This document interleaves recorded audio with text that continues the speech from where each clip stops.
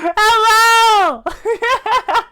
Hello, chat. How are we doing today? Are we chilling? Are we pogging? Are we having a wonderful time? Maxie, you have already found the new emotes. Very impressive. Very, truly impressive indeed. Hello, everybody. Hello, hello, hello. I hope we're all doing swell today. I hope we're chilling. I hope we're plugging. I hope we're having a wonderful time. Snowbird here is currently, but let me tell you, she might not be in a few quests. I know what's going to happen. Slash, no! I'm poisonous! Don't bite me! No! Oh my goodness. Yes, we got new emotes. We did. We did. Unfortunately, we don't have quite enough emote slots to fit all of the new ones that we got. But if you type !Discord into the chat, that'll bring up the Viv cord. And if you're a member of the Viv cord, any of Nitro, you can use the emotes from there. There's an even wider selection available, and you can use them all over Discord. Yay! Wow, there it is! Look at that! There's the Discord link. We found it! Yes, they're very lovely. They were made by Akira VG, who not only did a phenomenal job, but did it like crazy fast. They made all those in like less than a week. I don't know fucking how, but they did. Alright. Chat, we got some MSQ to do. And then we're gonna rank the ARR dungeons. We're gonna rank the ARR dungeons afterwards, and we're gonna try to put it on YouTube. We're gonna try to make some content about it. So you get to do the high YouTube thing. You get to do the high YouTube thing that everyone gets to do. Make me want emotes again, how dare? It's the unfortunate reality. The reason all these happened, if I'm being perfectly honest, is because I kept seeing all of Semi and Queen's really cool ones, and I kept getting jealous. I was like, I want cool emotes like that. I want some! So I got some. And now they're there. Now we have them. And now I can fucking... Hold on. Viv is a 4. I'm not... No, wait. Is it just... I'm... Yeah. Ah! Viv is a 4. Oh, has my thing just not updated yet? It hasn't. That's very sad. Someone put Viv is a 4, I'm not a B in there. I love that one. That one's my favorite. Have you a moment, Snowbird? I believe Ida wished a word with you. I should consider it a personal favor if you were to lend a sympathetic ear to her troubles. She has not been herself since Moonbreeder's passing, and my heart aches to see her so downcast. Yeah! That's the one, Maxie! That's her! That's me to y'all. That's me to y'all. Constantly. Every single time somebody comes into the chat and says, hey, you look like a bee! That's me. If I could move my hands, oh, you bet your ass I'd be feigning fisticuffs. Ida! Eat a piece of these nuts. Ah! Hey, it's Snowbird. Great. It's no use. I'm trying to stay positive, but it's just hard, you know. The thing is, I know Moon would tell me off if she saw me moping about like this, which is why I decided to cheer myself up by getting her a special flower. I placed an order for a moon daisy with Rowena a little while ago, and it's ready to be picked up. The trouble is, I find Rowena a bit difficult at the best of times, and, well, this isn't one of them. I know it's silly, but I just can't face it at the moment, so I was wondering, do you think you could maybe collect it for me? I have the coin to pay for the flower right here. Yeah, okay. Thank you so much. I'll be waiting for you and the Daisy at Rutherfrost. Rutherfrost! Chad, I'm very happy to have this monster today. I'm very happy to have it. I didn't have any caffeine yesterday because I didn't want to fuck up my system because I had to get blood tests. And, like, holy shit, my headache. Good fucking lord. I definitely have a caffeine dependency, it's what I learned. I absolutely fucking have one. It's 100% there. I had withdrawal symptoms, it was bad. And now I have it. It's good. Oh god, what did she say? What can I do for you today, adventurer? Eldritch trinket to trade. No, I just want a flower. Ah, you got to run errands now. Scions really know how to make the most of your talents, don't they? Sending the saviour of Eorzea to the bleeding markets. Fine use of your time, that is. Seriously, though, you'd best learn how to say no. They'll have you mucking about the Chocobo stables next. Anyway, what was it you were here to pick up? The Moon Daisy, was it? Here then, take it. Until that Yida lass, I got a wide selection of headwear in stock if she ever decides to replace that dowdy old mask of hers. Good God knows she needs to. Yida's mask is smelly, no! No, don't tell me that!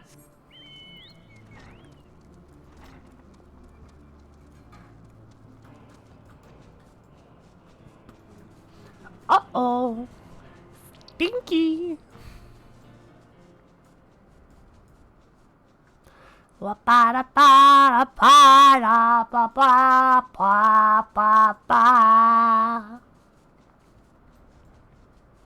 Oh, please let me go over this. Oh, God. No! No!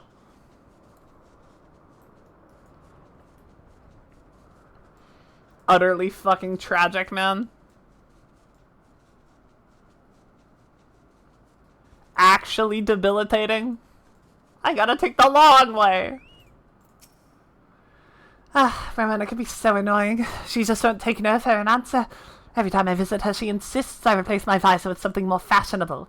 And when I tell her it's just fine the way it is, she says it again. And then again. And then again. It drives me crazy. What I mean to say is, I really appreciate you doing this for me. So anyway, let's see it. Here you go.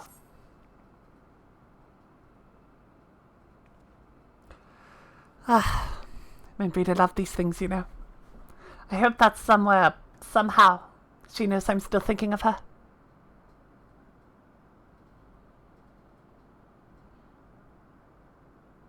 Is there a Moonbreed on the Ice Scope? I actually don't remember. Which means probably not, right? I'll never forget you, Moon. None of us will. She deserved better, bro. She did. Oh, hi. What do you fucking have to say? I get it. Dragons are coming. I got it.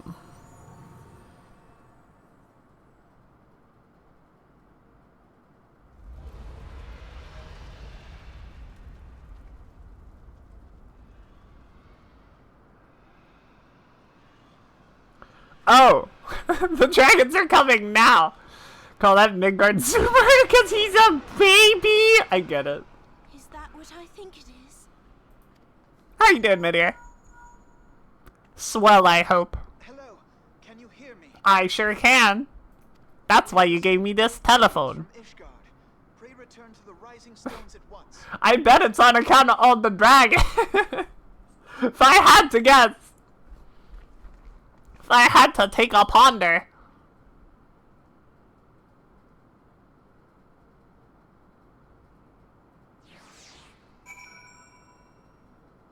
Wow.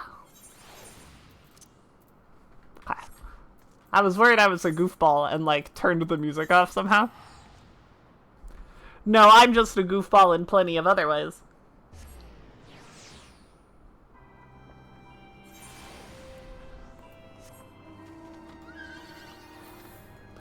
Wah, wah, wah, wah, wah.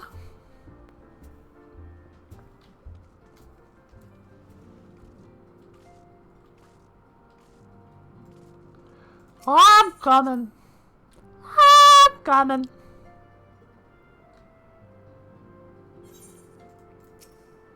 My apologies for the interruption. I was deeply saddened to learn of Moonbreeder's passing. Her loss will be sorely felt. Alas, recent developments in Ishgard leave us little time to mourn. The envoy from Kurthus will soon arrive, and we must hasten to hear her report.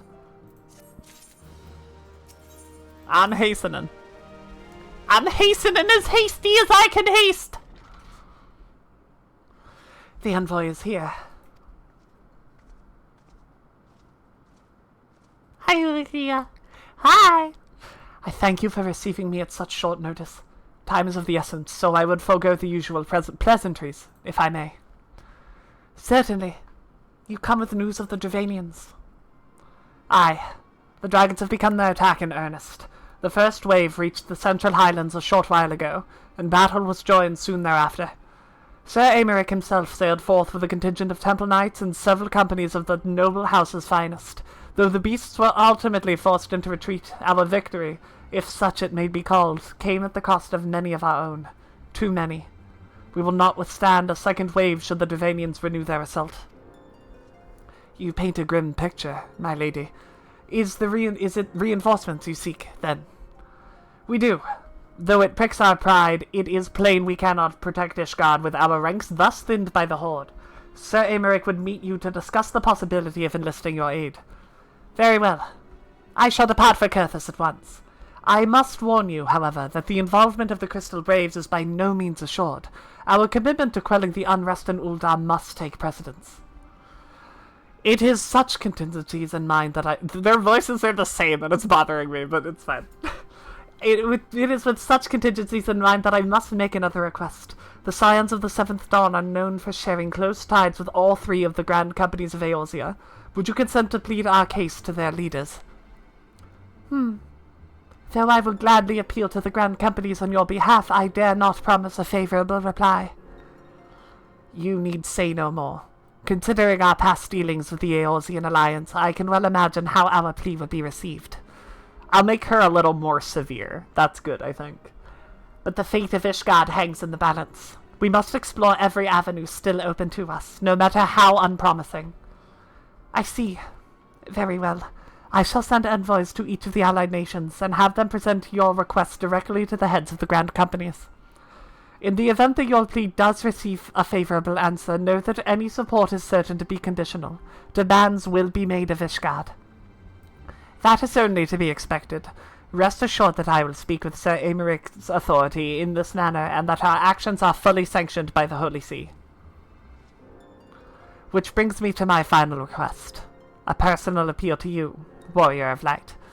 The Lord Commander much desires to speak with you, regardless of your fellow's involvement. You faced Midgardsormr and survived.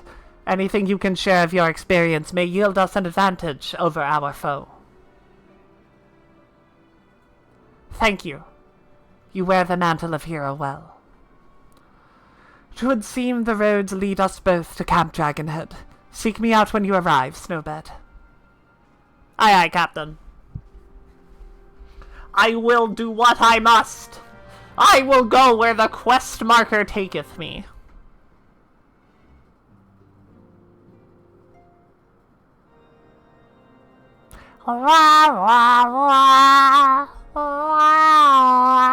Oh my god, I totally fucking forgot about the Steps of Faith. I totally forgot about the Steps of Faith, chat. Completely left my brain. This is a solo duty now. Yes? That's exciting. They made, like, La Habrea super good. Or not, yeah, the La Habrea at the end of 2.0. And they also made Ratadan super good. I have faith that this will be more rad than that stupid fucking trial. The sons must answer for their father's misdeeds. Only then will the cycle be broken. I start subverting the new engine? I know, it's like they took the hottest Ellison and then made all the Ellison hotter.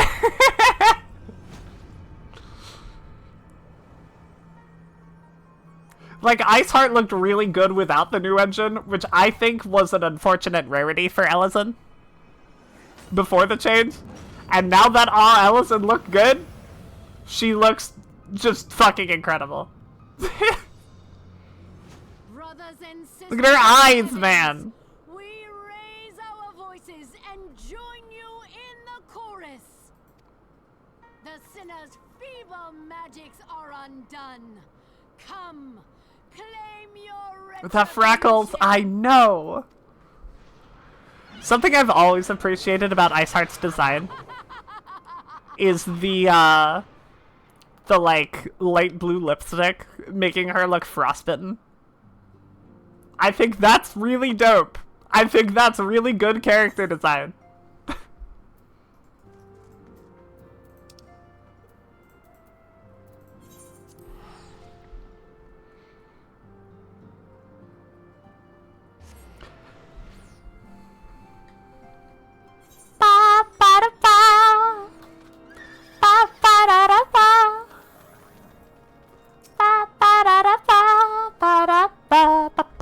It seems that I was the swifter Snowbird. You two, however, have arrived with time to spare, for our host has yet to make an appearance. The murmurings about camp tell of some manner of trouble at the gates of judgment. In the Lord Commander's absence, I suggest that we visit the place and find out what is afoot. I think that's a great idea. Mr. Levacular?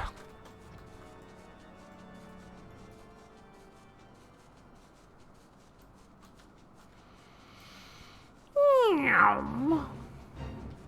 Meow.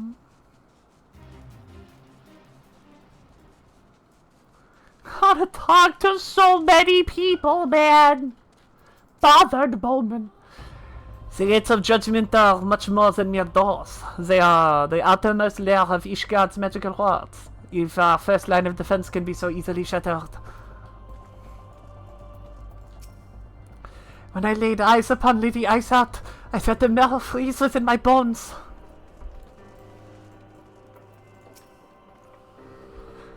Heretic scum! How dare they meddle with our divine protections! I shall rid our nation of their blasphemy, even if it means cutting them down one by one. We need not fret overmuch. There are yet several layers of arcane protection that shield the city from invasion. Mother will be fine.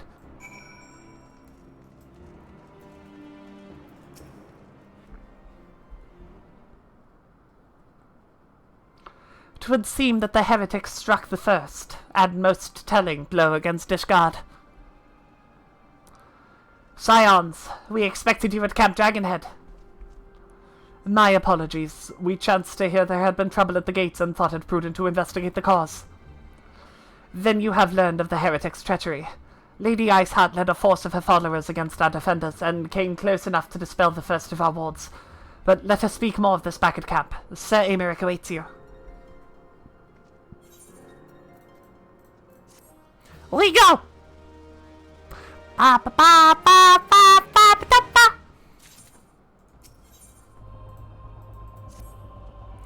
Lady Iceheart has grown bold indeed if she would risk direct confrontation against the city. Come, let us do as we are bid and return to Camp Dragonhead. Lord Hoshafont will know where Sir Aymeric means to receive us. I hope he also wants... Wait, fuck. I hope he also knows where I want to receive him. Ahaha! Ahaha! Ah!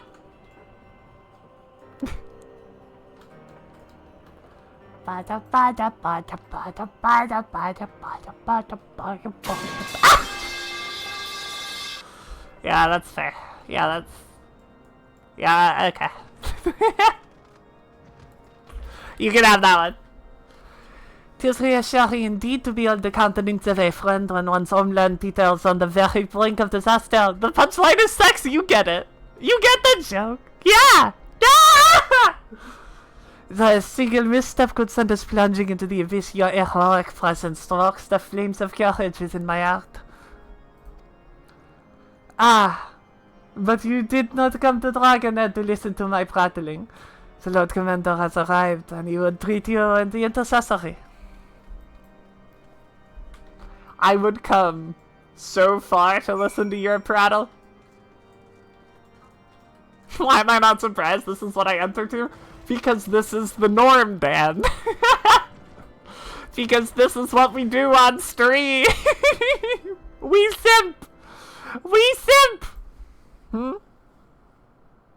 I would come on his prattle. That's what I said.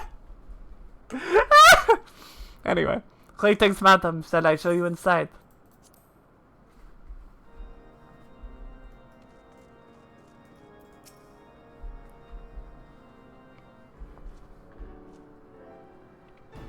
Wapatupa! Honor the streamer. I guess I do need that after all that thirst. That's true, that's true. I thank you for coming with such haste, and apologize for my absence. Suffice it to say, Lady Iceheart and her heretics have much to answer for. Yes, but we are recently returned from the Gates of Judgment ourselves. Given the circumstances, we quite understand if you would prefer to postpone our appointed audience.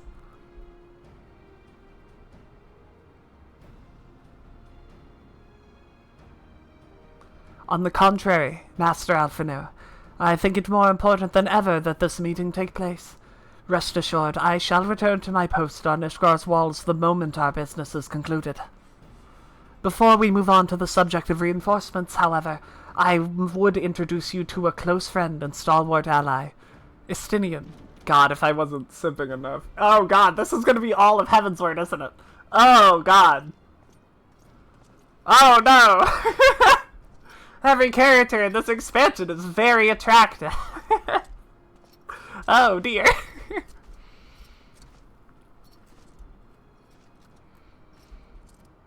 He's so shiny, man.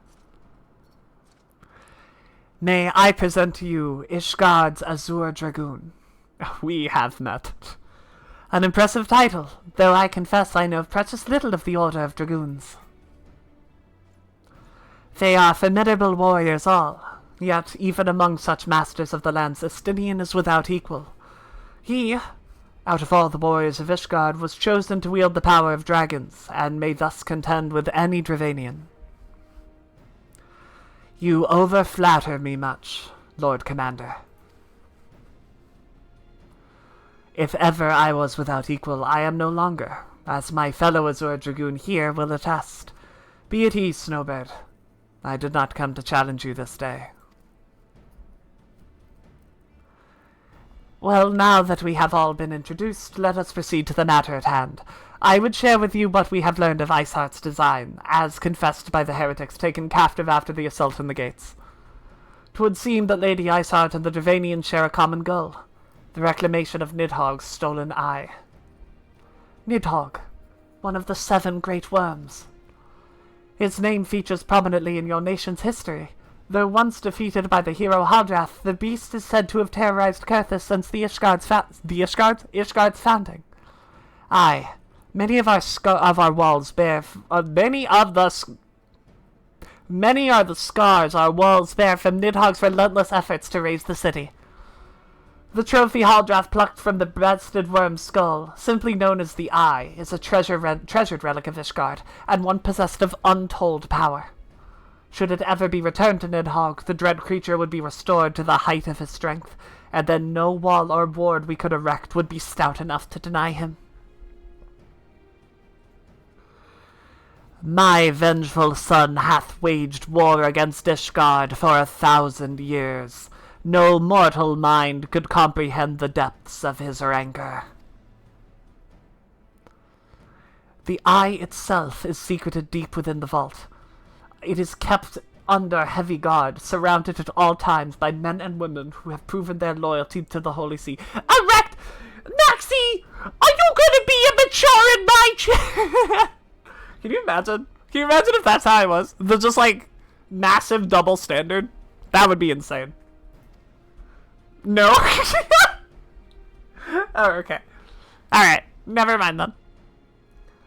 But those stout walls and sharp blades may suffice to discourage the heretics. The dragons are another matter.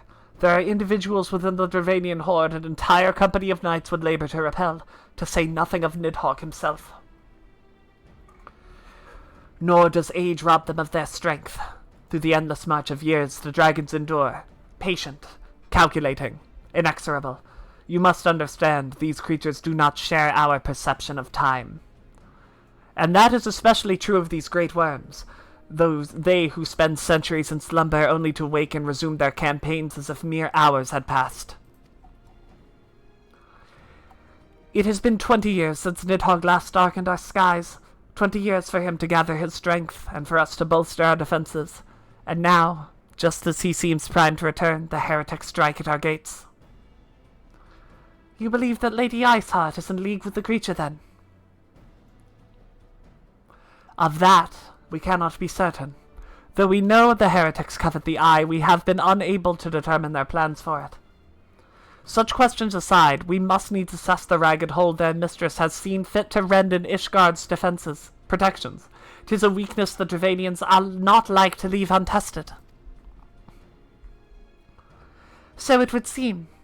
You have described your plight in admirable detail, Lord Commander, yet I cannot help but wonder at your candor. Why share such sensitive information with us? I shall speak plain. Ishgard is in need of allies, and I would have you bolster our front lines in readiness for the coming battle against the dragons. This much I expected. Unlike our arrangement concerning the Keeper of the Lake, however, only you stand to benefit from our assistance in this matter. He's still a fuck! He's still a fucko! I forgot! I forgot he's still an asshole! I fail to see why we should intervene in a conflict which concerns only Ishgard and Dravania.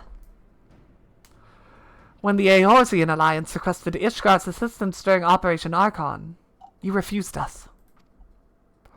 Does it not seem grossly unjust to demand that we now risk our lives in your private war? You small child, I wish to grab you by your ears and dangle you atop the highest peak of Ul'dah. I will make no attempt to defend my country's conduct. I only ask that you consider what would follow were Ishgard to fall. Having razed our city to the ground, the Horde would have little cause to linger, and most would return to their lairs in Dravania. Soon thereafter, the ruins of Kurthus would be buried in snow, and the land would become the sole province of beasts and beastmen. Until the Gallians' arrival, that is. For you may be certain that the Empire would not hesitate to claim Kurthus. They would not even have to draw the steel. Imagine using your brain, little baby. An Imperial province sharing a border with Modona. 7 health. Very well. We will assist you in repelling the dragons. The roar of a great worm may have shaken the firmament, but we of Eorzea will not abandon our Ishgardian brothers to face the coming horde alone. I swear to fucking God. I want to rip his fucking throat out, man, but he's a baby, and that would be mean. Nor did I ever think you would. And now upon the matter of the roar. Allow me, Sir Aymeric. Through the power of the Eye, I have become the vessel of Nidhogg's strength. His essence has stolen into my very blood. Fear not, I am in full control of my faculties, I assure you, and the Eye itself is of no relevance to this tale. It is not essential that I bear it with me wheresoever I go. Viv with Bahamut! Viv is the same way with Bahamut. Its lingering influence does, however, allow me to hear Nidhogg's voice. Then the worm who roared was Nidhogg. Aye. He means to hurl his horde against Danafin's collar, and shatter the remaining wards that protect the city. There can be no doubt. The worm has summoned his minions to war.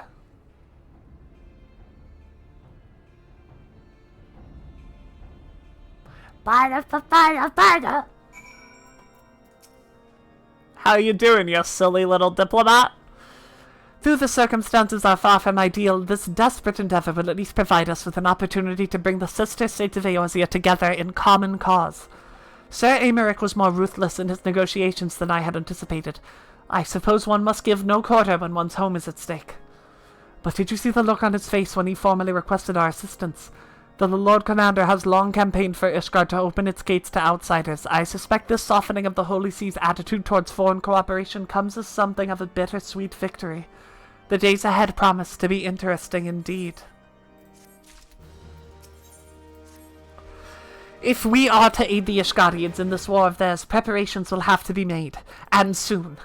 Before proceeding, however, we must needs return to the Rising Stones and make our report to the antecedent. Let's go!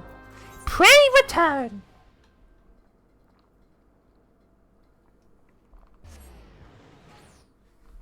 I do like how they start to highlight that he is not as savvy as a diplomat as he makes himself out to be. I like that it is foreshadowed that he is just not good at this. Like, he may be better than most children at diplomacy, but he's still a child, and he still is petty and doesn't think things all the way through.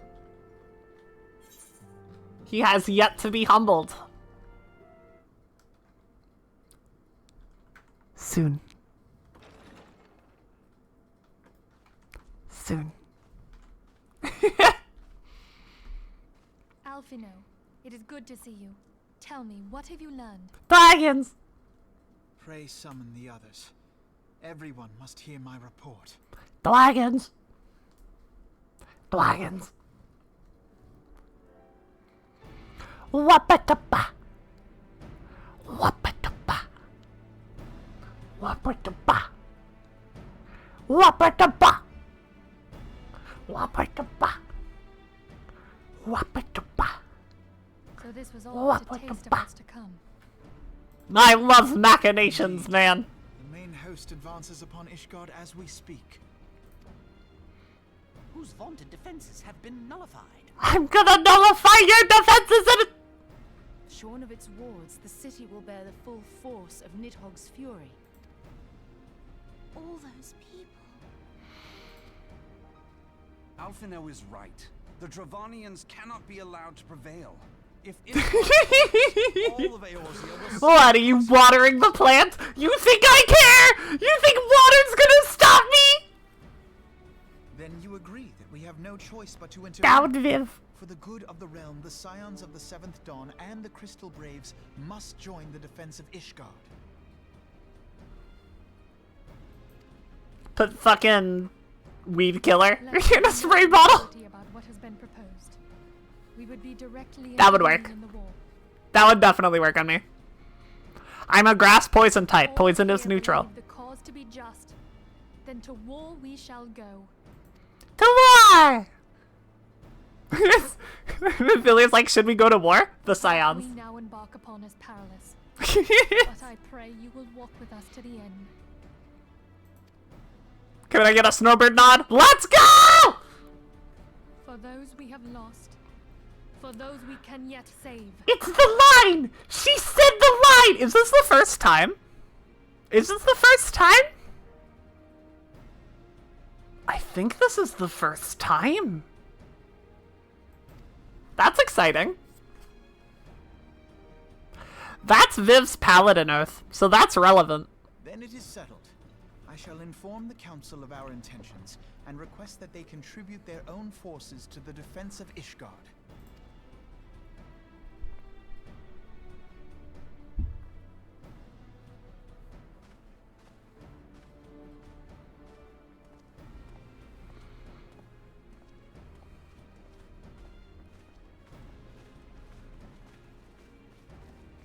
Okay. Dragon time! I love dragon time.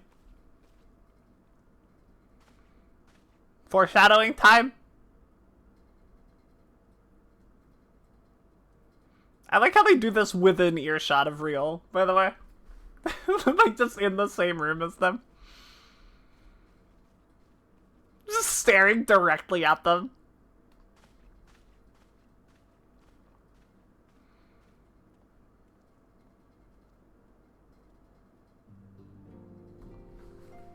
Bookie! Dragon teeth nut! Ah! Ah! Ah! You got me. I'm dead. Defeated. See Dragon Teeth nuts me and I just... Ah!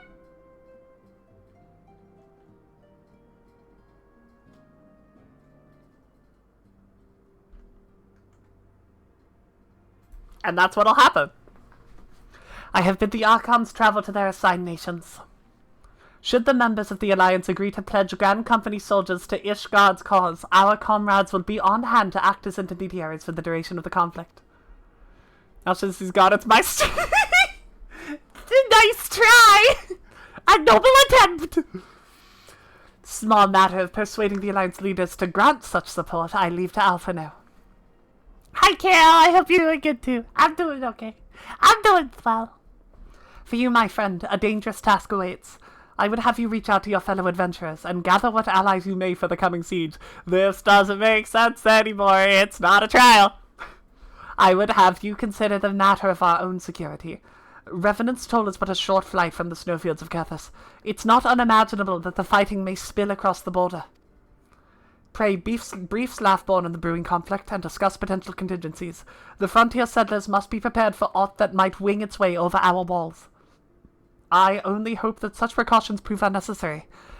Before you leave, might I suggest you have Tataru accompany you? She has a talent for administration and a firm grasp of the practical challenges we may encounter. Aye, aye, Captain!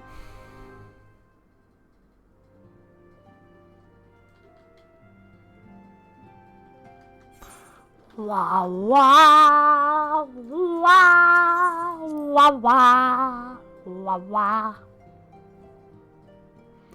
Alright, chat. I got something for you. I got a Final Fantasy 14 potential thing. Potential improvement. What if, right? What if the way they solve player housing is by giving everybody a customizable Rising Stones?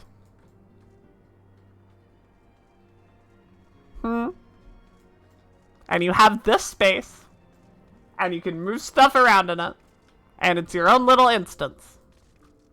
And you can invite your friends into it, and that's it.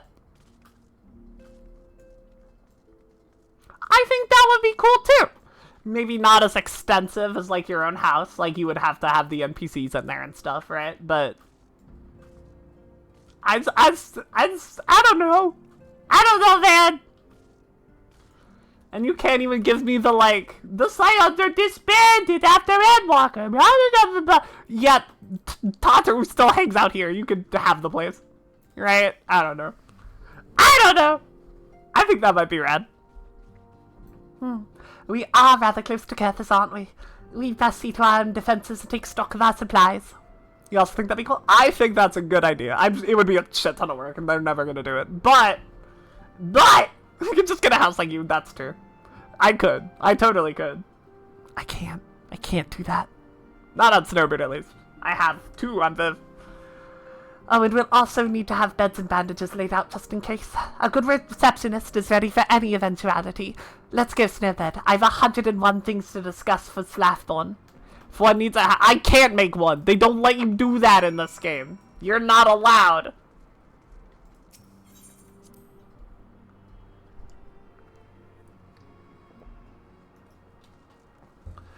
One must simply make them. Appreciate the warning. If war's coming to Kethis, then the toll must be made ready. I'll increase the number of patrols and lookouts immediately. I'll also see about finding room for an infirmary, as well as temporary housing for victims of the conflict. Ishgard has done well by us in the past, and I would return the favor. Thought there is a limit to Electro. If there was no limit to Electro's potential, M4S would be a lot harder. That's all I'm saying. But as for rounding up volunteers for the fight in itself, I'm afraid I must disappoint you. I will not send my fellow guild members to die on Ishgardian soil, and I am certain headquarters will see the same. Big Electro lied to you? Yeah! Of course it did! That's the plot of Dawn Trail! There will be no official Adventurers Guild present at this siege. That said, each adventurer is of course free to do what he or she will. I shall have word with some of my more capable colleagues on your behalf, and you might try your luck here in Revenant's Toll. I dare say there are a few stout souls about town who would answer to your call in arms. Let's get started, shall we? We've a town to rouse.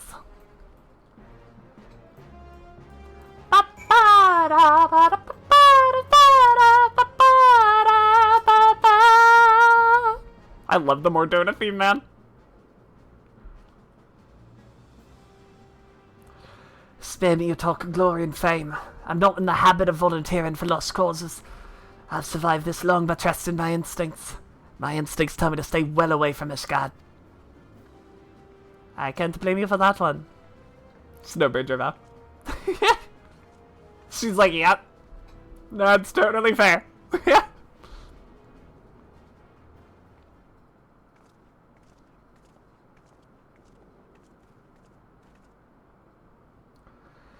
Ishgard sounds like she's in a right mess. That ain't what I wanted to talk to you about. I need you to cast your mind back to that little scuffle with the Empire out by the processing plant. A lad from Little Alamiga by the name of Wilfred was out there for the 4th that day. And I want to know if you've seen him since. Have you? God's damn it, I feared as much. No one's bloody seen him. It's like the ground opened up and swallowed them all. But that ain't all. Around the time Wilfred stopped turning up for duty, them black market weapons went missing from a vault in Uda. So now, of course, half the braids suspect the lad of making off with the goods. Folk like to believe our company's a disciplined fighting force, but as you and me both know, it's no more than a motley collection of mercenaries, adventurers, and Grand Company veterans. The only thing what binds us together is the same vague oath about fighting for the freedom of all, that and the steady pay. Now, compared to most others in this crew, Wilfred's a fresh-faced novice, a bleeding whelp among wolves. But the boy's got passion, and when he talked about being a guardian of Eorzea, he bloody well meant it. Lad like him wouldn't rob wouldn't rob us blind and bugger off like that. He's ain't the type. And this is just between you and me, mind. There's the fact that the lad wanted to tell me something queer he'd noticed in the ledgers. Something about the Braves numbers not quite adding up. Aye, there's a villain at the end of this trail I've stumbled on, and I bet me good eye that it ain't young Wilfred. Anyway, you got a water wage, so I'll let you get on. I just thought someone should know. I'll be seeing you, Snowbird. Literally the fucking hero of the story, by the way. Real is the best among us. Among us! Real is literally the most good Crystal Brave, I would say. Literally the most. So, Ishgard seeks sellswords to bolster its ranks, eh?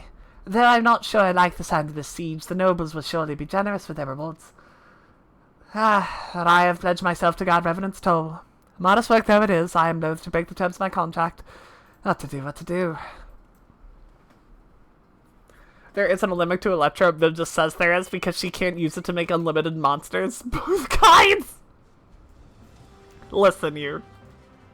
Just because you're right doesn't mean that you're correct. Show me blade to the Ishgardians. Well, them dragons are a fearsome lot, but I'll slay my fair share if the coin was good. I've worked for the knights before, you know. Watched me like a bloody orky did. Still, I put up with worse for that heavy purse. I got one!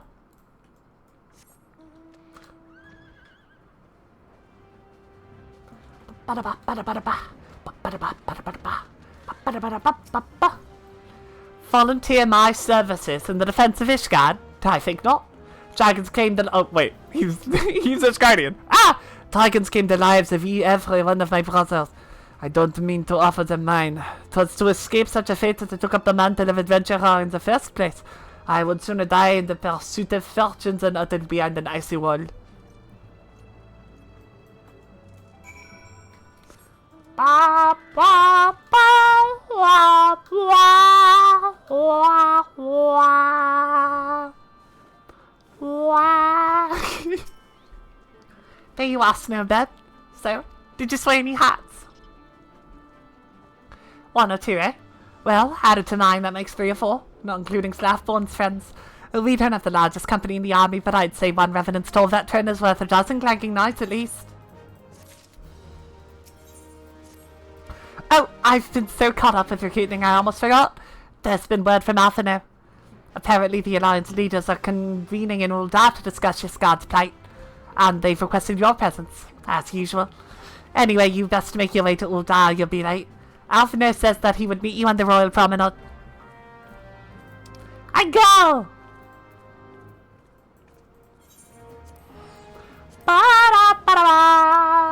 Ba-da-ba-da-ba.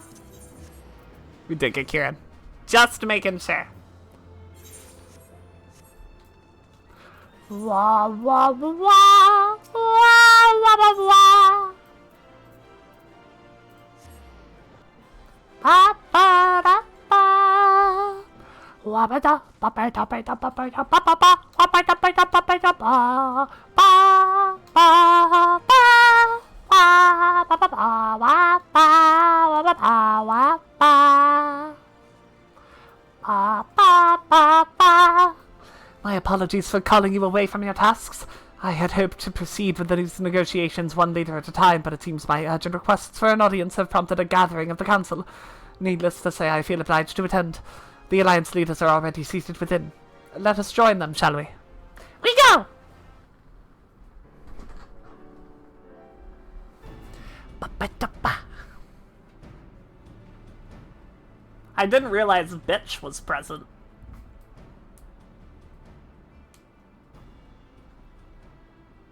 We are well aware of Ishgard's dilemma, and we agree with your assessment. Don't mind me Then I chugging my trust monster. there are no objections to the Crystal Braves' intervention.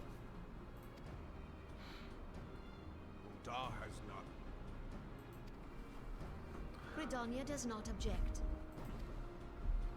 Once again, Crystal Braves are yours to come kind up. of blown away by how much the voice acting improves in the patches, even before the studio change. They just do a lot better. It was my hope that you would offer more substantial aid than prayer. I know it is within your means. You mother... I'm gonna get him. I'm gonna... Hold on. Hold on.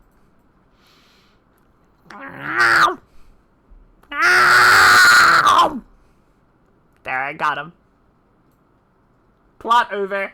No one needs to worry. He's gone. Do not presume that you have knowledge of our every concern. He's still there. No! These tribes are but few. Immune to eating you, We Danon. are not in a position to contribute greatly to the defense of Ishgard.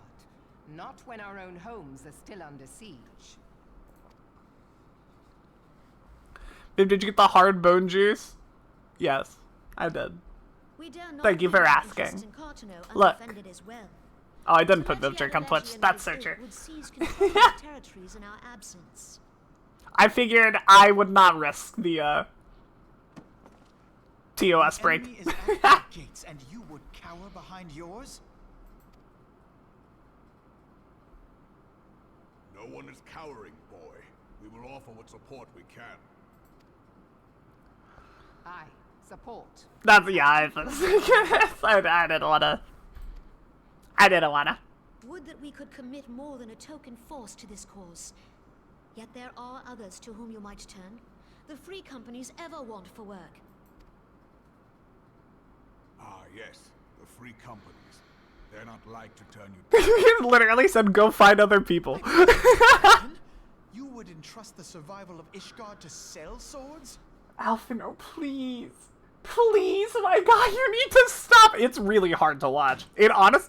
Crises like these are the very reason why this alliance was formed. It is our duty to aid our fellow man.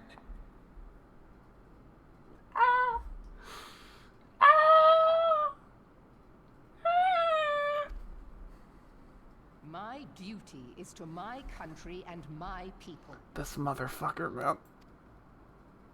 If you expect us to Some of them in the Discord did it to do a double take. Don't worry about it. You're going to be sorely disappointed. Lest you doubt, Limsa comes first, then the Alliance, and finally, circumstances permitting, Ishgard and the rest. Yeah, man. If Like, you cannot understand so simple a concept, then you have no place at this table. spitting fucking facts, girl. Oh my... I love Merlib. It was literally... Oh my god. What an absolute fucking hero. Yell at him. Yell at him. Admiral, I was careless in my choice of words. Yell at him. Such a good quote. Dude, the ARR patch quests go so hard. Assuming you haven't already. They really do. Served us well during Operation Archon. I dare say they will do so again.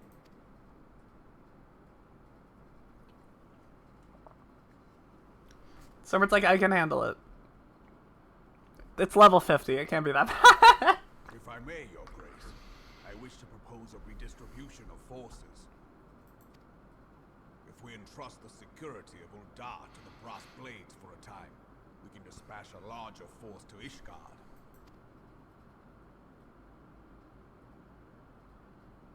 Your Grace?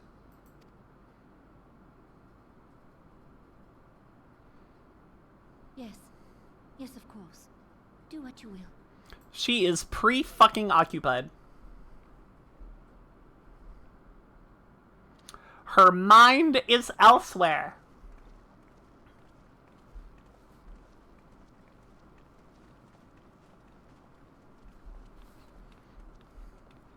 Sad Not on the Walk is so sad.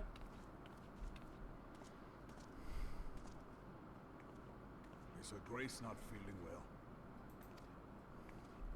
To the best of my knowledge, Her Grace is in perfect health.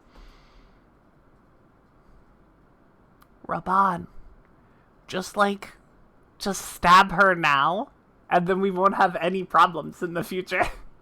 I see. Just do it. Carry on. Please. Please. Her walk is your walk to the car after a shift to work when the meeting goes bad.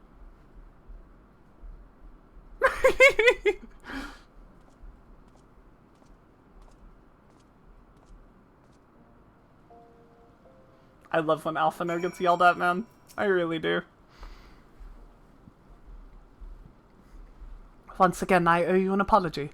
It seems you have been conscripted into leading a contingent of adventurers on yet another mission of inestimable danger. Inestimable! But I fear we have been left with little alternative. We cannot well abandon Lord Hoshafon and Lord Aymeric to their fate.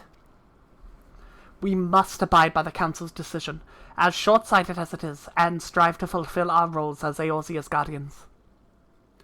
Alright, so, Snowbird lore, I think she is very determined to help with this, regardless. I think even if, she didn't have reason to go help with this, I think she would. As much as, she despises the establishment that got her family killed, she still really loves her home.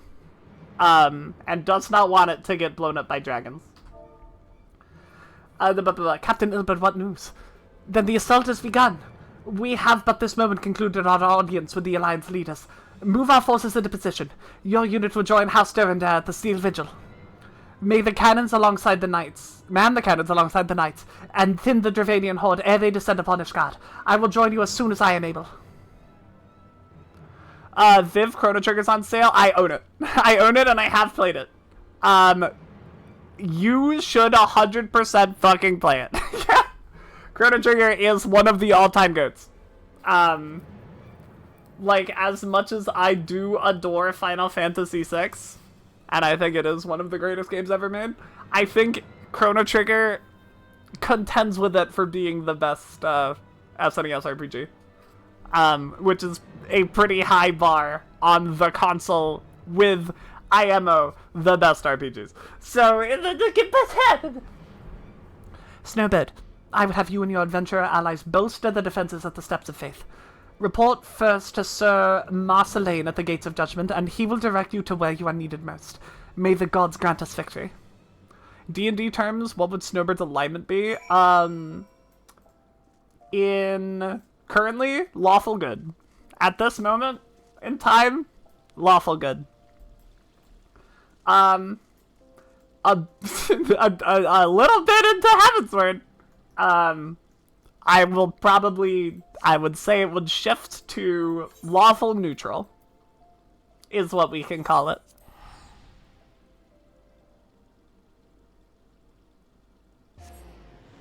Room for improvement, absolutely.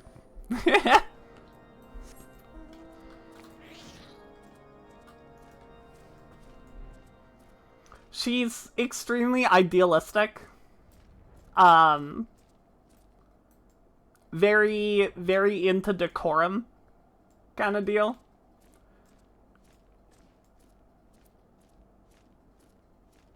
Dignity is her big thing. She refuses to lose it no matter what. It is what makes an individual in her mind, is being able to maintain their dignity. And when you have to live your life as a Garlean conscript for a long time, that can be hard.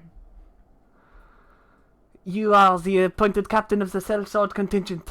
Then welcome. There is no shortage of blade work to be done. As we speak, Dravanian skirmishing parties are harrying positions across the Central Islands. I have assigned the Crystal Braves and your fellow adventurers to contain these scattered attacks, and for the present I would have you join them. This is, of course, merely a precursor to the assault on Ishgard proper. The wily serpents seek to divide and confuse our forces, but we will not be so easily drawn out of position. The Temple Knights will remain on the steps of faith and continue our preparations. When the Horde arrives in force, they shall face a wall of Ishgardian steel. Report back to me once their advanced skirmishers are slain. I go. I go!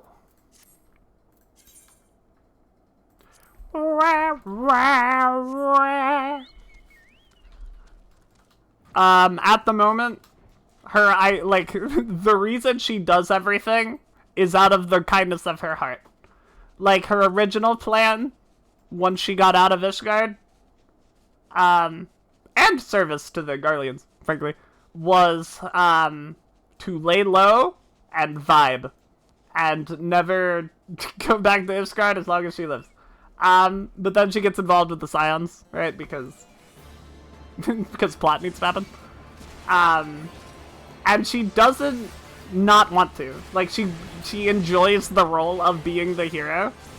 And at least at the moment, is really good at tolerating the little problems and annoyances that come with it. Having to, do little stuff and run back and forth and do errands. Used to bother her, or it will bother her a ton in the future. But at the moment, she's handling it. She's managing. I don't think this AoE's a game on 2.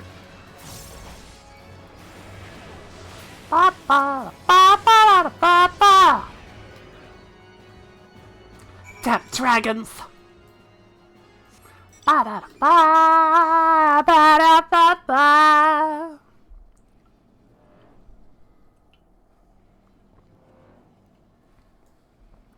Curious how she'll change come Stormblood and Shadowbringers? Honestly, me too. Spending so much time in ARR, right? I've had a lot of time to think about ARR, her, and her, whole inception is based around Heavensward.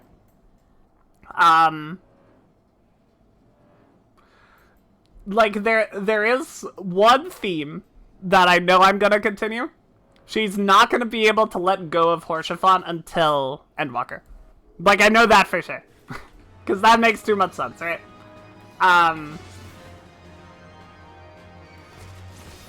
But all of the in-between parts, we're gonna have to figure out together. That's gonna be a family experience.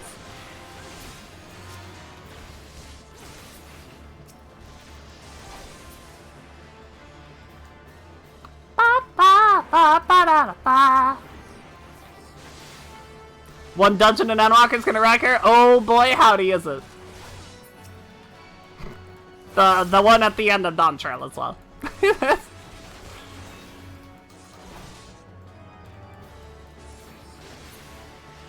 Ba ba ba ba ba da.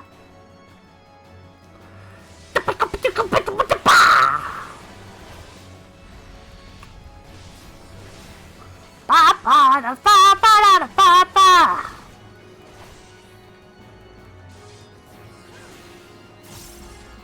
Ba da ba ba da ba ba.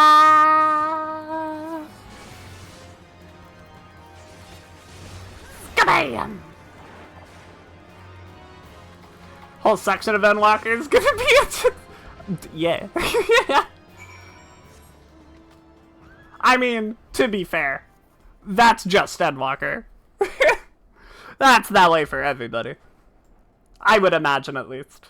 If you're going along with the themes that the story gives you, that's like the point of it, right? That's what it exists for.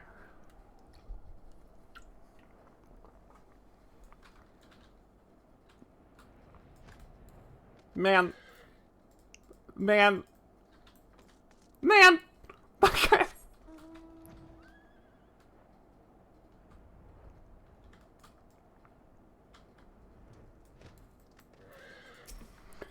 If you didn't ball your eyes out on Endwalker, I have one thing to ask you good. And, like, honestly.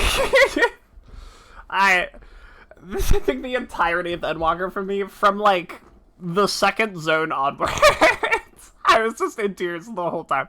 Just constantly. What news, adventure? The reinforcements? Decimated, you say? Dravanian devils, damn the scaly hides. Hold fast your grief and fear him, my lady. We will avenge the deaths of your fellows in the battle to come. Added level of these are my bosses for a second. Yeah. Yeah, that, the Livia fight. That's gonna be something for her, that's for sure. Ere you commit yourself to the siege, you should know what you are tasked with defending. Beyond the gates of judgment lie the steps of faith, a great bridge of stone that leads directly to the city of Ishgard. More than simply a means to cross the Sea of Clouds, the bridge serves as the foundation for the arcane wards that form a barrier we call Danafan's Collar. Alas, in dispelling the barrier's outermost layer, that thrice-damned witch Iceheart stripped the bridge of its protection, and thus are the dragons now able to land unhindered from the steps of faith. Should the Dravanians succeed in destroying the remainder of the wards, the winged devils would be free to swarm within the city itself. Needless to say, we cannot suffer that to happen. It shall be our task as defenders to prevent any harm from coming to these parts of the bridge as wherein the wards are sealed. 3 yet remain, and we have dispatched our forces accordingly. I would ask you and your comrades to accompany our defenders on the outermost wall. I should hope that includes us as well, yes? Who? Oh, hi, Figrin! Hello! The scions of the 7th Dawn! We would not well stand idly by while the Horde threatens the good people of Ishgard. Indeed, to do otherwise would go against all that Master Louis Swar has taught us. And as for where we may be of most assistance, I think it prudent we divide into 2 groups. Ida and I will join the rear guard. Right. If the dragons should reach us, we'll be sure to give them what for. Thank you, all of you. Pray speak with me again when your preparations are complete, and together we shall stand against the Horde. Yay! I'm really excited for this, actually. I am very hyped. I am very excited for this. I trust you are ready then. Come. Let us make for the battlefield. Steps of feet! Steps of feet! I want to see what they did to it! Hi, Bishop. It's been a minute. Been a hot second.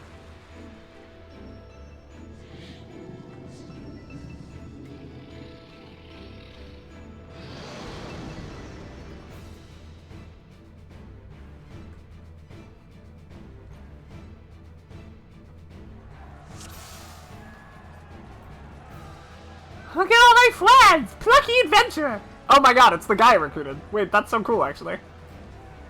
We claim victory this day or Ishgard falls. Accept the fury into your heart and defend this bridge with your life's blood. I recruited that guy too.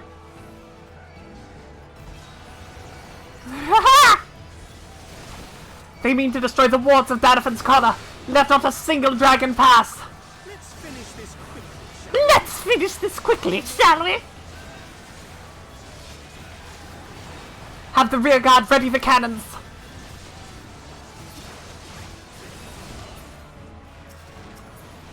Ah! Oh, he's going. He's going. I see.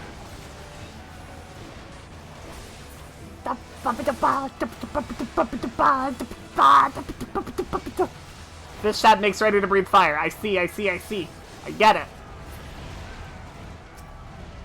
Oh, but it's all the way through. That's so true. It's not a hitbox that leaves. Bishop Slaves is severely. Oh, shit. Armored Dragon! Hey, you! Asshole Stone Vigil hard. They'll need more than thick hides to prevail over us. Dragon, stop!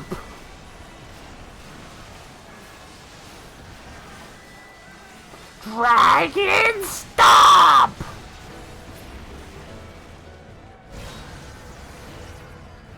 This is so much fucking better. This is so much better than it was. Oh my god, fucking cauterized, man. DSR looking ass. Fall back now! Hello, Jimmy! Fall back and avoid Bishop's assault.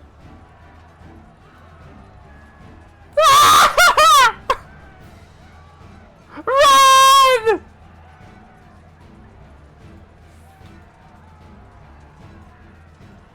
Oh my god, run! Oh my god, a knockback! Whee!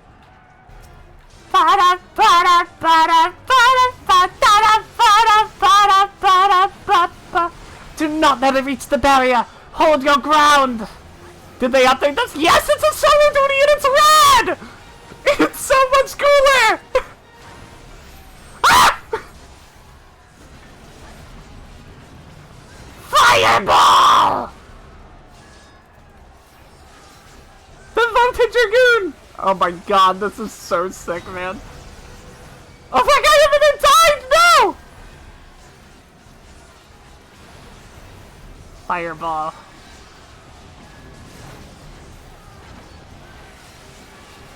Oh, jeez.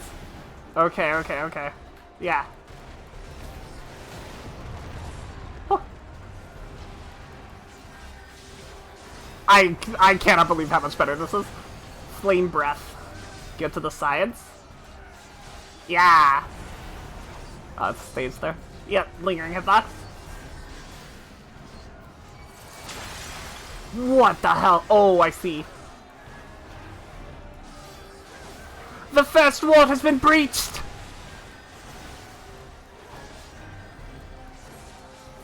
Fall back and regroup! The battle is not yet lost!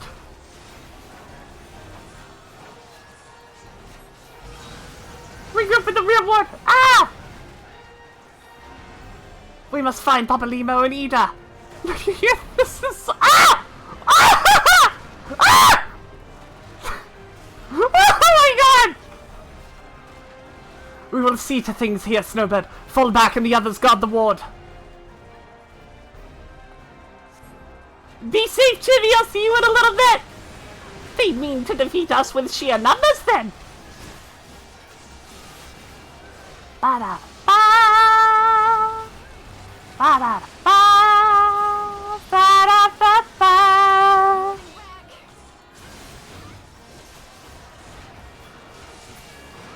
Ba-da-ba. Ba-da-ba. Ba-da-da-ba.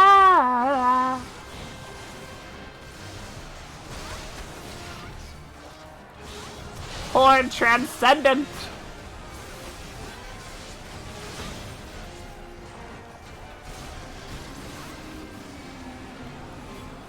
Ba ba ba da da ba ba ba ba ba. And this thing is the fucking Stone Vigil hard final boss that you have to watch the animations for? Oh, this is so cool, actually.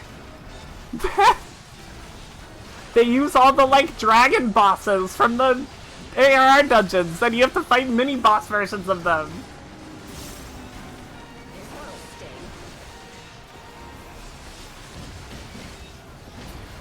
Oh!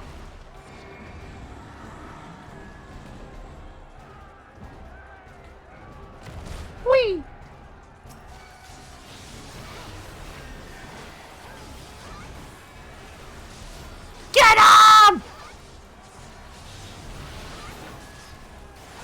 We must defeat that champion at all costs. Rah! Earthshaker.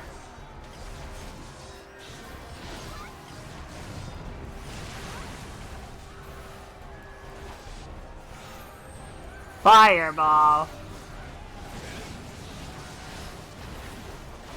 Kabam! Flame breath, get to the sides.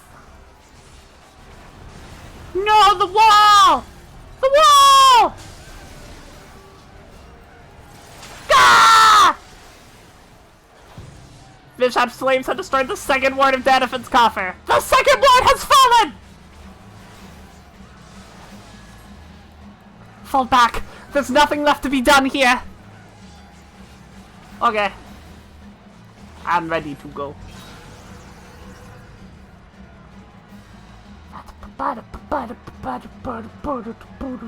Hey, here are these. I bet we're gonna have to go up those now. Ah! Ah!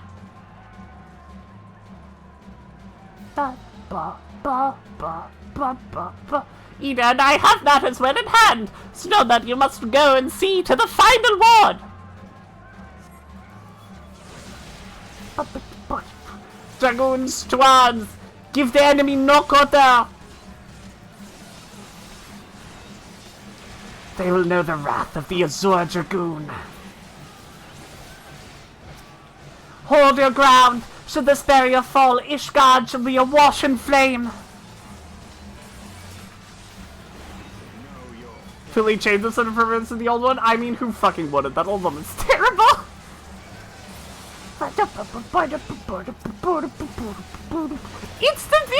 It's Chudo Udo Stone Vigil! Are you going to use Swinge?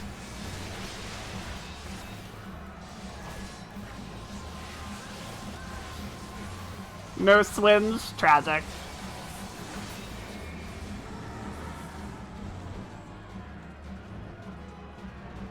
Oh my god, Estinian!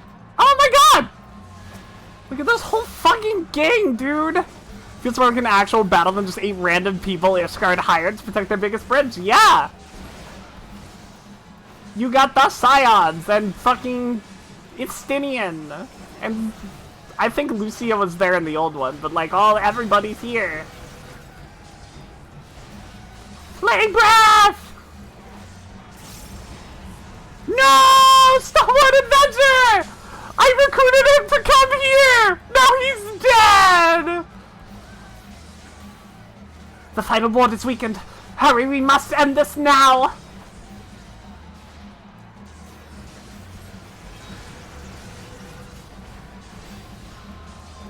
Fireball, no!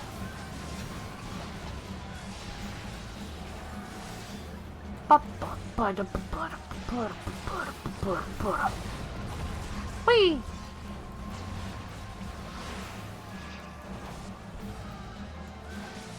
Yeah, other random Dragoons? Oh my god. Oh my god, it's a 3-to-1.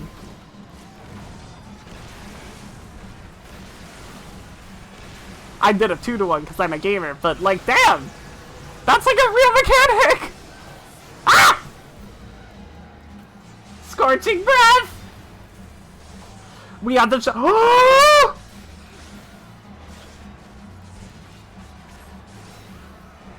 Oh my god, Lucia! Oh my god!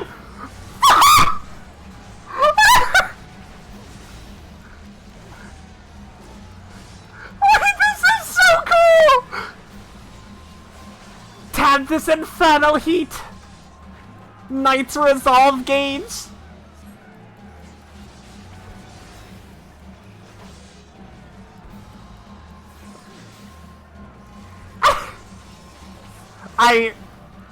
I can't believe how much better this is. I cannot believe how much improved this solo duty is. I think I said the same thing about the La Habrea fight too. I have been continuously impressed with what they did with the solo duties. Get him! That was so rad. That was so rad, man.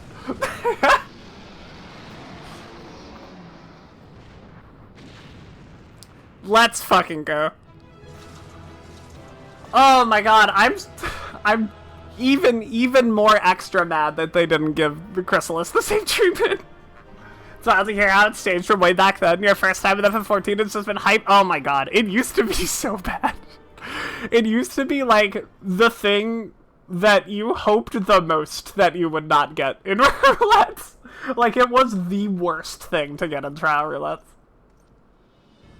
The dragons! They're withdrawing! Victory is ours!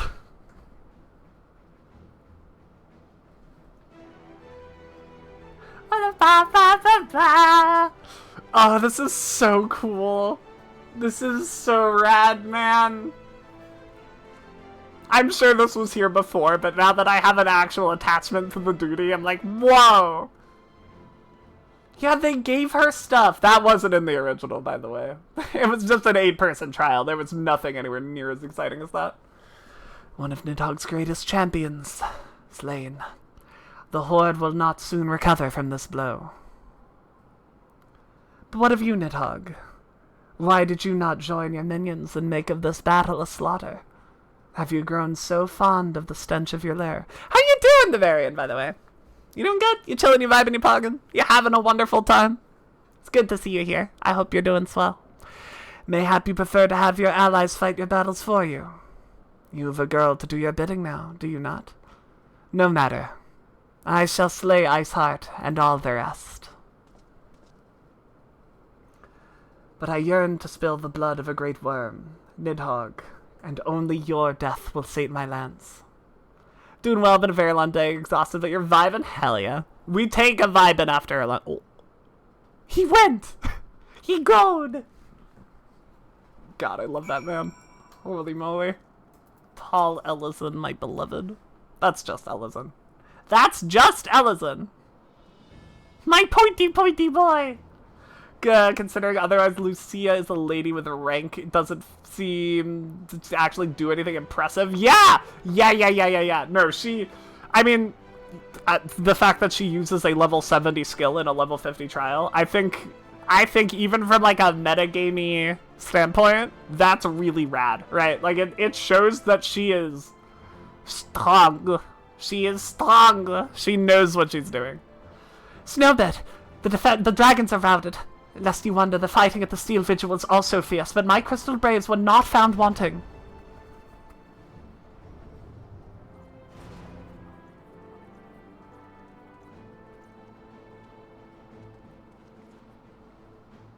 Commander Leveilleur, Snowbird, true to your word, you arrived to aid us in our hour of need. On behalf of the Holy See and the people of Ishgard, I offer you my humble thanks.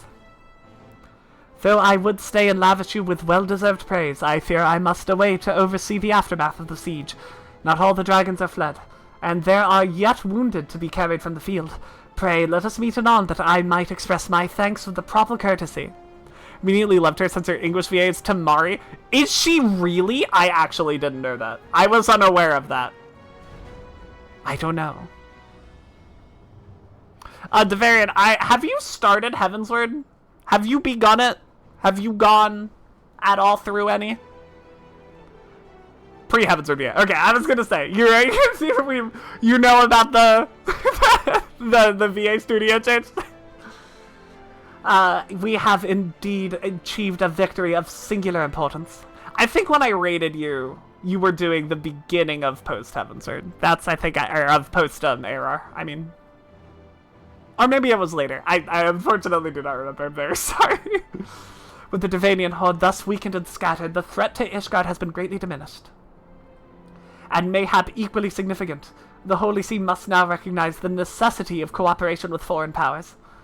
Long have they barred their gates against the outside world, but I am confident that the day will soon come when Ishgard proclaims itself a member of the Eorzean Alliance once more. Much have we sacrificed in our struggles against dragons and primals, the Ascians and the Empire, but step by unfaltering step we march ever nearer to our goal. And as ever, the journey is made with you in the van.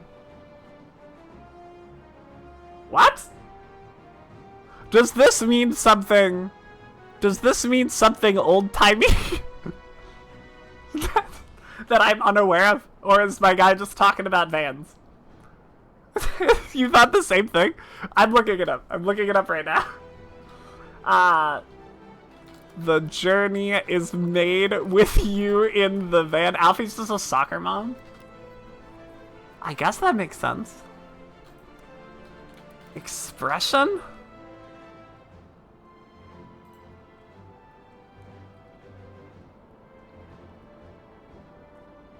I can't find anything on it, at least on the first page of Google. Alright, that's fun. And as ever, the journey is made with you in the van. Okay, man. Okay. It means you're leading the charge? Sure, but like, doesn't it... Wouldn't that imply the... It's like they're going on adventure. Sure. Does the name of the vehicle van come from the saying? Vanguard? Oh. Oh. That makes a lot of sense, actually. That checks out. That makes... Caravan. Okay, sure. Alright, okay. I think Vanguard cause front. Alright, Vanguard cause front. We guard the van! The victory you have won this day gives us greater hope for the morrow. 'Tis a hope that shall sustain us in the days to come, and bear us past the many evils that yet seek to hinder our progress. Yes, we have done well, my friend, and I, for one, would take a moment to savor the enormity of our achievement. Listen, I did well. You almost caused a diplomatic incident several times. The demands of duty, however, allow me little time for levity. I must accompany Captain Ilberd back to Ul'dah and reassign those braves whose squad suffered heavy losses. You, my friend, have earned a rest at the Rising Stones. Pray return to Revenant's Toll and share your toll with Vinfilia in person. Pray return! Pray return! And a revolt. Not yet! In the little bit. We will see to informing the other nations of what took place here. Do be sure to give our regards to Vinfilia. We got a second. I guess it is being planned at the moment. No, I was talking about it a little earlier, but I really do like how this patch 2.55, I suppose, and a little bit earlier as well, really, like, focuses on Alfina being not that good a diplomat. Like, I'm having a lot of flaws because of how fucking overconfident he is. I think that's rad. I think that's so cool.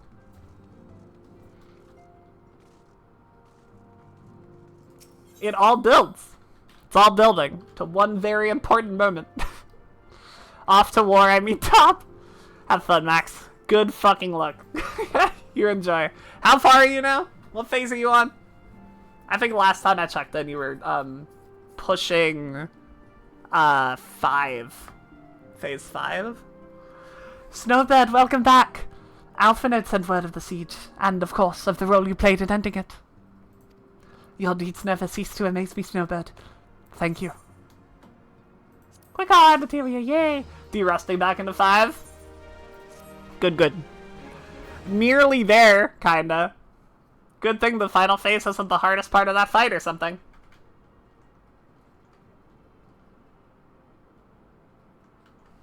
You must be wary, Snowbird. And now may very well be your only chance to... Antecedent!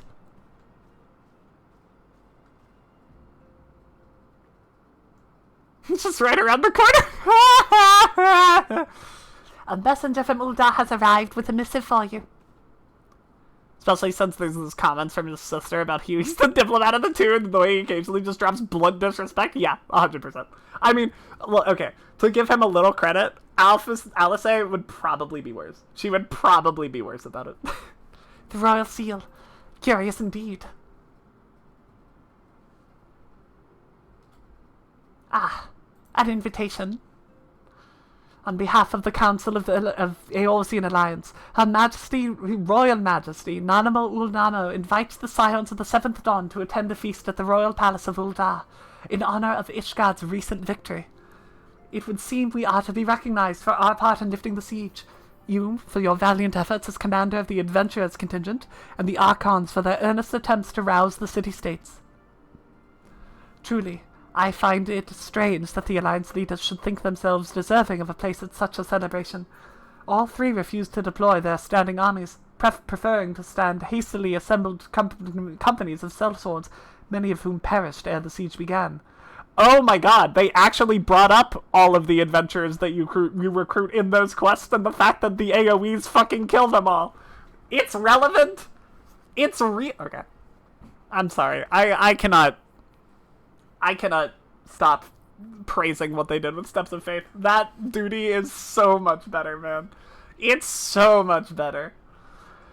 They are truly so brazen as to seek their share in the glory of our triumph. Mayhap they simply seek a pretext to meet with the Ishgardians while the mood is yet jubilant. Such an occasion would present a fine opportunity to press for Ishgard's return to the Eorzean Alliance. We've scarce had time to mourn Moonbreeder, and I, for one, am in no mood to carouse. But I suppose we must put away our grief for the good of the realm. Comment on how often you enter with adventures and then how they never come back. I mean, okay, so if the Echo is, like, lore-wise why you can see the AoEs, it makes sense, right? It checks out. It maps. That being said. Skill issue. Though you were promised rest, I fear I must insist that you also attend. It would be a strange celebration indeed if the victorious hero were not present. Pray content yourself with the thought that such occasions may bring about momentous change, and this without recourse to bloodshed. Well, hacker confirmed. Literally, they cheat. Why do you think we can retry infinite times? It's because we literally see the future, and it's us, like, doing an attempt in our mind. Tataru, if you would do me the favor of contacting the rest of the Scions. Of course, Antecedent. And please let me know if there's anything else I can do. This is why you shouldn't stand in the big orange marker so you'd be killed off like an NPC. Exactly. Exactly! For a lot of homies, it's 1,000 times. Oh my god. Everything that's a solo duty currently that you have done, like, because you started fairly recently, right? Within the last, like, year or so. So, like, the Ratatan, the shield guy, near the end of base ARR, right? That one is so much better. That one is so much better. That duty used to get memed on for how easy it was. Like, it's so much better. La Habrea, at the end of the base game, once again, it used to be... Oh my god, I could go on this whole rant, but the Praetorium used to be Praetorium, Ultima Weapon, and La Habrea, and it was like over an hour every single time you got it in roulettes. It was so bad. All the cutscenes were unskippable the whole way through, and then La Habrea died in like 6 attacks. It was terrible. It was so bad. And now it's a fantastic solo duty. They did a really good job. And once again, I really wish the Chrysalis got the same treatment. The Chrysalis deserves so much better. I mean, you know, as much as I despise Nabrialis, the Chrysalis deserves better. If we can see into the future and see our fuck-ups attempted, shit, why can we fail at crafting? Because crafting isn't canon. Any wall who's a crafter is not conforming to canon. Imagine if that was true. Curious. I have never known Tataru to sigh at such requests. Could not be amiss. You would literally study for classes during during Old Prey? Yeah, 100%. Netflix roulette. And it's still kind of that, but...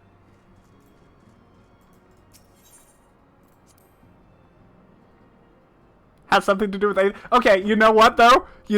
Counterpoint from a feature that you taught me.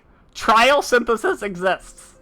Trial synthesis is a mechanic that you specifically, Welby, had to point out to me to remind me that it exists. Trial synthesis is the echo. There. Tataru's conspicuous in her absence. Thank you, Mika. Hello.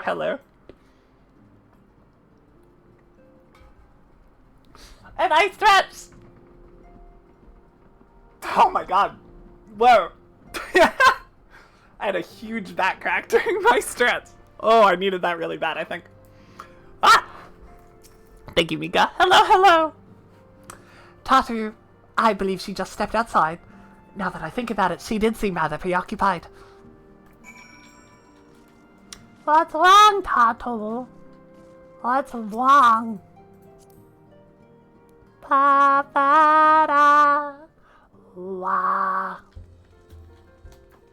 Oh my god, is that a new Viv is Angry emote that you got by subscribing to Viv is Angry on twitch.tv/Viv is Angry?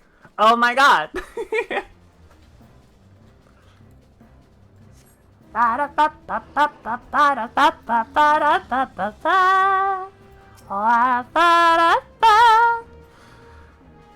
Oh, Snowbird, it's you. I didn't mean to worry anyone. It's nothing, really. Well, it's not nothing exactly, but it feels like nothing compared to the towering trials you and the others face every day.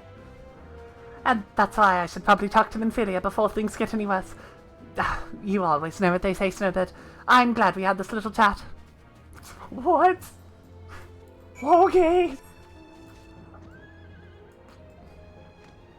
Wappa. Wappa.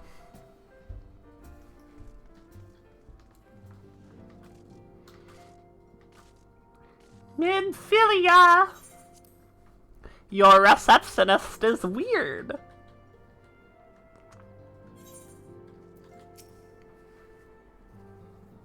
But I love her. But she's wonderful. Yes, Tataru, you have my undivided attention. I've been hesitant to broach the subject, what with all the recent excitement, but Snowbird made me realize that there's no time like the present, and time is what I'm here to ask you for. I'm not sure I understand.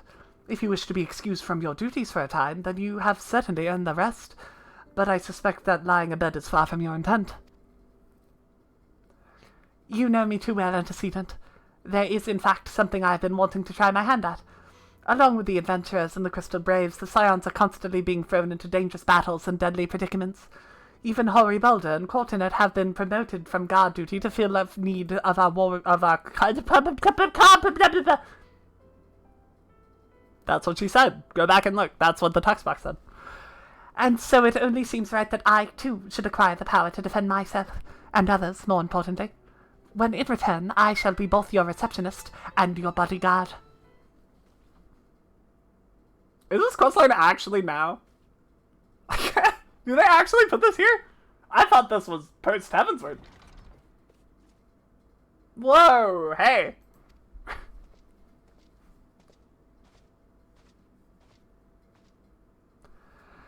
It's the first time I've almost been knocked to the ground by a Lalafell. I've never seen Miss Tataru so determined. Has aught befell with which I might help, antecedent? Ah, not at present, thank you. Was there something you would ask of me? Ah, yes. Pray excuse my distraction. An adventurer who was to join us for escort duty was injured while on patrol, and I fear we cannot properly defend the Scarlets entrusted to our protection without the aid of at least one more guard. Therefore, I humbly request that another adventurer, of the capable kind of course, be assigned to our party. Very well. I shall consider the potential candidates and provide you with a replacement as soon as I am able. My thanks, antecedent. I take my leave of you. Goodbye! Your voice is easy, come back!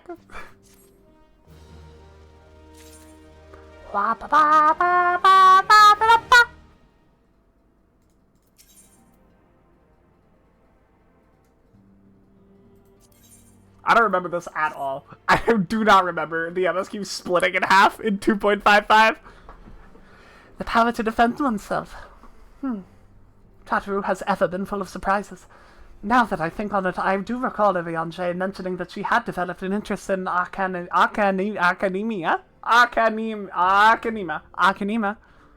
Mayhap she hopes to gain attendance to the Arcanist Guild in Limsa. Yes, that will be the way of it. Would you be so kind as to journey to the guild and see that all is well? It is doubtless unwarranted. Surely I am not alone in my concern for her safety. Okay! Okay! As soon as I was going, yes, ARR, my beloved! I love it here! This is my home! The pacing comes and smacks me in the face. Yes, Mika, you do get the Navi. You do. That's my other favorite one. I really, really like that one as well. Comes up in the future, they added Tataru trying to learn the Arcanist quest to the MSQ instead of letting it be a side quest. Interesting. They added it later. Huh? Ba-da, ba-da, ba-da, ba-da. Is this a... Wait, what is this? What is this quest that I didn't do? Hold on, chat. Distraction moment. Snowbird, how fortuitous. Might you spare a moment? I recently received word that you've been researching the Scholars of Nin at the behest of the Marauders Guild member. Is that right? Yeah. Like a while ago, but yeah. I see. And as a result, you can now call upon a fairy to aid you.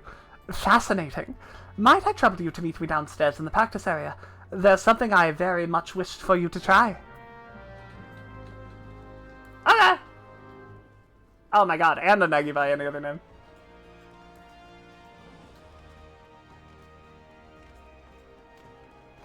Ba-da, ba-da, ba-da, ba-da.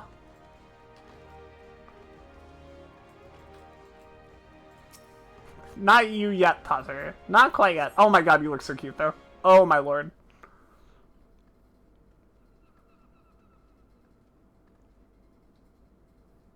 Hello! Woman whose name I will never forget how to pronounce. Thubergine. Nailed it. My apologies for the wait. Now, would you be so kind as to call forth your fairy?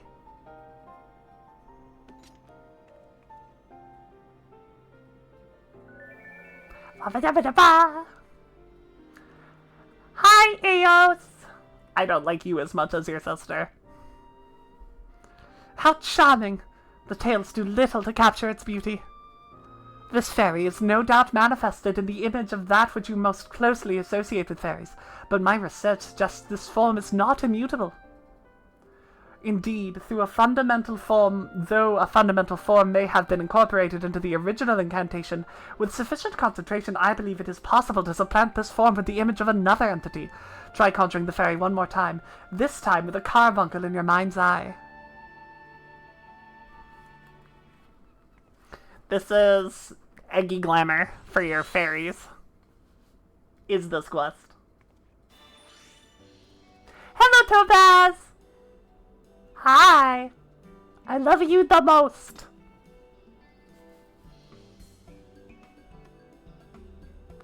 Remarkable, and with only a single attempt. 'Twould seem my theory holds, meaning this transformation should be merely superficial, and has done naught to affect its capacity for healing. Very good. With that, we may conclude this little experiment, if you would follow me upstairs. I believe this is an Endwalker quest, but that's fine.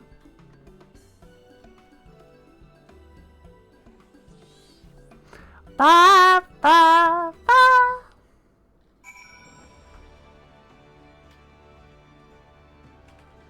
Ba-da, ba-da, ba-da, ba-da. And I guess we should do the summoner one too.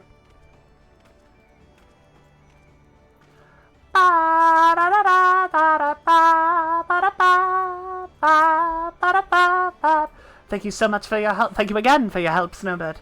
That proved to be quite the spectacle. I should hope that you make use of what we learned... Rude? What we learned here today. I dare say your fairy's appearance may be without limit. Okay. Yes. And then I go /pet glamour, quotes, Eos, close quotes, open quotes, Celine, close quotes. And then when I summon my fairy, it should be Celine, right? Yes, fantastic. Good. Good! The superior fairy. Well, if it isn't Snowbird, precisely the woman I wish to see. You will recall Yamitra, the Sons of St. Cognac. Well, she had recently finished compiling her research into summoning, and was kind enough to send a copy of it to our guild. I was pleased to note that you are listed as a collaborator. I must say it is quite a fascinating read, especially the section covering these essences of primals called Eggy. You are able to manifest the beings, yes? Wonderful. In which case, I should like your assistance with an experiment. If you are willing, pray join me in the practice area. I will reveal the details there. Okay. Okay. Wah, wah, wah. Wah, wah, wah. Wah, wah, wah, wah.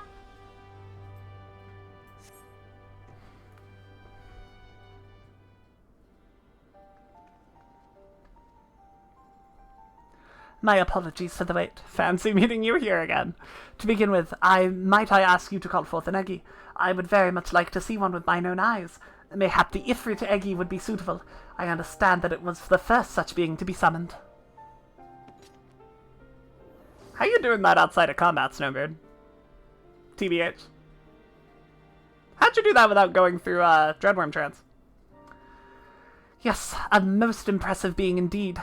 Created, according to Yamitra, in the image of the entity which one most closely associates with fire, Ifrit. It is my hypothesis that the same fundamental principle could be employed to alter the form of an Eggy by calling to mind another image. Pray summon the Ifrit Eggy again, but this time focus your consciousness upon a carbuncle. It shouldn't be difficult, given the bond you share.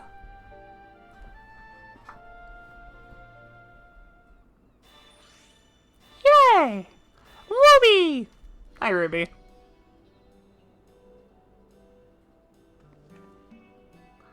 Brilliant. My theory holds. Whilst it takes the form of carbuncle, there is no mistaking its ethereal composition. I should not imagine that the abilities it wields have changed. For all intents and purposes, this is still an Ifrit Eggy, but we know that there is no limit to an Eggy's appearance. Well, I must be returning to my post. Let us continue this upstairs.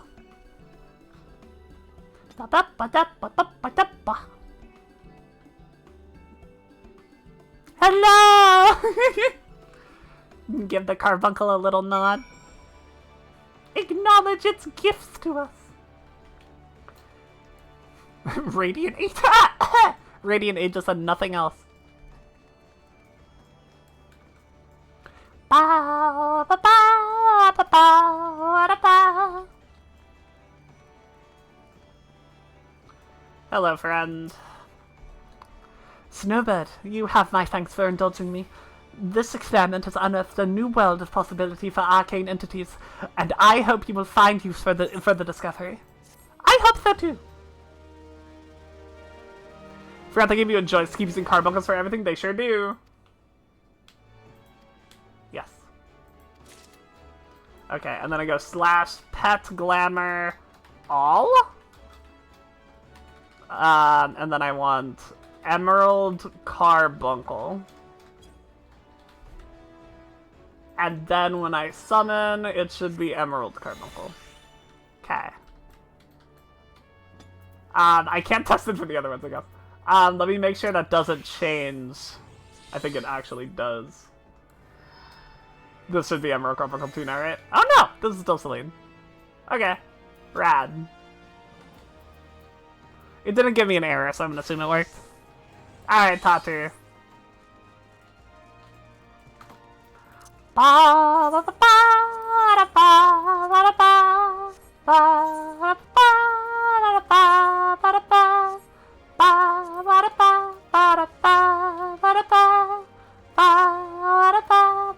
I'm making sure I have this one more time, but I 100% do, right? Yeah.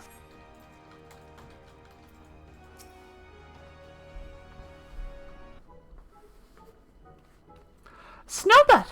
What are you doing here? I didn't mean for her to worry. That's the last thing I wanted. Putting an end to such worries is precisely the reason I'm here, don't you see? I, Tatarutaru, shall become a great and powerful arcanist. And now, at Mistress Thubageem's behest, I must go and complete a special training exercise until we meet again. Ba, ba, ba, ba, ba, ba, ba.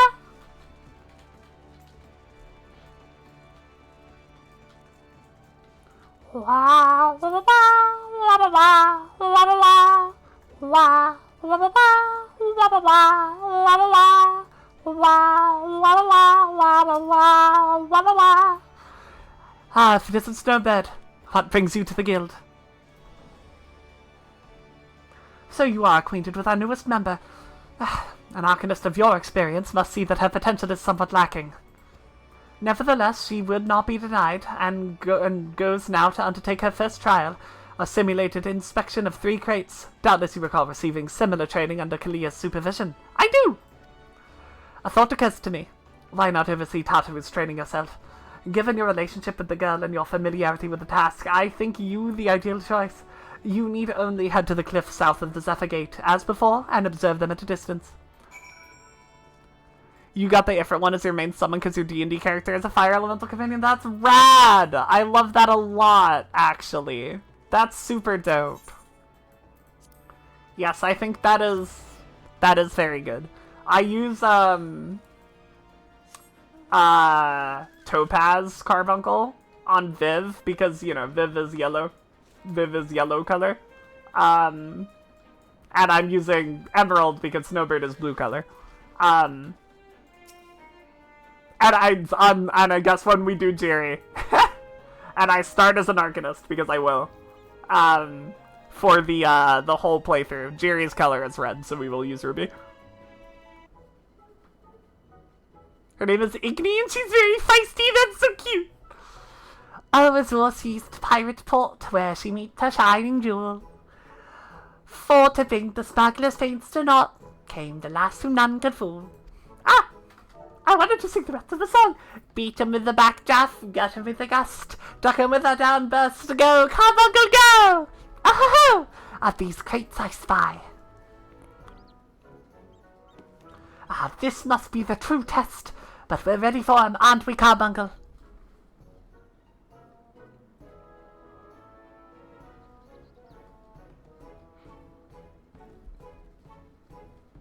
No, Carbuncle! Carbuncle? Tatter, you can still cast Ruin without your Carbuncle! You can still cast Ruin without your Carbuncle, Tatter! Tatter, turn around! Hi, Spooky, how are you? Oh my god, Tatter, no! Tatter, no! Oh! Oh! There she goes.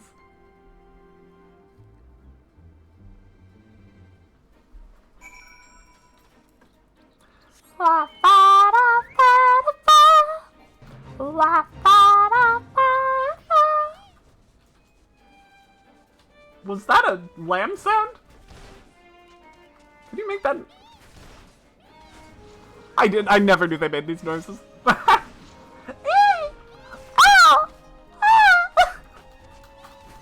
They are my babies. She's probably at least level 15. That's when gear mirroring that is wearable, so she shouldn't have been that bad a fight. Just auto attack them to death, Tatter. You got book smack. This shit hits pretty hard. I should have known you'd come, Snowbird. You needn't say a word. Your face says it all. I know you bore witness to my shame. Betrayed by my own carbuncle and left at the mercy of wild beasts. I must accept the truth. I'll never be a warrior like you or the others.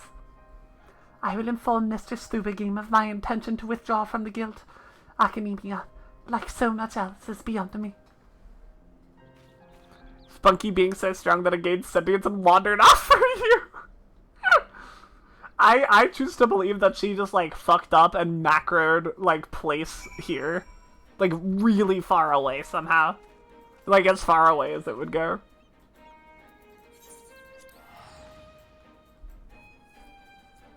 She was trying to get the summoner micro down. Like, I got it. You gotta optimize. Gotta optimize the nothing that your Carbuncle does. The 0 things.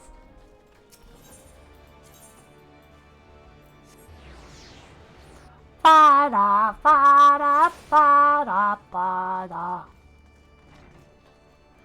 I have my Carbuncle movement bound to my bar. But that's only because I also have my Scholar Fairy movement bound to my bar. Ah, back so soon. How fared our fledgling arcanist? Abysmally, Mistress Thubagim. Abysmally, as Snowbird will testify. It's Warrior of Light Nod. I was wrong to become an arcanist. Wrong as usual. I am completely and utterly unqualified, and I sincerely apologize for wasting your time. Tartaru, if that were true, I would not have permitted you to join in the first place. We must all come to accept our limitations, lest our ambitions lead us astray. However, we must not lose sight of our strengths in the process. For example, your exceptional skill with numbers helped you to gain a solid grasp of the fundamentals of Arcanimia. Were it not so, you would have struggled even to summon your carbuncle. Sorry for vanishing. Oh, no worries! Thank you so much for hanging. Enjoy your cooking. In my opinion, the Scions are truly fortunate to have such a capable and good-natured receptionist in their office. Would you not agree? You are too kind, Mistress Thubagim. Though I could not overcome this challenge, I shall take your words to heart and not be discouraged. I feel like before I get to combat, she should have taken advantage of the striking dummies to figure out Ruin. Like, to be fair, when you started this game, is the first thing you did go and hit target dummies? I think not, right? Like, you just when you started hitting shit. You are too kind, Mr. Tsubigi. Ah, I think I said that already. Okay, if I can handle that quest again, but you like no matter what, that's rad. Thank you so much. I appreciate that. You'd be incorrect? Alright, you know what? You are a better gamer than I in that case. To be fair, I don't think I paid attention to this game until Heavensward, which was a mistake, to be clear. As we have seen from going through ARR again, I actually like it a lot. Ah, as fetching as these garments are, They are. They look good on you. They really do. You look dope. TBH. This would be a kind of pogged up red mage glam. Maybe try that. Maybe give that one a shot, Potter. fetching as these garments are, I fear I shall never don them again. But I can't go back to the Rising Stones without something to show for my time away. Wait, I know what I can do. That is if you don't mind accompanying me for a little longer. Wonderful. Then off to Costa del Sol we will go. It's a bit of a gamble, but I'm confident it will pay off. You want to see what kinds of cooldowns and the like you were working with? Oh my god, I picked up Monk, right? I started as Pugilist, and I couldn't tell how combos worked. And like, Monk combos are weird, right? They're not real. They have like the stance swap shit. But I had like no clue what was happening. I didn't know I had positionals until like somewhere in like, I don't think I finished ARR without knowing what positionals were, but I did have a friend be like, do you know that these are a thing that exists? My ass on Shadowbringer's Monk with a positional literally every single GCD. Like, not thinking about it at all. Yes, this is it. This is where the man at the Drowning Ones told me to look. There is a certain variety of clam which can be harvested this time of year in the Bloodshore, one which produces the most marvelous pearls. However, these clams are often coveted by certain wild creatures, and since I fared rather poorly in battle last time, let us be off. I love her little swimwear. She looks so cute. I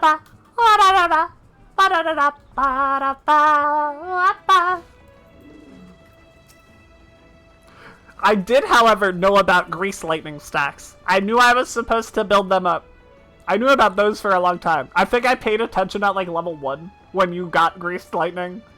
Monk used to have a passive, for those that don't know, called Grease Lightning. And when you landed a GCD, you would gain skill speed, essentially. That's not a thing they have anymore. But I, for some reason, understood that concept, and not, like, uptime, or positionals, or combos. But I understood Grease Lightning. What fortune! I already found one. Would you be so kind as to keep watch while I work? This should only take a moment.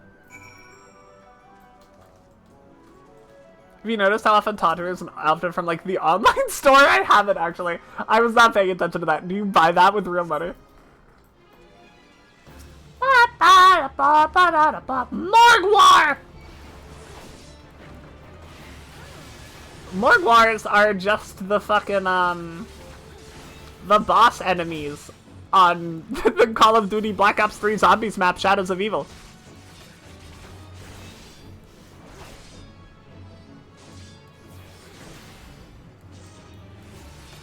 If anyone understands my deep cut, I don't know, man. I'll give you a hug or something.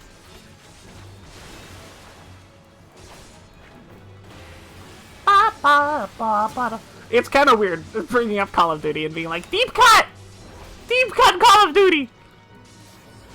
Margwar is also a reptilian entity that features in the Shannara book series. That's cool. It's also not Margwar. You just take an R off and it's Margwal. However, that is dope. That is rad. What is Shannara? Tell me. Tell me more. I'm intrigued. I've kind of been looking for more fantasy series to get into.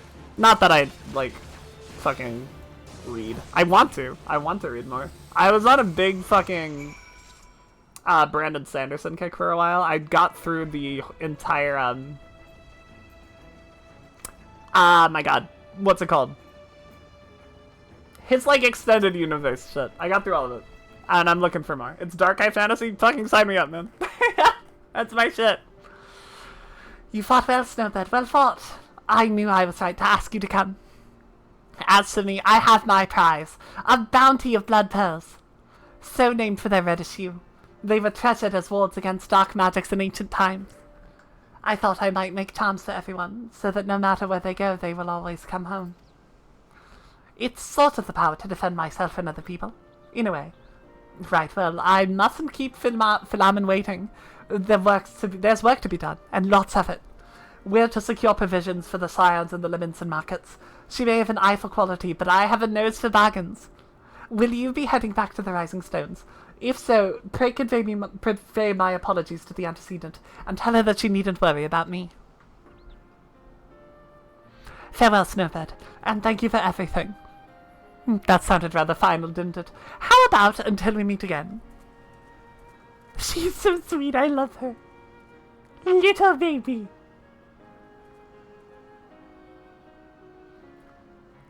She's probably she's wading through like waist deep water. That's just like trying to wade her way through. That's cute though. It is cute. As much as this quest is a little bit of a massive, gigantic pacing killer, it's cute. I do think it would be better served as a side quest, but that's okay. It's not like I wouldn't have done it for this playthrough, right?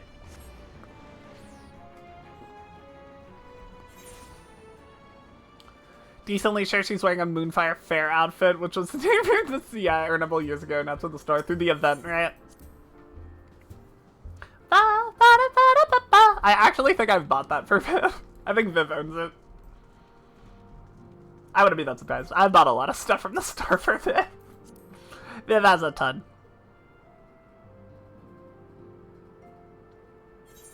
One of the biggest L's about alts in this game is losing like Dote and Flower Shower. Like, what the fuck, man? Why don't I get to keep my emotes? Welcome home, Snowbird. I gather you found Tartaroon Limsa Liminsa. Shannara was written by Terry Brooks. Okay, I've heard that name. I think that's a good sign that I've heard that name. My, it sounds as though she had quite an adventure. And while it did not end as she had hoped, I suspect that it will prove to be a valuable experience. I dare say she could have managed without her intervention. Even so, I appreciate you indulging my request. Okay. Real MSQ? Yeah. I wonder, do you perchance recall the commitment I had made to furnish Hoary Boulder with a capable adventurer? Well, I am sorry to say I have yet been unable to do so. Now I realize that you are rather more than a capable adventurer, and that escort duty is frankly beneath a woman of your talents. But I have no one else to turn to at present.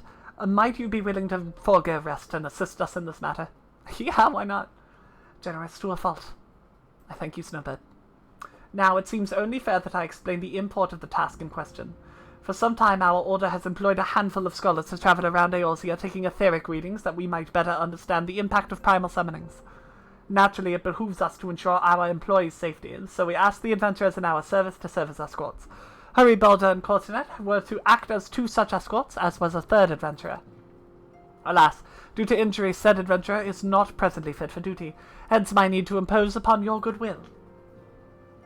You are truly a pillar of strength, Snowbird. Hurry Boulder will share with you the details of your task. He should be waiting for you outside. Be safe. I go.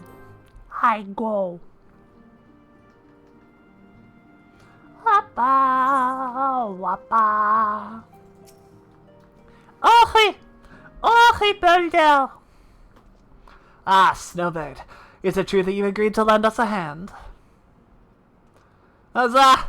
What did I tell you, Cultivate? Our misfortune has become a blessing, an opportunity to serve alongside the warrior of light herself. Need I remind you that we have 3 scholars to escort, each of whom will take a different route? True, but our mission is the same. Separated by mounds we may be, but in spirit we shall be together. I have to turn on a light so I don't feel like a little cave gremlin. If such thoughts bring you joy, you are welcome to think them. It's why I've been hired. It's kind of my job, or whatever you guys want to think. That would be Viv's approach. Snowbird would be like, yeah, I am the best. It's true. All you've heard about me is, in fact, the truth. Thank you for noticing. Two more practical concerns. Snowbird, we would have you attend to the scholar charged with surveying the South Shroud. He's waiting at Camp Tranquil as we speak. All you need to do is follow the man. He will determine the most appropriate locations to take his readings. In spirit, Snowbird. In spirit, we shall be together every step of the way. Goodbye. Have fun. Wa-da-ba-da-ba. Wa-da-ba-ba.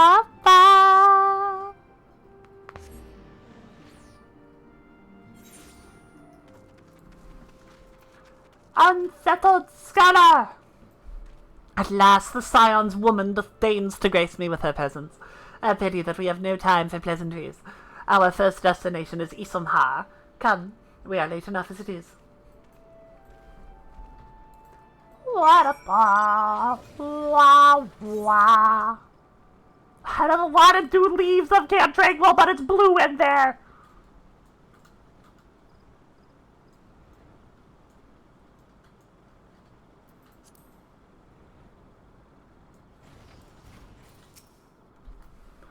Yes, this location should suffice. Once I finish calibrating my instruments, I will require but a moment to take the necessary measures. I trust I need not explain that my work can suffer no interruptions. Then please, stand at a distance and keep watch for wild beasts. I should summon Noblesse. I should get her out. Hey, baby.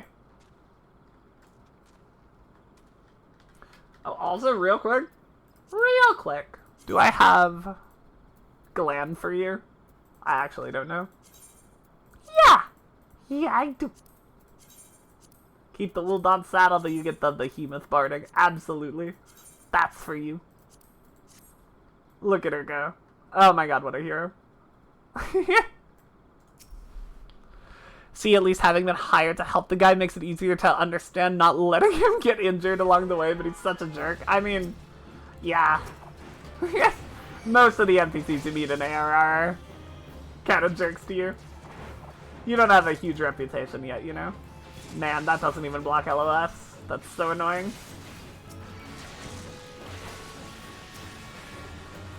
Ba-da-ba-ba-da-ba-ba.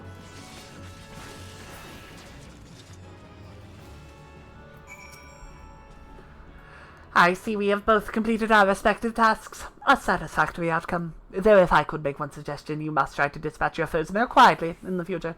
I do not like to pick fault, but I really must be allowed to concentrate. Now then, snake multimates, shall we? Shall we?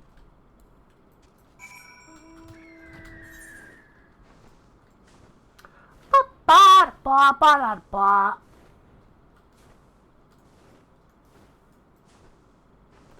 Ba-ba-da-ba-ba-da-ba-ba.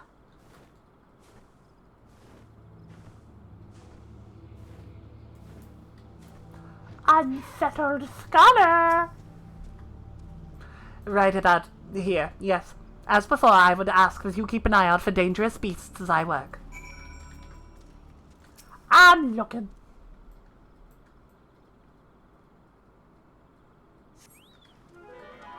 Whoa. Look at all those dangerous beasts. Look at them go. Arboreal Storm!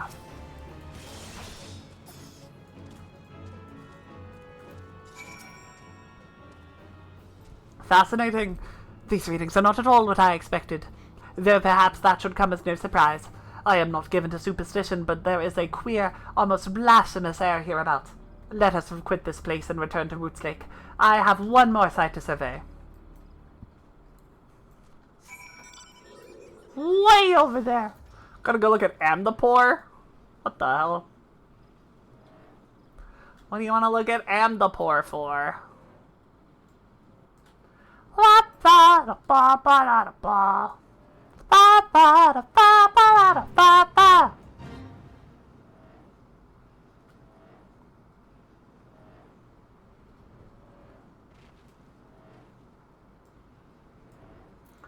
The Deathclaw noise is so comforting to me for some reason. It just reminds me of happier days. It was like my main mount for many months when I started. As before, my guardian, pray leave me to the task and ensure our safety. Standing watch. Looking around. And the poi with. Blah, blah, blah, blah, blah, blah.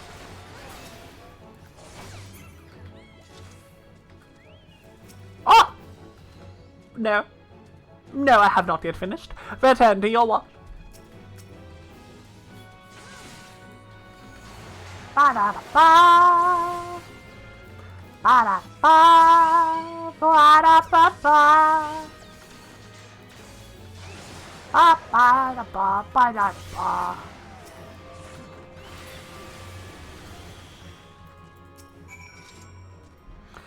This data should prove in value to...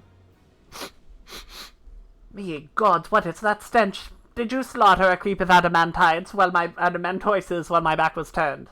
Quickly now, after Camp Tranquil, I will not have my clothing reeking of blood and offal. I'm gonna have you reeking of blood and offal in a second. Your blood and offal.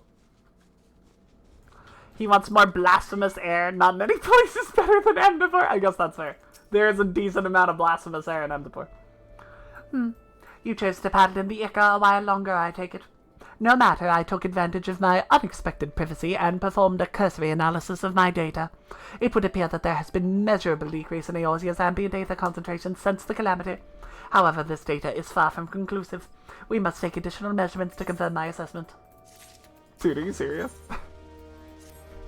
For our next survey, I would have you escort me to Earth's front. The ambient aether concentrations there are so high that the crystalline structures form spontaneously. Consequently, anomalous fluctuations should be much easier to detect. Brilliant, yes. No, don't bother answering, that was rhetorical. Now come along. God, this is terrible. Why are we doing that? What is this for? ARR?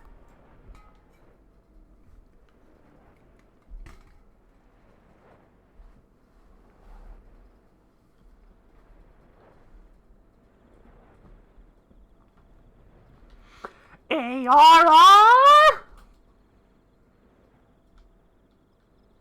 Just the constant swings of, damn, I really like ARR, to holy fuck this pacing, man. Yeah. It's Alpha Noodle if Alpha Noodle was not trying to be diplomatic. Like, actually. Yeah. If Alpha No had no filter and just said what he thought all the time. That's what that guy sounds like. I can't wait for him to get his shit kicked in, man. It's gonna be so cathartic. Like, shitty for everyone else involved, of course, but also very cathartic for me. You should be more than familiar with the procedure by now. Pray find a suitable position from which to keep watch while I take measurements. I'm going.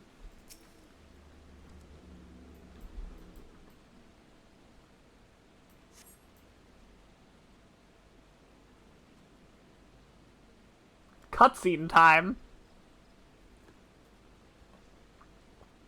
Yes, yes, quite high. It's still markedly lower than the historical measurements taken near the end of the 6th astral era. Completely blown up by Odin randomly spawning in. What if Odin was MSQ and right here? I think that'd be rad. I'd be down for that. Could the presence of a primal account for the difference? Or is it there something else? Something else?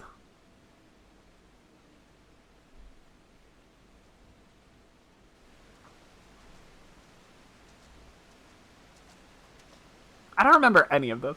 Something else. Scion! Scion, come here! I need you! Oh, my lord. It's fucking real. Oh, I didn't... Oh, my lord. Oh, that's not real. That's the other guy. That child that is now dead. Fear not, my friends. Help has arrived!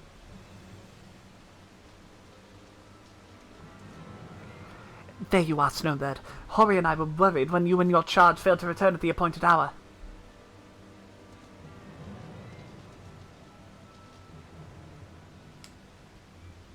One who really, really wanted to fight the Guardians? Yeah, the little Alamigo guy. Gutted like a hog, but not by one, no. These wounds were made with a blade. Doesn't look like he put up much of a fight either. Nary a mark on his sword or shield. I've heard nothing of any Crystal Brave operations in this area. What cause had Wilred to come here? What should we do? We will see to the scholar's protection, Snowbird. Aye, and the boy's remains. You should return to the Rising Stones. The Antecedent will want to know what happened here. And so do I. Hori Balder and Colton deserve more recognition, I think. Those two are absolute goats. They do their damnedest. They are not the strongest. They are not the most relevant, but, like, damn do they do a good job. The only honest one in the third. Yep. Yep.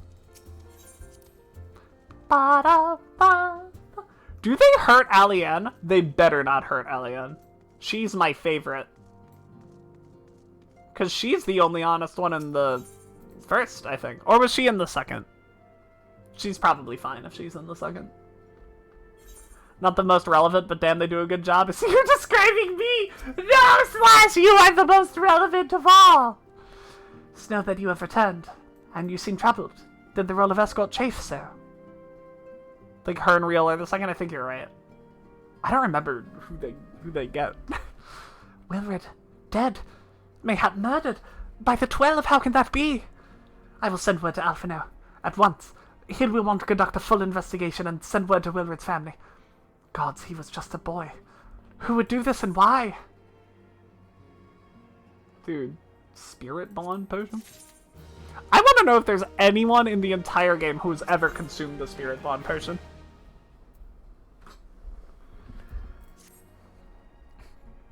Pretty sure they both go into hiding and make it out. I hope so, man. You get to watch Alien the whole fucking game, because she's one of the adventurers that, like, goes to Sastasha and Tamtar and Copperbell. Her and her, like, grandpa, or whatever. The recent events weigh heavily on our mind. We must needs set them aside for now. Imagine your boy joined the private military and he ends up passing away, and the one to tell you is a snobby rich boy that's probably even younger. I don't know if he has a family is the thing. Because he came from Little Alamigo, and most people there are orphans. We are come to a defining moment in Eorzean's history. The grand commemoration of our joint defense of Ishgard. The first time in 15 long years that our people have stood side by side with our neighbors in the north to fight for a common cause. This may mark the true rebirth of the Eorzean Alliance. Failing that, it should at least serve to bring our nations closer together. It would bother Viv a ton. That kid dying would bother her a lot. Because she's also an Alamigan refugee, right? There would be a lot of, why the fuck him? Why him? Kind of deal. We have every reason to raise our voices in celebration, do we not? People selling materia when patches with new crafting. Oh, you know what? That's fair. That's totally what they're for. That makes a lot of sense. We have bested Javanians and Asians both. Against desperate odds we have fought and won. But the primals still plague us, and the Empire still plots our subjugation, and our triumphs, remarkable though they are, were bought at a terrible price. Brave adventurers and allies, broken on the steps of faith, and before our eyes in this very room our dear friend Moonbreeder. This is the victory we have wrought, and it is as bitter ashes in my mouth. I would sooner stay here and invite those with more appetite to enjoy the feast in my stead. Alas, it is a royal banquet, and all of our allies will be in attendance. It is our duty to present a united front, that we might serve as a beacon of hope to all. Then Philia, don't concentrate on Beacon of Hope when you could concentrate on Spirit Guardians. What kind of cleric are you? It seems we have no choice but to take my own advice. PFSD, Dan. Post-feast stress disorder. I instructed the others to meet us in Ul'dah, that we might make our grand entrance together. Unfortunately, I had to settle for leaving Tataru and Lam in a note. If they do not return quickly, they will have to settle for whatever leftovers I can smuggle out of the fragrant chamber.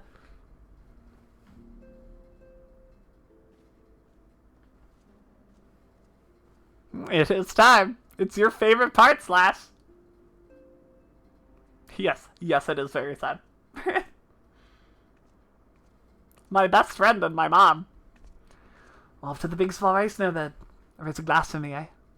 Or not. You don't look the best pleased, last. Something on your mind. Hollywood Philia leaves us a note. It's true. The last that Tataru and her literal fucking mom. By the Navigator, Wilred's dead. God damn it. They must know they've been rumbled. I mean, sod it, 'tis past time we had this talk. After our last conversation, I got to thinking about where certain funds were coming from. So I had to dig around, and on the quiet, and sure enough, I found it. Seems a fair bit of coins made its way into the Braves' coffers, courtesy of a Dodo consortium. A daft name for a business if I've ever heard one. Which is what first gave me the inkling that something weren't right. So I went through the ledgers again, and found myself another half-dozen donations from organizations with stupid bloody names. Didn't take long to find the common thread. All were owned by the Mirage Trust. Oh, I'll give the bastard credit. Showed us up for the amateurs we are. Short of one calling his business the bloody bribery consortium, I don't know what more he could have done to mock the rules on the financial contributions. The gods only know how many men of the first and third are taken to Leggie's coin.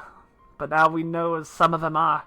I'd wager my right eye they're the ones what did for Wilfred. The earnest young fool's taken to asking the wrong kinds of questions. Bound to attract attention he was. Should have seen it at the time, but I didn't. Gods damn me. Still, I don't see what Teleji hopes to accomplish. He had his scheme with all the care of a drunk pissing in the wind. No, he's cleverer than this. And we need to be clever too. That's the only way we'll ever repay this debt of blood. We'll purge the world of every one of them traitorous bastards from our ranks. On that you have me ranks. Me word. What? Me word? Me ranks? Me word. And Snowbird, mind yourself in Ul'dah, eh? We're heading into a storm, I can smell it. To keep what'll sweep a man overboard and drag him under before he knows it. Man, Real should stay a Scion, frankly. He's actually the best. I love him. Hello, Kevin. Welcome.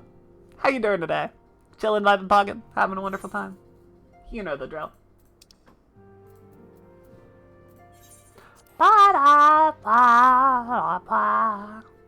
Sure the guy couldn't out-infiltrate Thancred?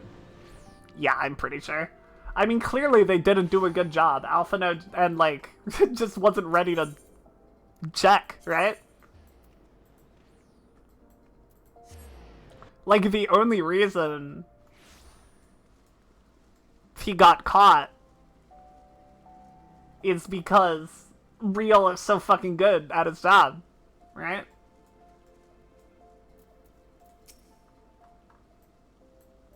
Have a nice look at everyone together, chat. Have a nice long look at the gang. We have been waiting for you, Snowbird. The celebration is due to begin shortly. I had hoped that we might make our introductions together, but Mistress Momodi just sent word that you are needed at the quicksand.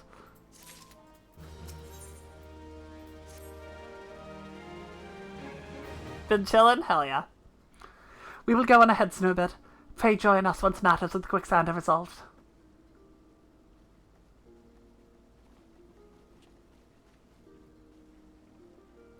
Give my regards to Momodi, and let her know that I will call upon her anon.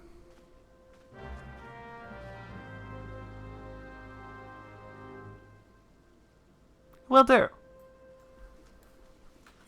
Ba ba ba ba ba.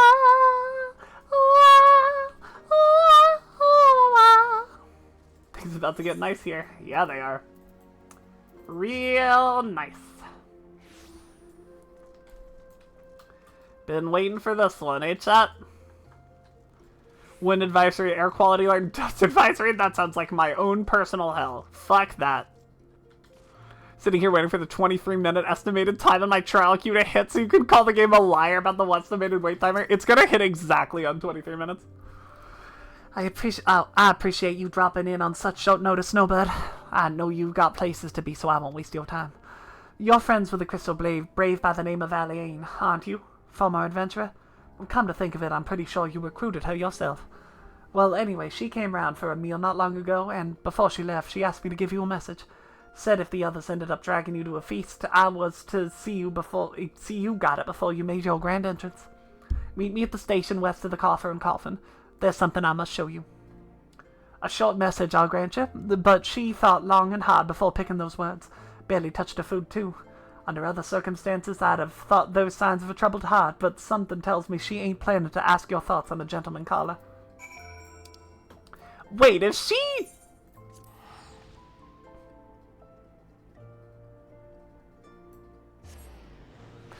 If she's part of the fucking betrayal force, I'm gonna be so upset. I went to boot for you, girl. You are literally my favorite. You better not be a traitor.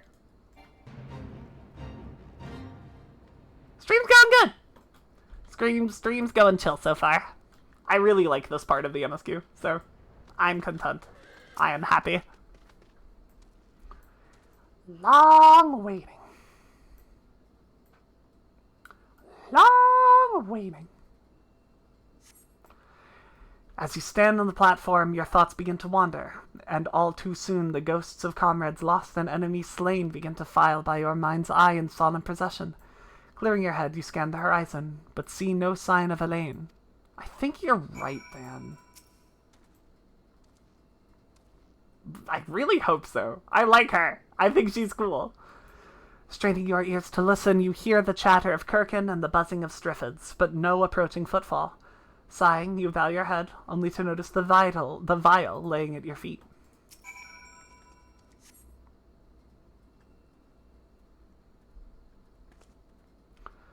Snowbird, is that you? What brings you out all this way?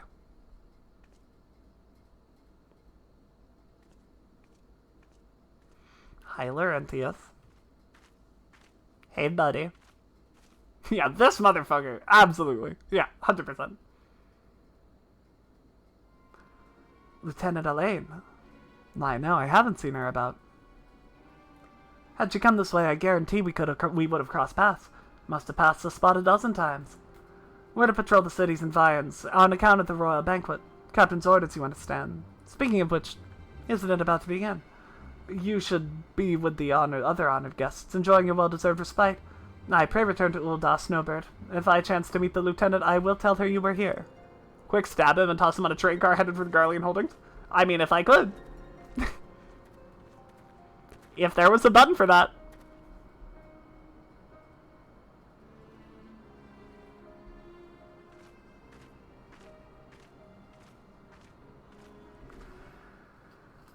Here we go, chat. Everybody ready?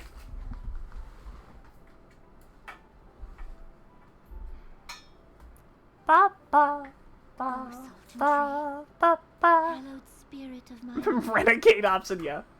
the Renegade Interrupt where you just fucking stab Laurentius in the chest. I'm here for that. Through my weakness, the glorious house of Ul has all but disappeared beneath the sands. For want of the strength to raise it up again, it were better that it fall. What? What? Forgive me. Yeah, Welby, now it's time.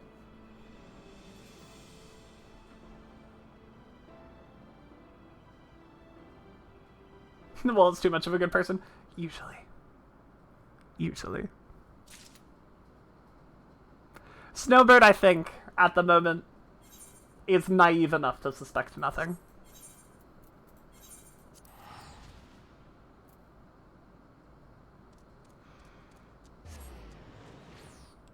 God, no, it's, I'm thinking about it now. Her whole family, right, was killed in a red wedding sort of situation.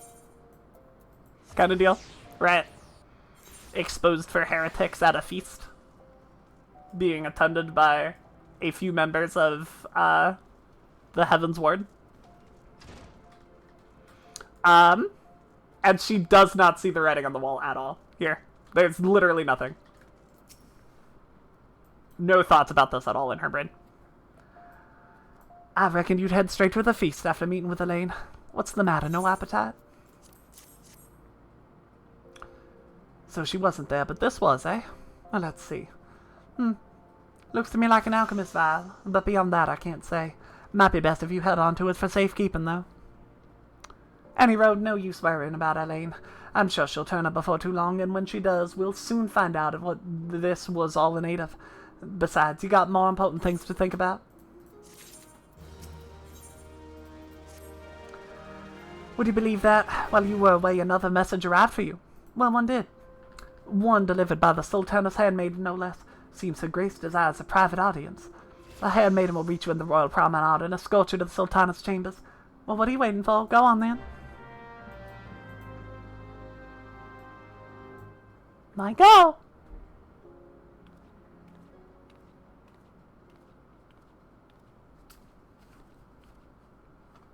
You needn't trouble yourself so.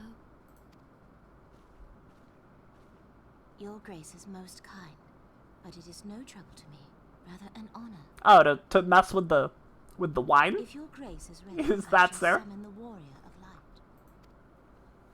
I am.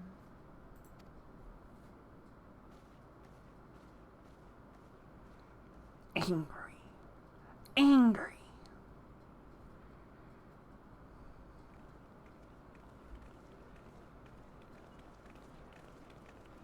Party time.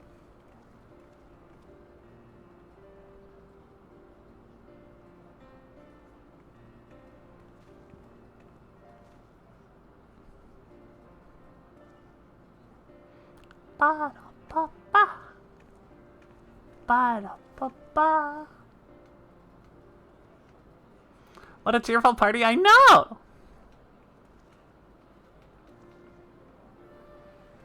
Nothing could put a damper on this wonderful day. It's true. Everyone looks to be in high spirits. Mm-hmm. Everyone does. With good cause. A common victory may serve to unite even the most unlikely of allies.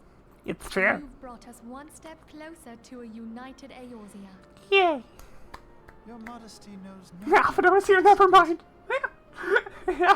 Were it not for your efforts, Sir Emmerich would never have become such a steadfast ally. When he convinces his countrymen to rejoin the Alliance, we shall all reap the benefits, military and economic. He's still acting the same way. It's wild. It's insane. I tell you, we are on the cusp of a new era of unity and prosperity. Territorial disputes are all that divide us now. But I have faith that we will find an amicable solution in time. Yeah, I made a private army. Everything's fine. That, I'll have my trusty warrior of light box the ears of all concerned. Speaking of whom... She will be joining us shortly. A matter at the quicksand required her attention, but it did not sound serious.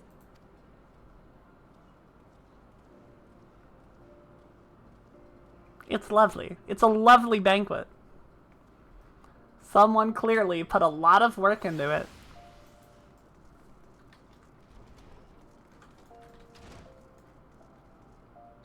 Ba ba ba ba ba ba ba. Da ba ba ba ba ba. Ba da ba ba. Ba da ba ba da ba ba. Ba ba da ba ba ba ba da ba ba ba.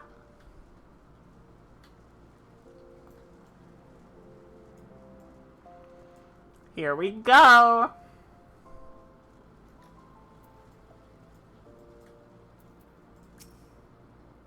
Thank you for coming, madam. Her Grace is most eager to speak with you.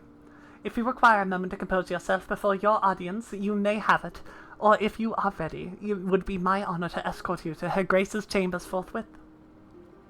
Upon proceeding to the Sultana's bedchamber, several cutscenes will play in sequence. It is recommended that you set aside sufficient time to view these scenes in their entirety. Alrighty, chat. I have to pee. I gotta pee before we head into this. Welby, would you like to be in charge of the chat? No, thank you.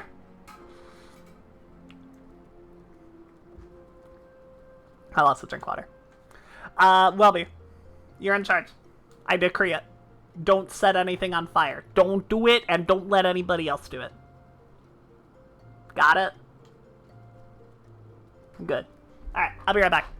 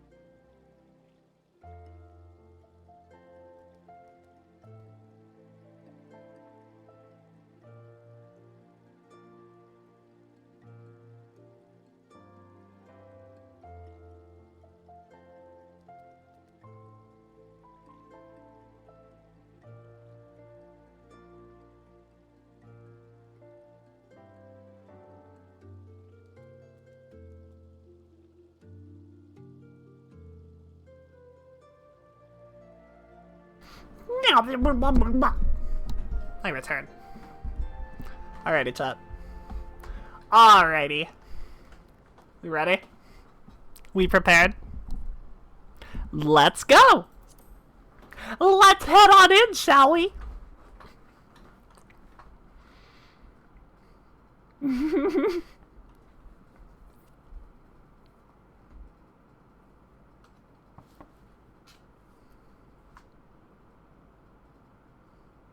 Enter.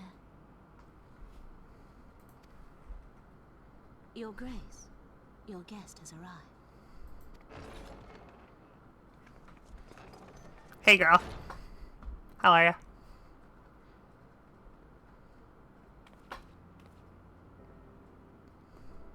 Pray, come in and take your ease.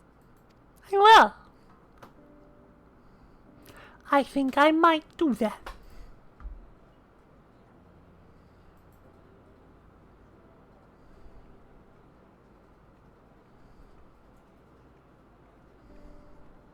Tis well that the steps of faith held against the horde. 'Tis well. And what of the city proper? We sustained some few losses, but the heart of our nation yet beats with vigor. I am not certain I could say the same had we not received your most generous aid. Well, Lucia did a lot of the work, I'll be honest. An attack on Ishgard is an attack on the realm. We stand together or fall divided. It is an interesting change of tone. Like, Alphino was wrong in the way he said it, but he did have a point. Such noble words. Yeah. After the fact. Don't be grumpy about it. Don't be like that about it. You can acknowledge it without being a dick. It's very possible. Grace, but it seems she has been delayed. That being the case, now would seem as good a time as any. Honored friends, pray allow me to convey Ishgard's warmest gratitude for your part in the defense of our lands.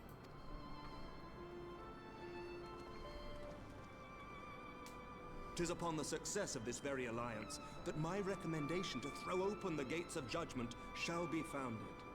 With the blessing of the Archbishop, it is my hope that Ishgard will soon be reunited with her long-estranged sister nations, and that Eorzea shall once more be as one. Wouldn't that be lovely? Wouldn't that be a cool thing? They're all so happy. Look how happy everybody is. Yay! Papa Limo clap, yay!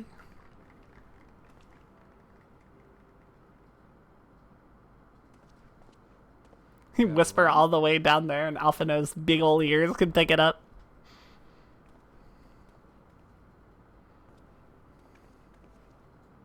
Is aught amiss? Nothing to worry about. I shall return anon. I shall return anon.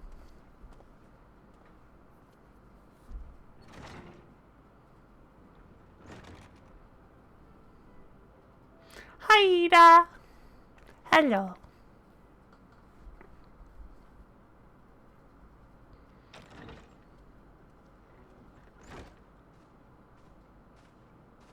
You wished a word, Yu Hase? Do you not have a voice actor yet? Nope. Nope. No, he does not.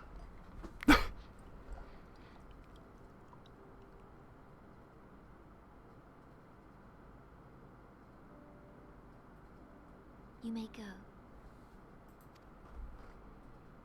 Your Grace. But I've talked about it a little bit. I've talked about it in the past. There's like a frame that I can literally point out the exact frame where I started giving a shit about the story. It's coming up. I'm sure you all can figure out what it is. When you are not paying attention, like I was, you do not see what's about to happen coming, right? When you don't pay attention. Hello, Gugdir! Welcome, welcome!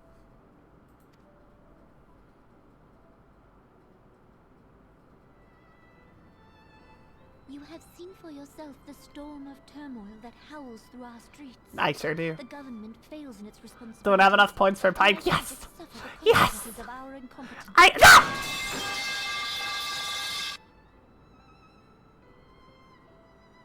Ah!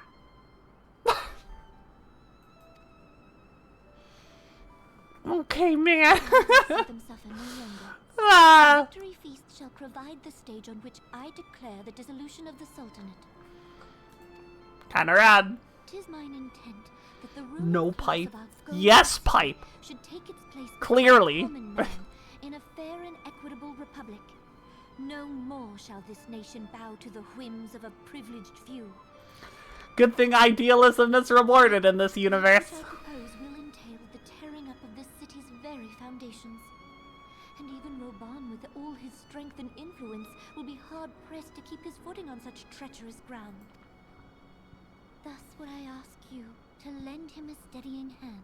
I sure will. You who have endured the wrath of innumerable foes are the one hero in whom I can place my trust. Yeah, her giving up the throne definitely, like, got in my ear, right? I was like, oh! Yeah! Down with the establishment! Yes, totally. Absolutely, I can help you. More grateful than I can well express. How much we have both changed since that day we met beneath the Sultan tree. And the days ahead promise to change us further still. This is why you started Ul'dah, by the way. That we will recognize So that's the right answer. when all of this is over.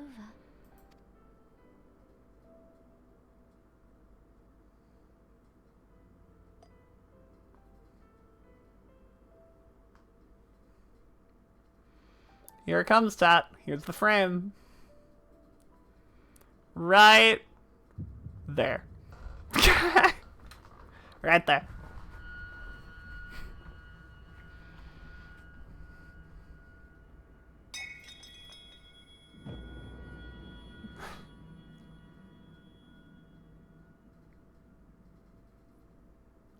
And suddenly you're playing a different game. Just like that. Immediately. And off we go.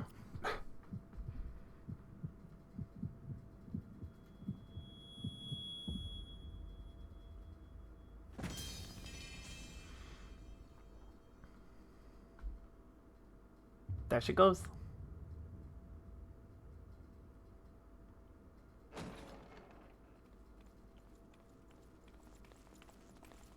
Tadaleej, Adaleej! It's like the fakest shit in the whole world. He comes in the room and he's like...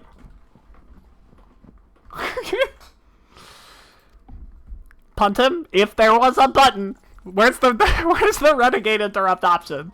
Where is it? Her Grace, the Sultana, is dead.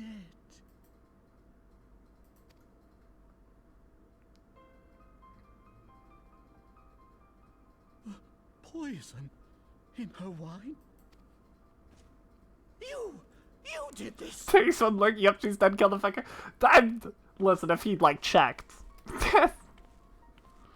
Spare us your denials. I see no other suspects, and the room has but the one entrance.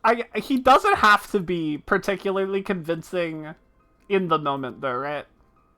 Because he's paying off these breastplates. 100%. Men, arrest this viper. No, and the only person he has to be convincing for in this exact moment is literally me, right? He has to gaslight me as hard as he fucking can. Actually, she's a paladin, true.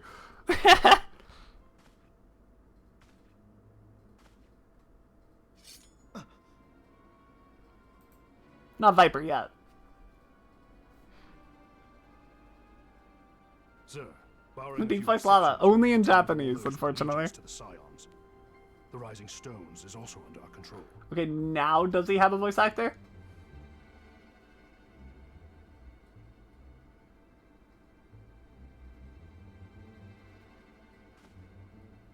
Do ya?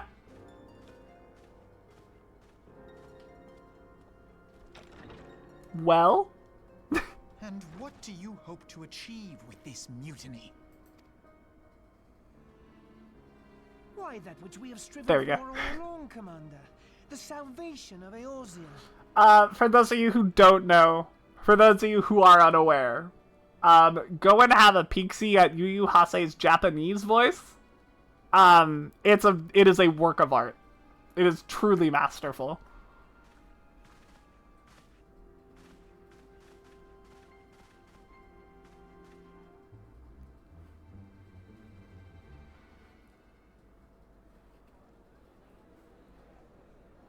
It sounds like fucking Dio Brando. It's crazy.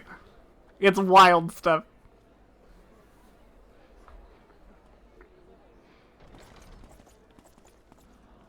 Howdy. What is the meaning of this?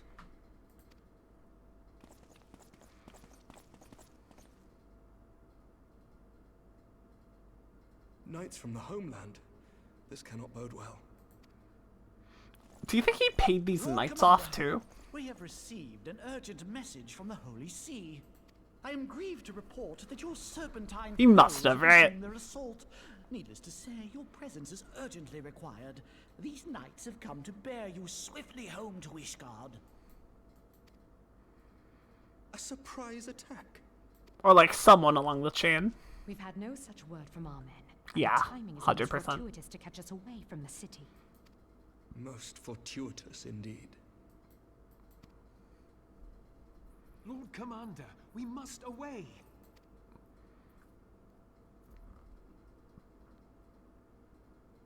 You have been a most gracious host. I hope that I might one day return the favor. I love how his voice just like drips with knowing. Like he just fucking, he knows what's up. But he's not here to cause an incident.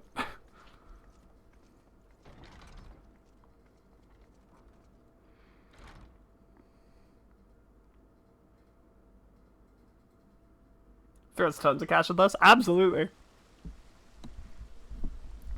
He even says, like, earlier, I don't know what we're gonna do about Raban. Thancred flirting. Very good. Very pog. Whatever is going on in there? Aymeric, my beloved. My little baby boy.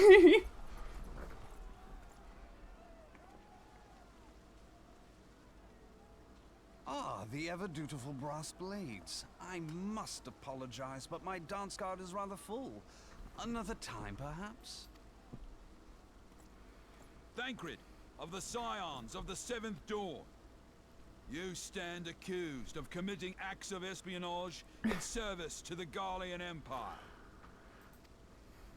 Taliesin could have such a good Thancred. He totally could have. Seven hells are you talking about? I think he's actually decent here. I really don't like his performance in base ARR, but I think here he's okay. Weapon, then you must understand. I wasn't myself.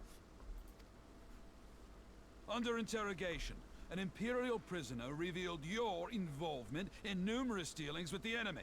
We've also been investigating reports that you are a practitioner of forbidden arts. You'd best come along with us. Base ARR just could have been better. Of course. Of course it could have been. You invite me Last time you hear the VA, it is. You want me to leave? I do so detest receiving mixed signals. Come then. I believe I've lost my appetite for this farce of a celebration. Yeah, like, he does a good job here. Really and truly. I've said it before, I'll say it a million times. The increase in voice acting from 2.0 to, like, 2.x is enormous. It's gigantic. Like, they got a voice director or something. I don't know what. But, like, it feels like there's actually direction behind the dialogue. It's good shit. It's really, really well done. Especially this guy. I don't know the name of this voice actor. I think he's kind of terrible in 2.0. I won't lie. But, like, this is good. Right, do you march armed soldiers into a royal banquet and eject state visitors without her grace's consent? Like, he's solid, man. Blades as your personal army. You can tell when they start getting money, and then again when they really start making it. Yeah, exactly. Leave us now. Is that an order, General? Mayhap you have mistaken me for one of your flames. You will find I am not so slavishly obedient. As you lecture me on personal armies. So many of the videos would have been great in times. Yeah, I agree. That I have shown contempt for the throne. Let all here observe that it was not I who feasted, while an assassin removed its occupant. Oh, the new bones. The new bones, man. This is your idea of defending the nation, is it? This and diluting our forces through these distractions in Cartano and Kurthis. Those expressions of surprise look so good with, like, the new eyes. Came to be riddled with Garlean sympathizers. You are plainly unfit for command. Wait, goddamn you! Your words make no sense. What assassin? You mean to say you don't know? We caught the vaunted champion of the Scions in her Grace's private chambers, not moments after the deed was done. Like, it's extremely unconvincing, right? It cannot be. But he doesn't need to be convincing. Save your breath. Would Viv be pegged as a Garlean sympathizer as well, or is that bit hidden? Yeah, she absolutely would have. Teleji, it's hidden until this point. This is when it comes out. All that stuff. Through Teleji, like, doing research. Right. So there is an aspect of, like, she lied to her friends about it. It does make it a bit more convincing for Viv's part in the story. Bring in the prisoner. Ooh, thought. Chat, do you think Teleji reveals Snowbird being branded as a heretic?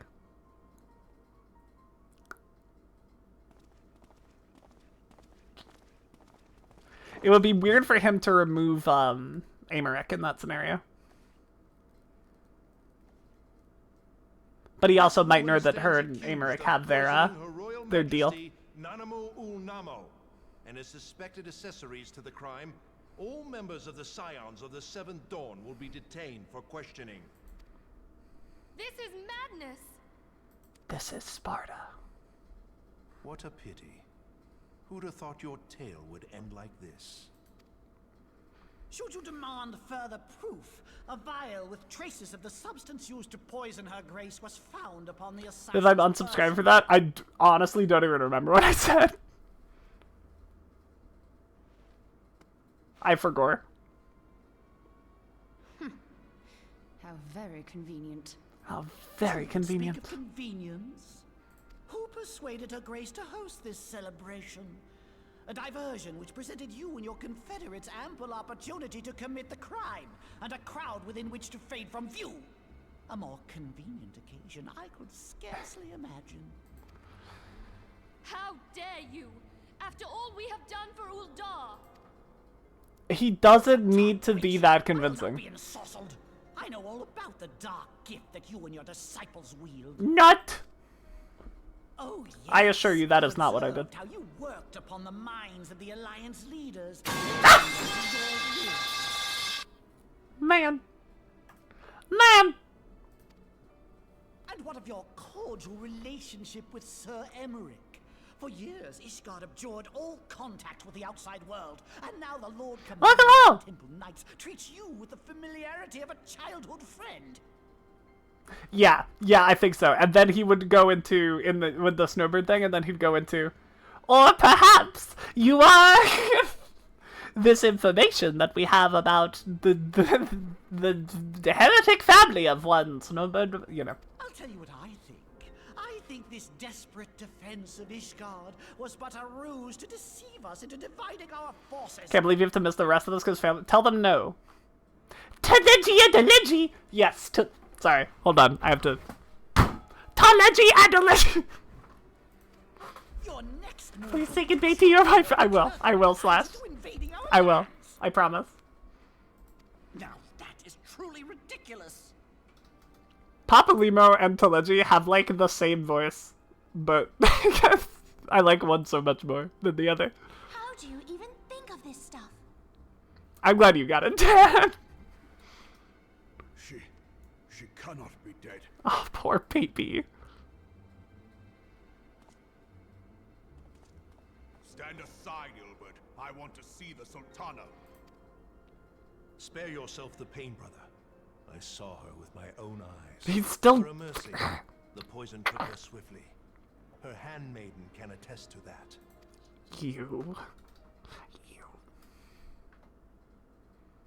God, I hate her. I hate her so much. How much do you think they paid her? Like, was it enough? Cannot be. Well, I guess she got paid twice, huh? Actually. No! Like, you compare this pained scream from 2.55 to his pained scream in 2.0. Mad Snake! Like, that one's so much better, right? Like, the voice acting, man. I don't know what they did, but it's a miracle. Like, it's a million times better. They got a director or something. The royalists can no longer be relied upon to keep our nation safe. And so it falls to the monitorists of the Syndicate to govern Uldar. But should you wish to help us, General, we would be more than happy to entrust the task of planning her grace's funeral to you. So remember the first time I watched this cutscene? Oh, me too. It seems only right that you should bury Me the too. Sultana, and we will be glad to be rid of that burden. God, it's not for me. He's not for me to slay. No more than any man. Whatever do you mean? I mean, you had her killed, you black-hearted bastard! God, the new eyes, man! What rot! Though I did have sufficient motive, 'tis true. That young lady caused me no end of grief. She always was a most unwilling puppet. I dare say her grace was grateful that someone thought to cut her strings. This is phenomenal. I just need to point out what the graphics update does for this cutscene. It's a lot. You would mock her, then mock her from hell! Ah! See ya.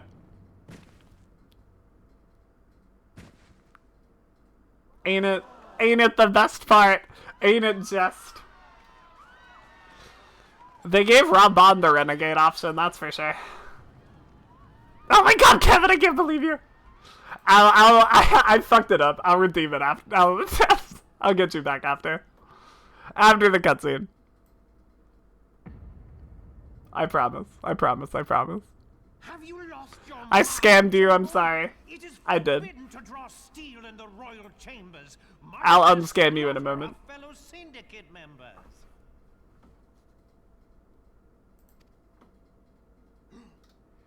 Love how they obscure it so you can't quite tell if he got cleaved. Oh, he did. Definitely did. With the Scions all along. So I never quite understood why Lalarita plays into this. You're next to scheming bastard. Whoppa! Jesus Christ! I did not remember how graphic that shit was. Oh my god. Raban! Just throw his fucking arm. I didn't. 7 health. Love the guts with all the faces. Sir G-Mod, that's fair. Admiral, we must leave.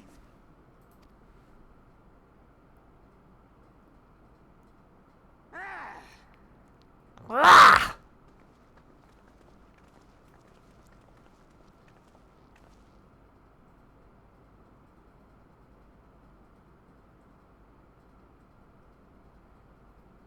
How unlike you, old friend.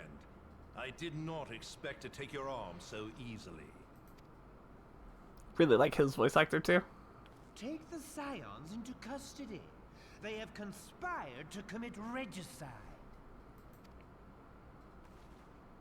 And arrest this traitor as well.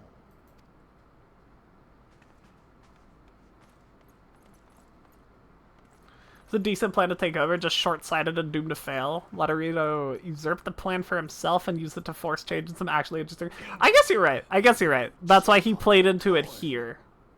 Publicly. Yeah, for sure. It does make sense. Tis better than the dirt I've supped on these long years.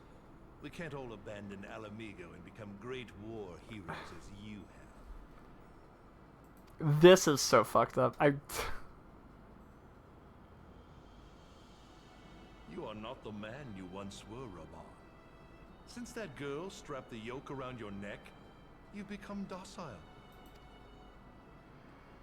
Dude, this guy. She took the mad bull and cut off his balls. And a bull that cannot rot is fit for naught but slaughter. Excuse me? You can't say that?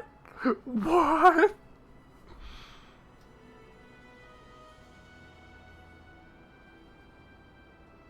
Oh, dude. Shall I tell you who really killed your precious Sultana?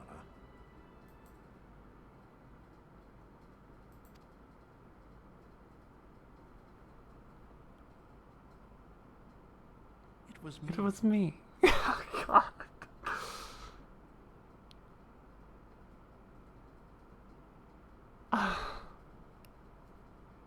Get him. Get him. Get him.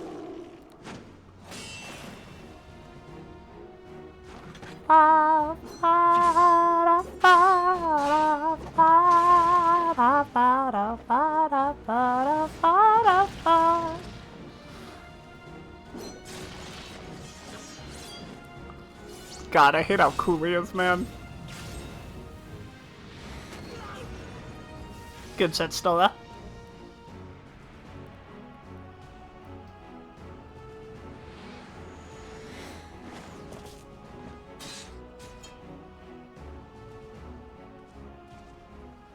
I never doubted you, not for a moment. There is more to this than I yet understand. I love how he's just calmly having this conversation with his fucking arm chopped off.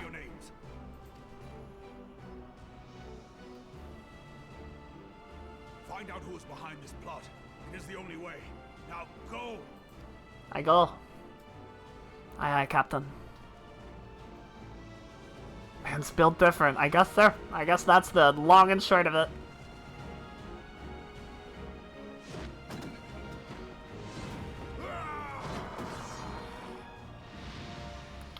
He's so fucking cool.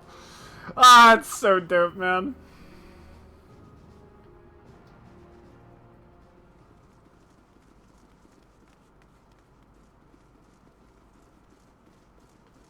Yeah, I think after this, Snowbird has a thing about banquets. I think Snowbird just doesn't like banquets anymore. Thancred, where have you been? Avoiding the fumbling advances of some very persistent admirers. You'd have to have been to escape the mess that was Alamigo. Oh, for sure. 100%. When I realized the celebrations had turned sour, And then, you know, win 100 fucking fights in the Coliseum for his freedom. 'Twould appear that much of the city is already under tight guard. It occurs to me that expanding the Brass Blade's authority may not have been such a wonderful idea after all. We fucked up, huh? The success of this plan was contingent upon those thugs having the run of the place. Just how long has this scheme been in motion? Freezing up when things are going down like that would have gone. Oh, 100%. Yeah, a million times over, right? I am inclined to agree with the General's insistence that a deeper plot exists here. So, would I be right in thinking we now have an excuse to pummel as many brass blades as we like? I love Eda, man. Unless you plan on pummeling them all, I'm not sure that will greatly aid our cause. The Sultana's assassination was but one part of the scheme. We too were its targets. Mm-hmm. And though we did not share Pornonimo's fate, we are yet hobbled by the charges laid at our door. Where now might we seek refuge? Where indeed, we may safely assume that our foe is thought to have the Rising Stones watched. Of course. Forgive me for stating the obvious, but our choice of destination will matter little if we cannot secure an escape route out of Ul'dah. That is definitely step one, yes. Happily, I believe I can provide one. Papa Shan More this game ages, the more upset you are with how much potential Eda had as a character. I could not disagree with you more. The fireplace in Animo's chambers conceals the entrance to a tunnel. I think they followed up on her character literally flawlessly. To avoid any messy confrontations.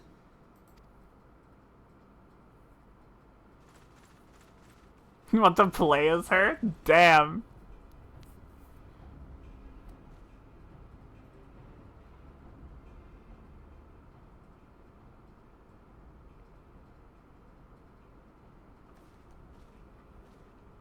The rest of you go on ahead. I'll handle this lot. Yeah! By yourself? By yourself? I suppose I shall just have to join you. Ba-da-ba-ba-da-ba-da. She just kind of punches things? Yeah! And then they give her a lot of character. Now And that's this good. should be interesting. Eda! Papa Limo!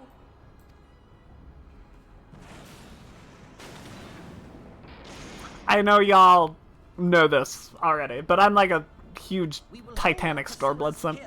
Find this tunnel of Yes. secrets. I'll fight this fight all day.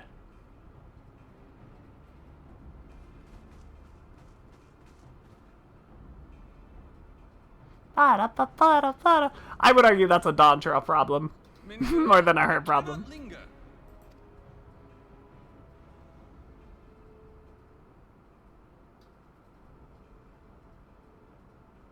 We got it.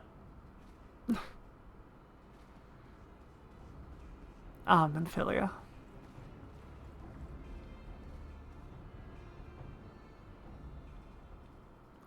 Ba-da-ba-ba-da-ba-da.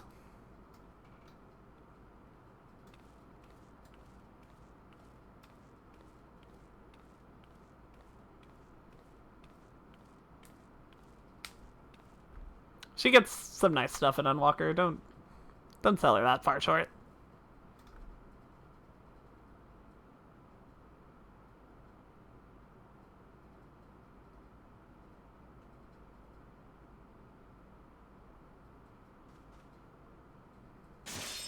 Come on!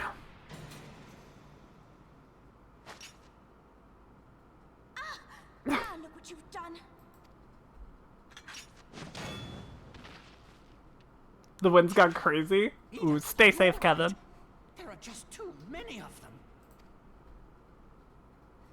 I'm fine. I could do this all day. How about you?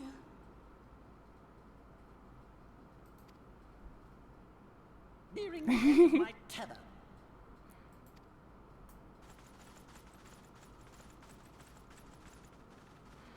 Still got a haste spell on you though, right?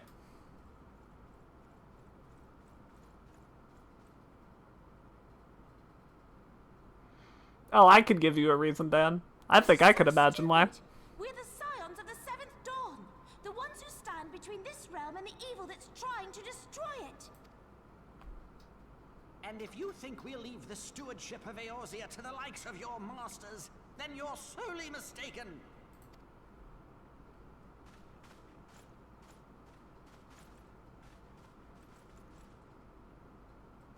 Sorry I dragged you into this, Popalimo. Oh, Ida. 'Tis hardly the first time, and I'll be damned if it will be the last.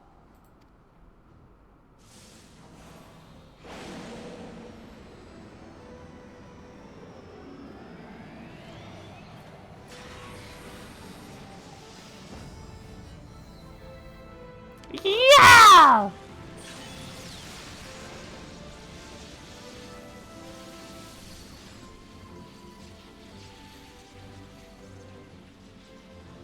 Let them have it, Ida. I was hoping you'd say that. Yeah!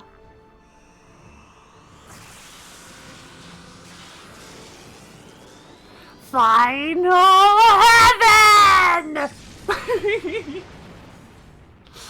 Ah, she's so cool. Susie! God, I love those two.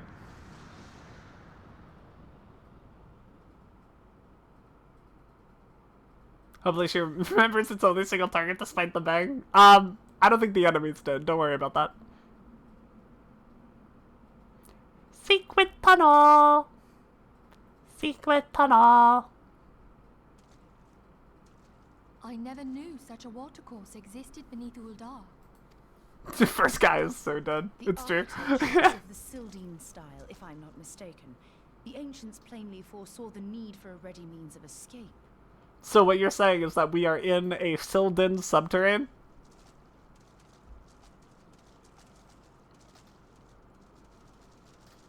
Maybe not the Sildin subterrane, but one of them. Another Sildin subterrane, if you will.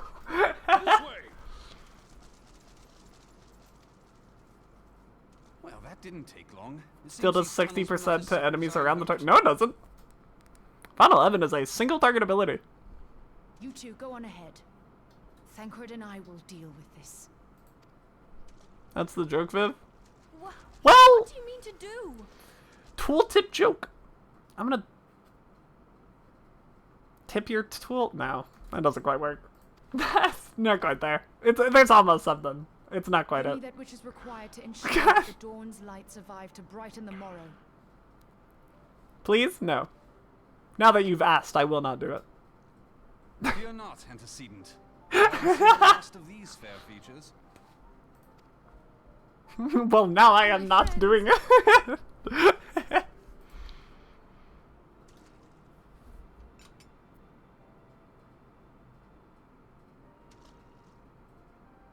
Leave us.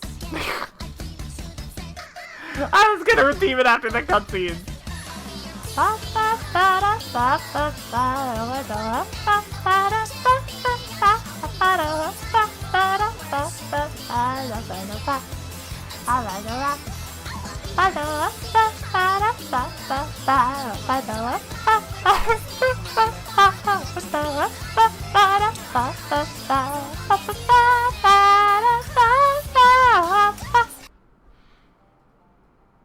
$69 channel points?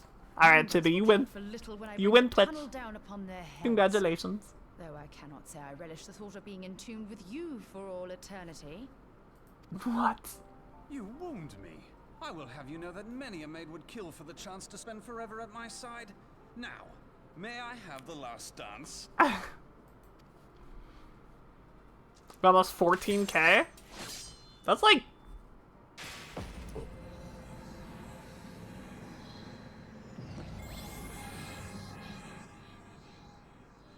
That was rad. Yeah. That's like 4 pipes. God, he's so cool, man. Let's go, Thancred! Think Thancred tried to bag yourself? 100%! What do you mean?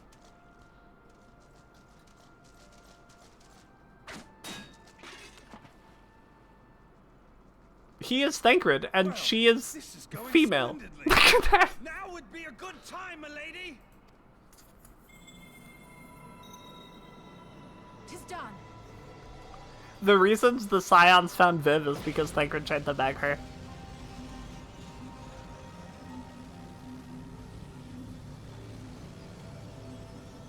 Equally sure she begged him to turn him down, 100%.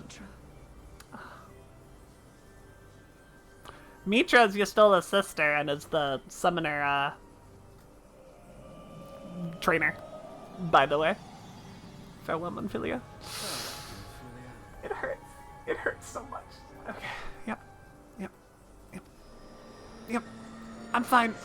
I'm fine. I'm okay. I'm fine.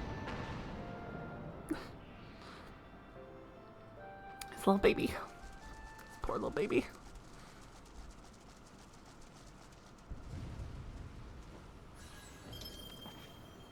Hydaelyn, she speaks to me. No.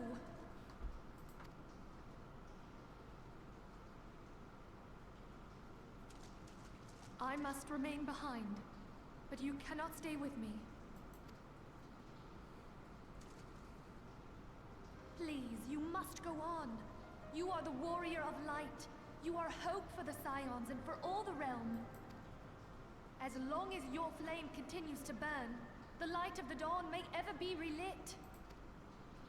You must escape and save Eorzea from those who would plunge it into darkness. Well, what about you? 'Tis the only way.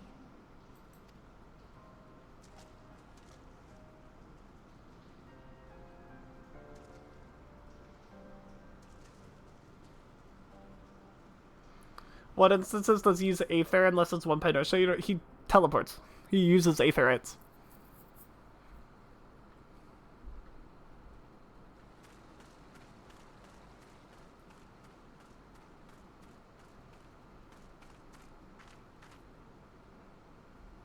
He does it later, but he requires help from other people. Doesn't do a lot of scripts. None of the Scions do, unfortunately. A lot of their initial character development happens in a game that doesn't exist anymore, which I think is the biggest failing of ARR. That it doesn't really account for 1.0. Doesn't account for people who haven't played 1.0. Which is everybody, nowadays. I'm glad to see you safe, my friend. What of the others? Just me, man. Damn that man! It's the tone shift is so fucking wild, man. Leggy played me for a fool. I thought the Crystal Brave's mine till the very moment I felt the blade at my back. God damn man. Just put your stupid hood down off in there, it's fine. Like, you're not fooling anybody. There will be ample time for soul-searching later. For now, we must put some arms between us and Ul'dah. Okay, King.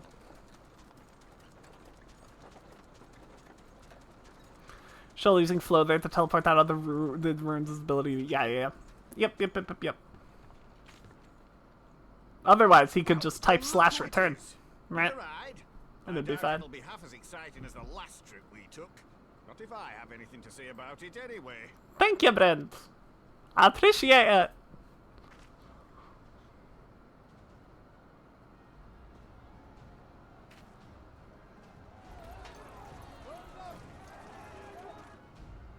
Let's not dawdle, eh? All aboard! All aboard! It's also why he can't reload all by himself. He needs help for it.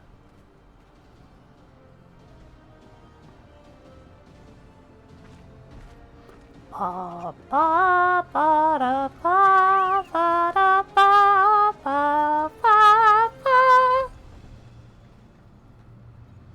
love how ARR mirrors itself, by the way. I love that you started on a carriage with Alpha now, and you ended on a carriage with Alpha now.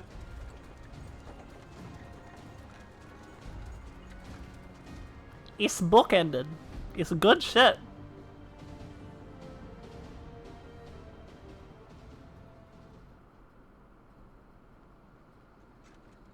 You just replaced Alice with Tataru.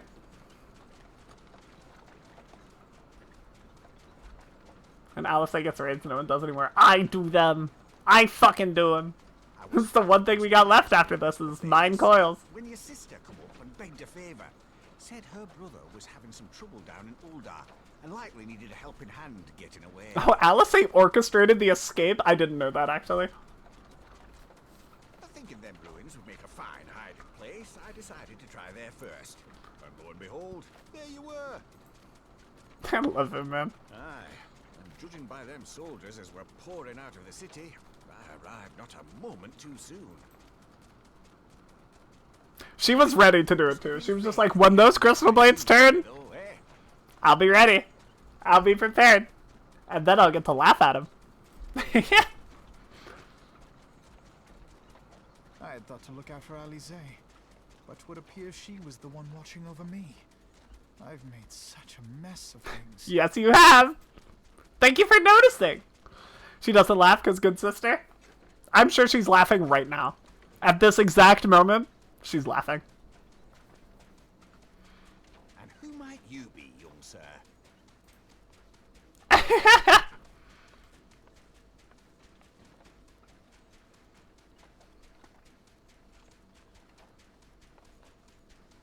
Pippin Taropin, Vice Marshal of the Immortal Flames. Hi, Pippin.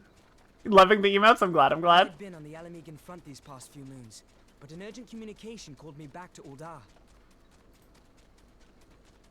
Scarce had my boots touched the cobbles, though, when I erupted with cries of assassination. Don't eat me! I immediately went in search of answers, and came across Master Alfino here. Needless to say, I did not think his imprisonment justified. The blame plainly lies with the Monitarists. Their greed and corruption are well known to me, but for them to take advantage of the situation with such alacrity... Another part of their argument, Alpha Nuda wanted to be very obvious on everyone's side. Alice wanted to push for changes from behind the scenes. Yeah, I mean, her whole thing at the end of Coils being like, the best thing for all of us is that nobody knows what the fuck happened here. That would be the best thing. It's very, very different from Alpha Nuda's approach. It's true. Adopted, of course. 'Twas only as we were leaving Uldar that I learned of father's fate. Once I have seen you a safe distance away, I mean to return to the city and extricate him from this madness. Then you needn't travel no further than Blackbrush. Our fugitives have a friend waiting for them there. Oh, Blackbrush is right down the road. Out in eastern Thanalan. Bringing about Eorzea's salvation, but in the end, 'twas I who needed saving. You're cheesy as fuck, but you're absolutely correct. He's still kind of insufferable while he's moping, but once he gets his little pep talk, I honestly think he becomes a much better character. Them soldiers that keep searching for a while yet. Reckon we'll take the carriage back to Uldar and get a lay of the land. Maybe provide a distraction if need be. You three wait here. Help will be along shortly. Stay strong, friends. The real fight's to come. Carriage doesn't not speed upgrade yet. True. Alright, let's go. Brent should have splurged the $20 for the fucking Fenrir. Comes with a mount speed upgrade, man.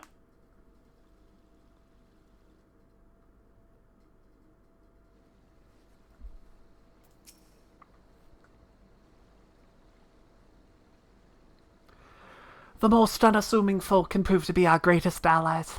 That fellow is but a passing merchant, yet he lent us aid without a moment's hesitation, or any hint of concern for his own safety, though I can well imagine how a man could feel inspired to risk it all in your presence. Father spoke of you, Snowbird, and long have I looked forward to our first meeting. Needless to say, this is not at all how I envisioned it.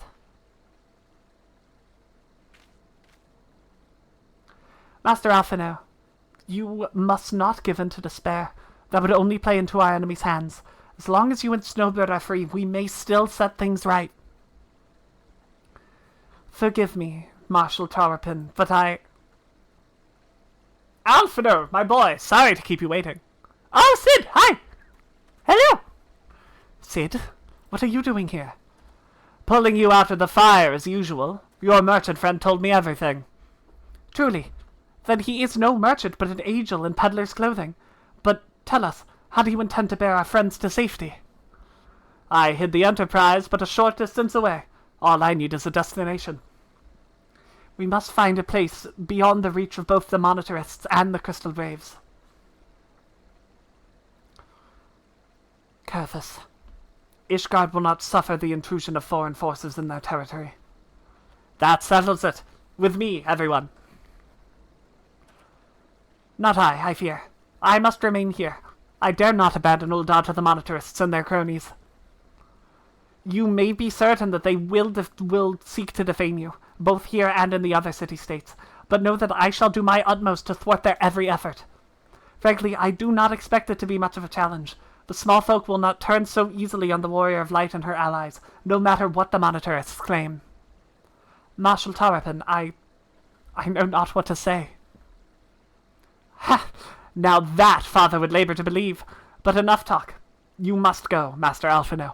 Your airship awaits.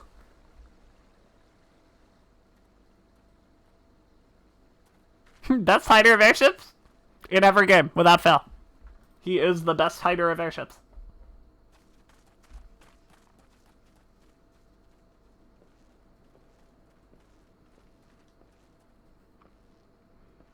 Up, up.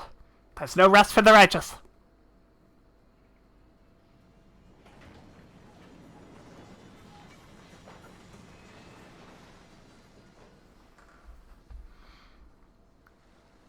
Bye, Pippin. See you later.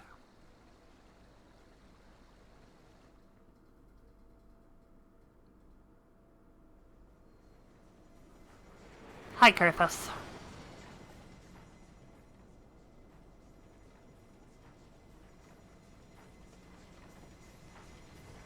I think they should just lock you out of all the city-states until you get to the part where you can go back. That's what I think, personally. I think if you go to Ul'dah, it should kill you instantly.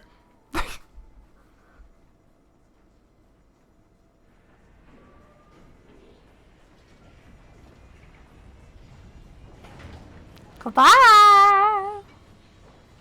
Goodbye!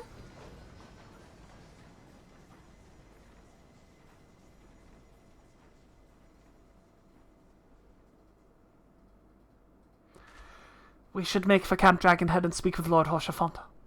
Mayhap he will know what to do.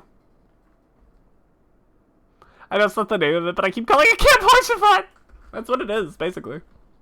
I mean, why else would you go there? Alright, so I do owe Kevin something. Real speedy like. Kevin! Kevin! This is for you.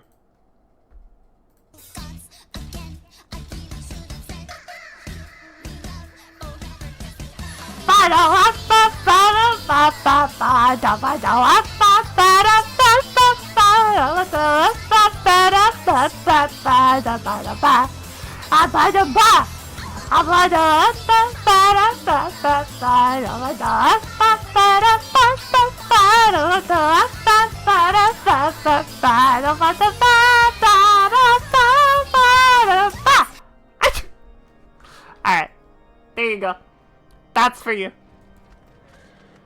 Are you content? Master Alphino taught me your tale, Snowbird. It warms my heart that you should turn to me before all others. I shall endeavor to deserve your trust. Alas, the situation here has grown more complicated in your absence. It would be best if I explained in full.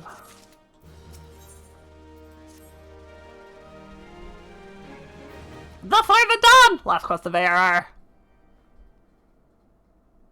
There has been word from the capital. Ishgard has weathered another assault, and 'tis said several wyverns broke through into the city proper. The Temple Knights succeeded in slaying the beasts, but the intrusion prompted orders to further strengthen the guard, and to place the city under a perpetual state of alert. How keenly we feel the loss of our wards at the gates of judgment. Yet we must not bemoan our misfortune. Sir Emmerich is safely returned from Uldar, and once more leads the defense of Ishgard. Yay! As for the matter of your asylum, Baby. I am afraid no progress will be made until the threat to our nation is diminished. But do not despair. You are not without allies.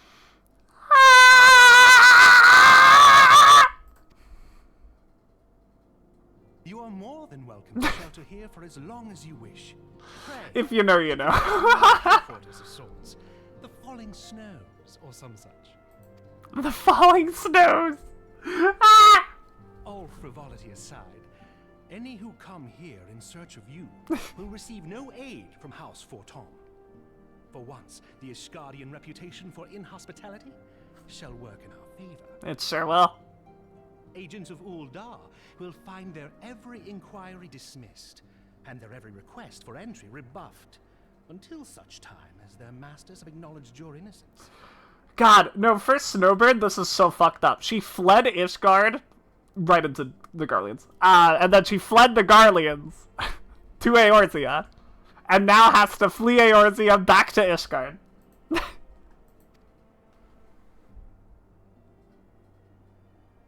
You did it earlier in your alt? Yeah. You once fought to preserve the honor of my dear friend. 'Tis a blessing that I may now repay that debt in kind. But let us dwell no more on this. Pray, join the rest of your companions. 'Tis bitterly cold this day.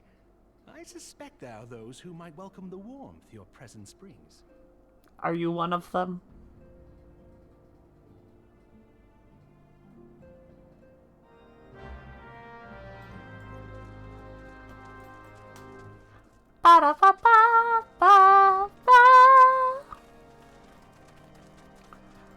That's the last time we should hear that jingle ever, by the way, chat.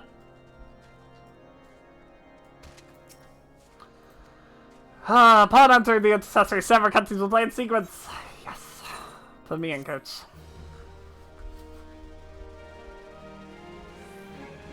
That's the last ARR quest complete jingle.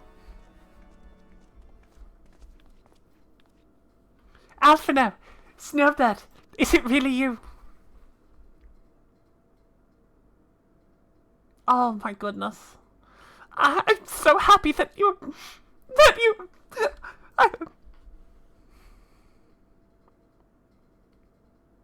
I tried contacting Nymphilia and the others, but no one would respond.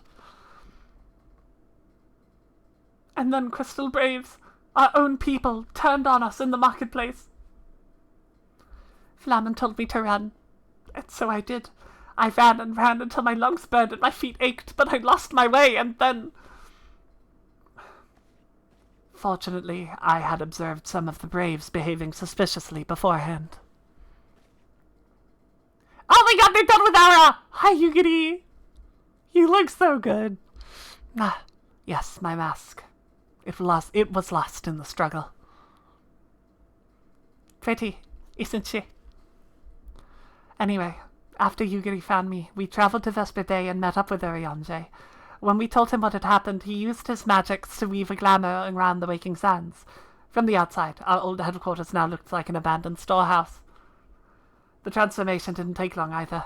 Apparently Urianger started making preparations after the Imperial attack, just in case the Empire ever chose to pay us another visit. Good thinking, eh? Sorry, where was I? Oh, yes, so we waited there at the Waking Sands, hoping others would come, but no one else did.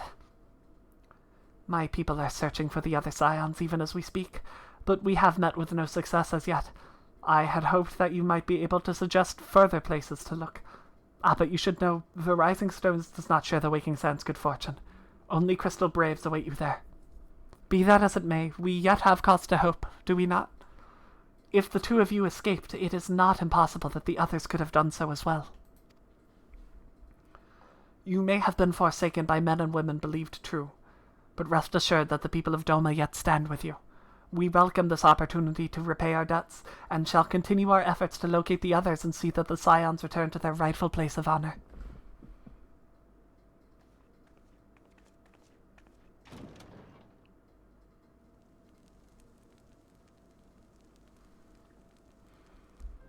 "'Tis all my doing. I believed myself the only one who truly understood Eorzea's woes. And look what that arrogance has wrought. It's like we told you a billion times or something. Influenced governments with my certainty. You did? I treated the Crystal Braves and even the Scions themselves as pawns in my great scheme to save the realm. You did. You did all of these things. In my headlong rush into imagined glory, I paid no heed to the ground upon which I trod. Damn straight. The salvation of Eorzea. What was it that I hoped to achieve? Did I believe that I could rid the realm of every danger and difficulty? That I could defeat the Empire and the Ascians, and find homes for every refugee? Oh yes, I was so very clever. Become a guardian of Eorzea, I implored, and sat back to watch my perfect army cleanse the land of chaos. 'Twas all but a means to feed my own vanity. It's all true, man. At last do I finally realize the truth. Oh, Alfino.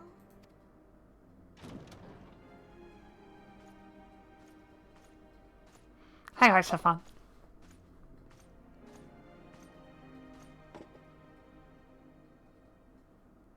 So, Master Alfino, are you content to remain a broken blade? Is there no flame hot enough to reforge you? What of the fine companions who yet stand at your side? I dare say the fires of their determination will soon have you slicing the air again with your customary wit. He's so kind, man. I hardly deserve such friendship. And besides, where are we to go?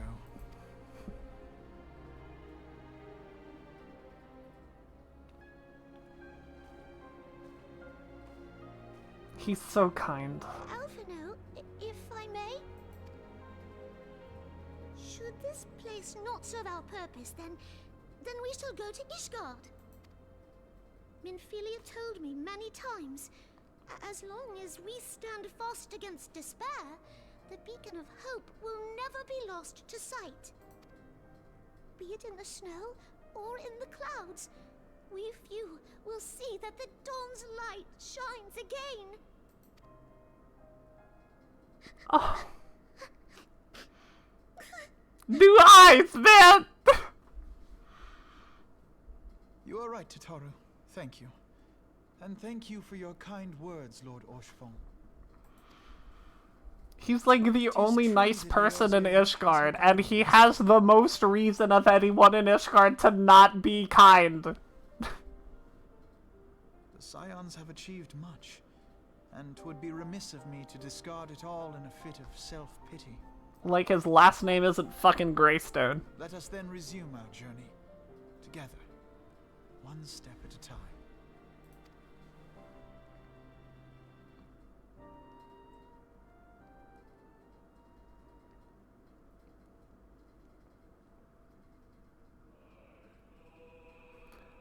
Ba ba ba ba ba ba ba ba ba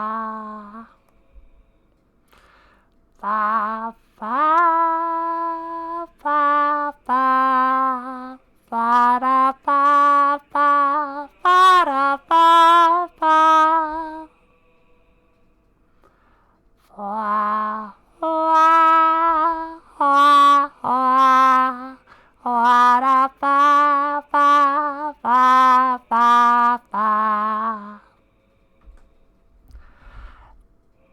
ba ba ba ba ba. Talus and Axelrod, by the way. Talus and Axelrod. Hi, Crazy! Hello, hello, hello! How you doing? You chilling, you vibing, you pogging? Having a wonderful time? Sam Weagle. Hi, Sam Weagle. Ah.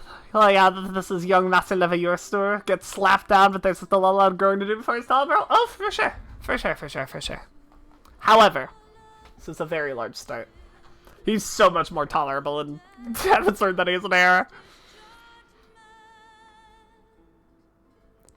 Ba ba ba da da ba ba da ba ba ba ba ba ba da ba ba da ba ba da ba ba ba ba ba.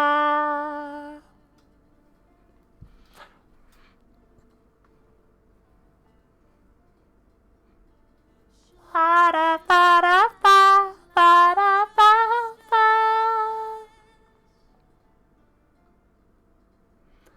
Ba da ba da ba ba da ba ba. Wah wah wah wah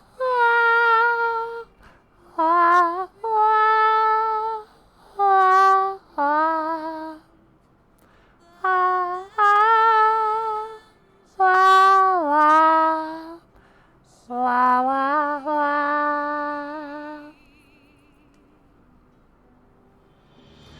Wah, ah,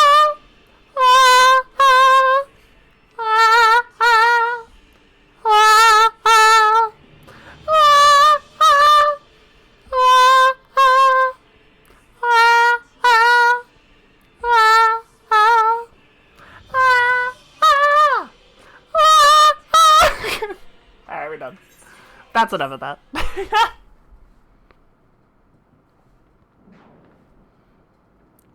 Thunderstorming in Ul'dah, by the way. In the desert. All has been arranged as you desired, my lord. That's lore, by the way. It does thunderstorm in Ul'dah because of the calamity. Fucking up weather patterns.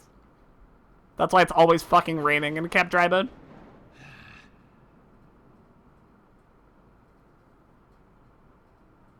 I know this happens. I'm aware. I'm just explaining it.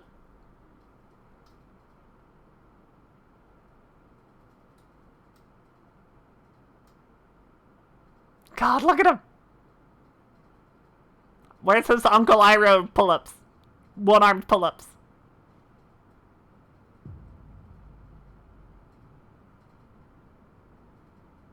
Let's go.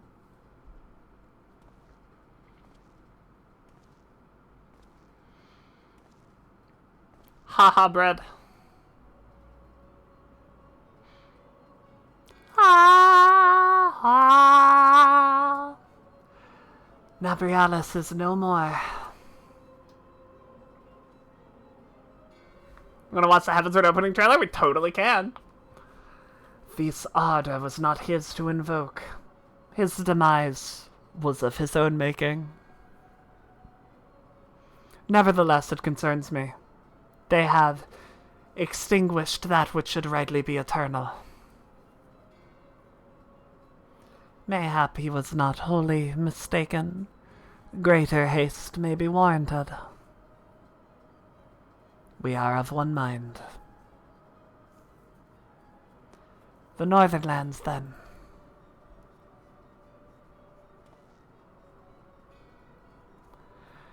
The earth is fertile, and the seeds well known. By my will, they shall reap salvation unlike any the world has known. Allow I fucked your mom! By his will. By his will. Need that version of my fucked your mom shit looks comic book for the wool and alphabet. Yeah.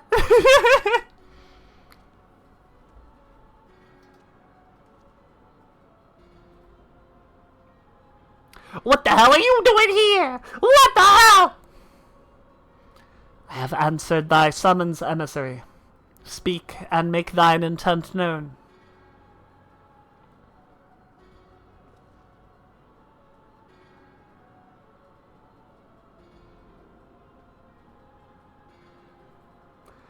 I would speak of fate, Archon. Yours, mine, the fate of this very star.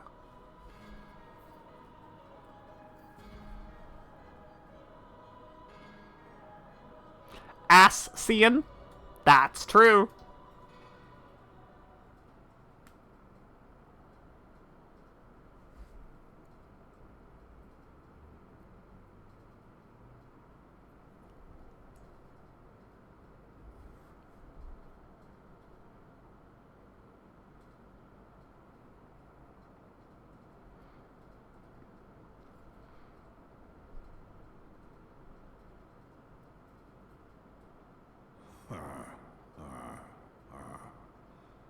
Thou thinkest sanctuary lieth beyond. She thinks the furthest thing from that, my guard simmer. The furthest thing from that. Despair. Death. Thou shalt find naught else here. She is not going to argue with him. She is not going to argue with him there.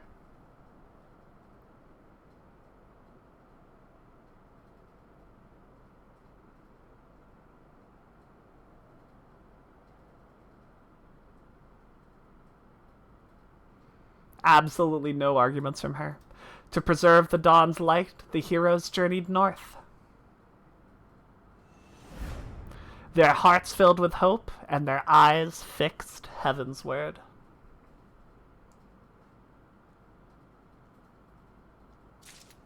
Yay! Yay! And that is the first quest of Heavensward. So we will be leaving this right here. We'll be leaving you alone right here.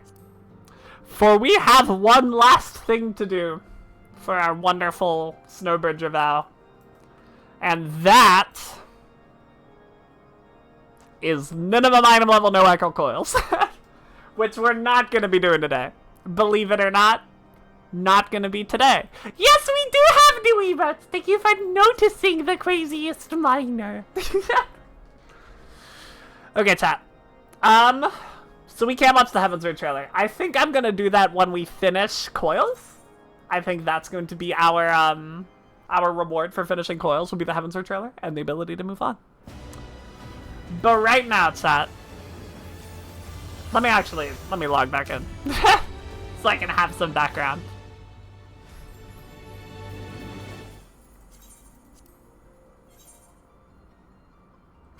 I'm not a BS falsehood.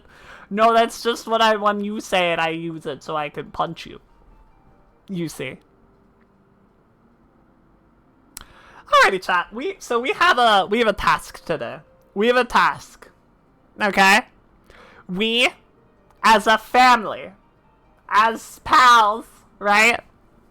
As one collective Twitch chat, we're going to make some YouTube content. Isn't that exciting? Aren't you all excited for that, chat? We're gonna make a tier list. We're gonna make a ARR dungeon tier list. Since we're nice and done with our pal Snowbird here, right? Our wonderful buddy. Snowbird Clavau. Alright, chat. I'll just turn everything off. Okay. So. Kablam! Here it is. Are you ready? You all ready? That's a yes, right? That's okay. Hello, YouTube! I'm Viv. I stream. I also don't eat people. Those things. Those are the things I do. Right? What we have here is our wonderful tier list on tiermaker.com. We are going to be making our ARR dungeon tier list. We just have finished running through every dungeon in the game on our wonderful alt character Snowbird Draval, who we are trying to do everything in the whole game on. And I guess without further ado, we should just get started. I'm gonna be going in my own fun little order that I have up here because I have all the wiki pages up, so I can be reminded of what's in every dungeon.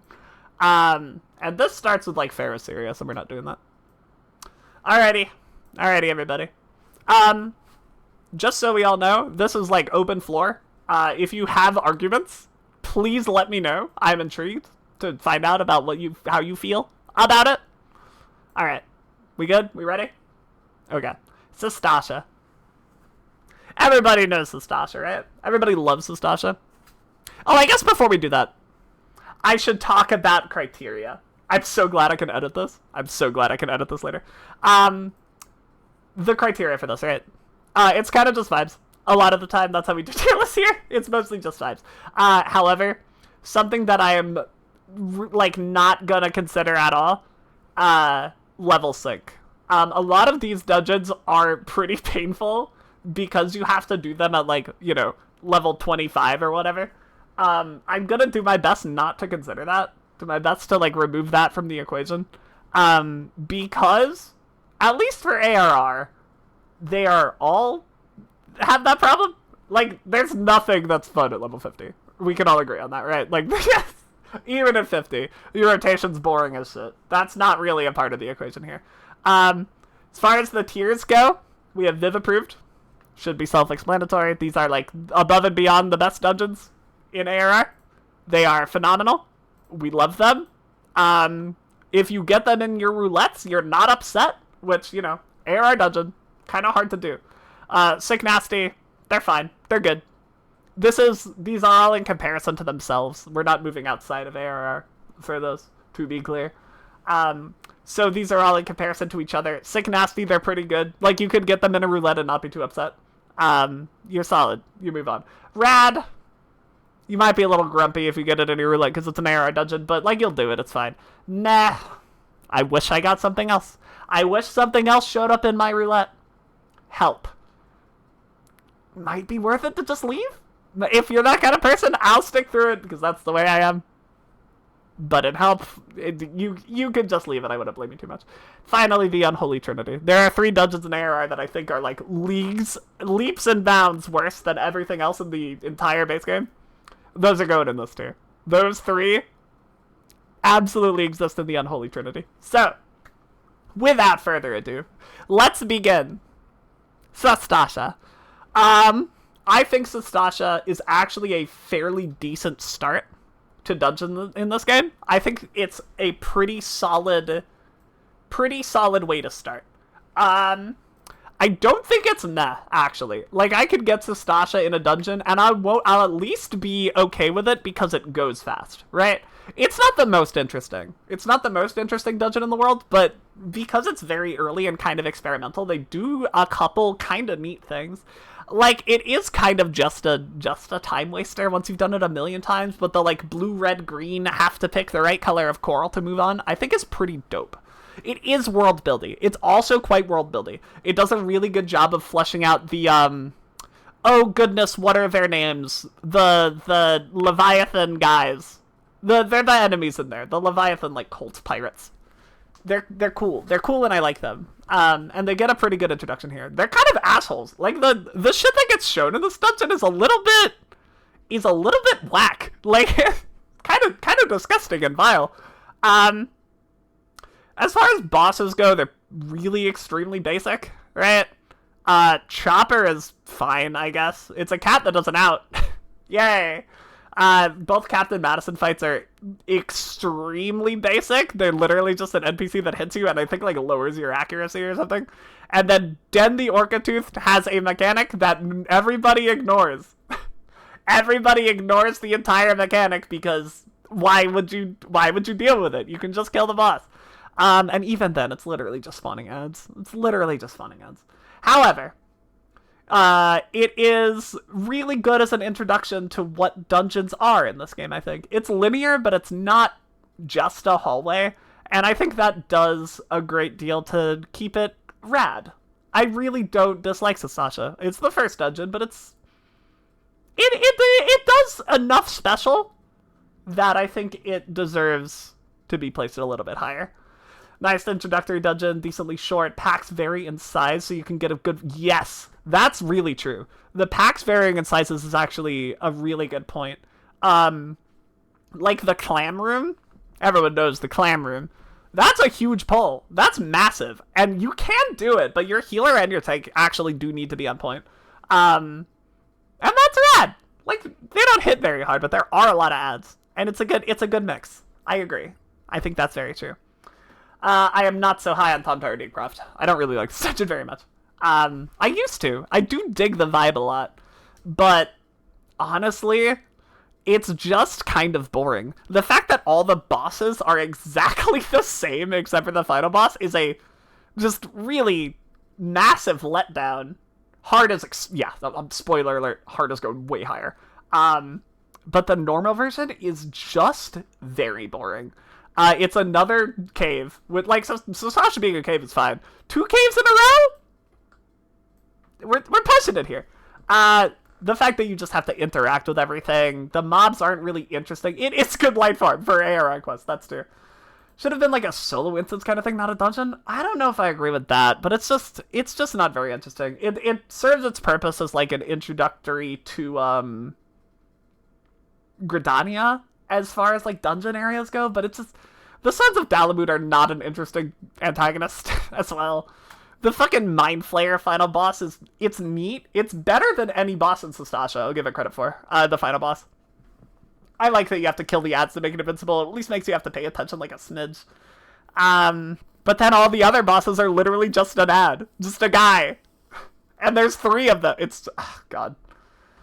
I don't like it. I don't like interacting with items as you go through dungeons. I just think it's kind of lame. I just don't like it so much. Flip side to this. I think New Copperbell Mines is pretty great. I never thought I would say it, but I think the reworked Copperbell Mines is the best introduction dungeon this game has. I actually think New Copperbell Mines goes really hard. I'm open to criticism of this choice. I really am. But I don't think any dungeon does a better job of telling you how to play the game than Copperbell Mines does. Can't remember Copperbell either one. If you get a chance, I would go back and run Copperbell normal. Just when you can. They took a lot of the things that, like Old Copperbell would absolutely be... Old Copperbell would be in the Unholy Trinity. There would be 4 entries in here, and Old Copperbell would be here. I think they just improved it so fucking much. That slide boss now shows you how, like, delayed AoEs work. It's good. It's game design. They're teaching you how to play it. The slime boss, fuck the old one? Yeah, 100%. Oh my god, the old slime boss was maybe the worst dungeon boss ever designed. I would argue that point. I think I totally could. But now it's solid! I don't love, like, micromanaging the, is it Aether Sand? The explodey stuff? I don't love it, but it's fine. It really is fine. It's as far as ARR goes, or, like, spoiler alert for the first few, this is by far the best of early ARR. It's, like, not close. That's, because it was designed in Endwalker, 100%. But it does blow a lot of the early ARR dungeons just completely out of the water. Like Halatali. Fuck this dungeon, man. I hate Halatali. I think Halatali is awful. As we talked about, I don't like interacting with items. Halatali's entire dungeon is pulling the fucking chains and gambling to see what the hell comes out. Sometimes it's benign, sometimes it's the explodey boys, you just move out of the way. Sometimes it's a chest and you get a piece of gear, yay! And sometimes it's lightning sprites and it makes the pull take longer. It feels like a gigantic waste of time. The bosses are some of the worst this game has to offer.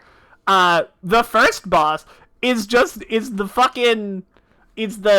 fire sprite. The fire sprite guy who spawns more fire sprites that you can kill before the other fire sprites, like, hit the center and cause the explosion and do damage to you. Like, the only thing this boss does is be a heal check, and it can't. It won't do it. I don't like Halatali, man. I really dislike this dungeon. That second boss just wastes your time. It just becomes invincible and wastes your time. It has that cool fun tech where you can, like, pull it to the top and stun it so it doesn't run down and be invincible, and that's neat, but you need an extremely coordinated group, and nobody ever does it, because why would you? And then the last boss is the same problem. It's the same issue, where it's a DPS check that never becomes a problem because the item level is so high. And then, or a heal check, I'm very sorry. And it just becomes invincible for like half the fight and just waste your time. I don't like it. I don't like any of these bosses. I think the packs are lame. It is a combo of the first two bosses, exactly. And it does both things that those bosses do wrong. It's just it's a crying shame that this dungeon did not get the Copper Bell treatment. It didn't need it because it's not MSQ. I acknowledge this. That doesn't mean it doesn't suck. I am very upset when I get Holotali and roulettes. I dislike it strongly. It's going in help. 1,000 Maws of Totorock I don't think is as bad. And once again, old version of Totorock is Unholy Trinity tier. The old version of this dungeon was absolutely terrible. But I don't think the rework did anywhere near as much good as the Copper Bell Mines rework. This dungeon became a straight hallway with nothing stopping you. And that's better than the maze that it used to be. Yeah, it was so easy to get lost in before. There were a lot of useless paths. Picking up the photocells was asinine. Was terrible. Was actually just a complete dumpster fire. I don't like how simple it is. You think it's better than the Copper Bell rework? I can respect that opinion. I'm gonna massively disagree with you. I think the biggest change that needed to happen in this dungeon that didn't was the bosses. I think the first two bosses, they're both Curl and Ninetales. They're both just a normal ad that poisons you. I've made a short about them in the past. I think they are arguably the worst bosses in Final Fantasy XIV. They don't do anything. They don't do anything. They poison you, and the second one spawns ads, but if you kill the boss, the ads disappear. Like, they don't do anything. They're just ads. It's awful. It's a single ad. And then the final boss is fine. The final boss is fine, I guess. The mechanic where you can, like, kill the stinger to give the body a Vuln stack is neat, but you don't need to engage with it. You can just hit the boss. It comes with the problem of a lot of early ARR bosses, right? Where you don't have to engage with the cool mechanic that they made because you're so over-leveled at this point. And I am going to hold that against it, because they could have changed that. They could have. They could have changed both those things. And they didn't. So I'm going to put it in I don't think it's a, like, terrible dungeon. I'm not going to be too upset if I get it, because once again, it's over fast. Unlike how it used to be before, so it is much better. I don't think it's particularly interesting, though. I don't think it holds a candle to the Copper Bell Mines changes. Hawk Manor. It's between Sick, Nasty, and Rad. Nowadays, this dungeon bothers me a little bit with how easy it is to just waste time if people are, like, don't know the dungeon super well and are wasting their keys. But I do remember the first time I did this dungeon being absolutely floored by it, thinking it was incredible. The vibes are so on point, man. The vibes of Hawk Manor Hard are so on point. It is fun. I agree that it's fun. I think all the bosses are solid, if non-threatening. It's, like, completely non-threatening. It's a little spooky, too. It's true. The vibes are so immaculate. I'll keep bringing it up. They are. I'll put it in Sick Nasty. You've convinced me, Dan. I like him a lot. I think it's good.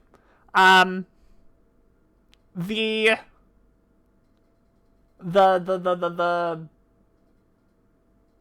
oh my god, what's it called? The eyeball? I love the eyeball. I love that you get it to half health and then it runs away from you and leads you to the boss. I think that's dope. I think it's very good world building. She also has the best characterization of any boss up until this point. Lady Amadine does. She gets so much build up, and it's actually, like, followed up on. She's cool. I like her a lot. I think she's a fantastic addition. So I'll keep it in Sick Nasty. I do think it's good. I think people in Duty Fighter making it annoying is not a valid enough reason to knock it down. If I apply that logic to raids, I can apply it to dungeons too. So good you should getting hard, actually. Brave Fox's Long Stop, I'm never a fan of when I get it in roulettes. It's just another one that's kind of boring to me. I just don't think it's very interesting. It has a few bosses. It has more than other dungeons. It has 4 bosses, if I recall correctly. Yeah, it has 4. Oh, the fucking Infernal Drake. So the first boss is just an ad, once again. It's super uninteresting. Oh, no, the Pelican. There are 5 bosses. Oh, my god. Yeah, the Pelican. The Pelican is boring. Pelican does cleaves and summons ads. It's not at all more interesting than that. The Inferno Drake is the same deal, where it's literally just an ad, and then a second ad that follows around Brayflox, and you have to kill it before it eats her. But, you know, the DPS check is completely non-existent, so it doesn't matter. Hellbender, weirdly enough, I think is, like, actually the best boss in the dungeon. That's the one that, like, traps you in bubbles and you have to free your friends from it. Like, I think that mechanic is always interesting whenever it shows up Titan jails, right? Essentially. And then the dragon comes in and it's like, okay, it's a dragon. Hi. Yeah, he doesn't get XP because fucking Ayatar comes in and chomps him. And then Ayatar's kind of bland. Ayatar's kind of a bland dragon. He's way better than he was before. Once again. That motherfucker used to heal when you left him in the poison, and it just made the fight take forever. That's not the case anymore. And he's just kind of AoEs, but he's just boring, man. It's just boring. Like, we're kind of at the point in the MSQ where we can stop doing introductory dungeons, but it feels like another one. It just feels like another. And once again, that's a problem until you get to, like, Stone Vigil, I think. But I think Brayflox just doesn't do anything to remove itself from this. He also used to fire random beams. Yeah, where he would, like, just point and fucking shoot the poison breath. Yes. Yeah, he is less RNG, but he's just boring. He's just boring. And that's Brayflox in general. It's just boring. It's just a boring dungeon. The theme's silly. Like, whatever. I don't know. Maybe I'm just a hater, but I'm not a Brayflox is long stop liker. I'm not. Okay, now here's the point where I might lose some of you, right? I think Sunken Temple of Karn is rad. I think it's rad. It's either top of meh or bottom of rad. The Facers do a whole lot to make this dungeon shit. The Phasers do a whole lot to make me strongly dislike this dungeon. But I think a lot of the dungeon makes up for it. I like the fact that there is all of the optional stuff there. I'm glad they don't really use it ever again. But it's cool that it exists. It can definitely be annoying, Mika. I agree with that. Its biggest problem is that it's annoying. I think other than the fact that it just like has a few things about it that just kind of poke you in the ribs and just like bother you.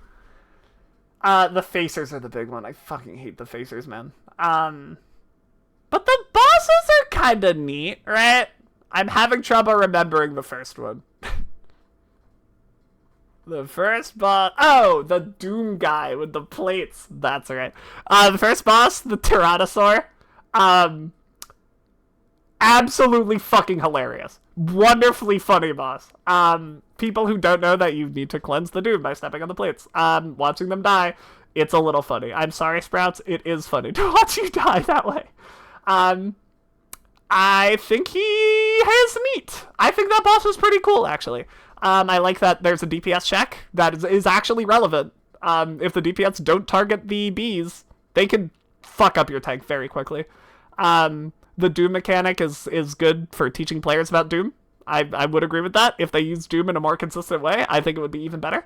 But, like, I distinctly remember learning from that boss, seeing the Doom mechanic from that boss and being like, oh, this is how you cleanse Dooms. And then getting the Doom in the Angra Manu fight in World of Darkness and being like, oh, I can stand on this plate to remove Doom. So I think in that regard, it actually does a good job of teaching that mechanic. So I like that. I like that. Yes, I do agree that the hidden treasure stuff is good. I wish they changed how it worked, which they did with the variant dungeons. I completely agree with you that it seems like a predecessor to that. And I like it. I think it's rad. They didn't reward you enough for it. Because, you know, no one has ever done it ever since, like, the dungeon came out in 2014 or whatever. But it's fine. The Temple Guardian boss is cool. I like the fact that you have to target the heart.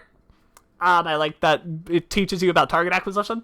It's weird because I complained about Brayfox's Longstop feeling like a tutorial dungeon, but I'm taking all of the, like, the ways that Sunken Temple of Karn teaches you how to play the game is what makes it good, right? And the Adjudicator, first of all, has Paralyze. It teaches you about interrupts. Does a really good job of that. And just has a lot of shit flying around the screen that you have to pay attention to. It's not that special. It's not so special. But it's fun enough, I think. I think it's fun enough to be in Rad.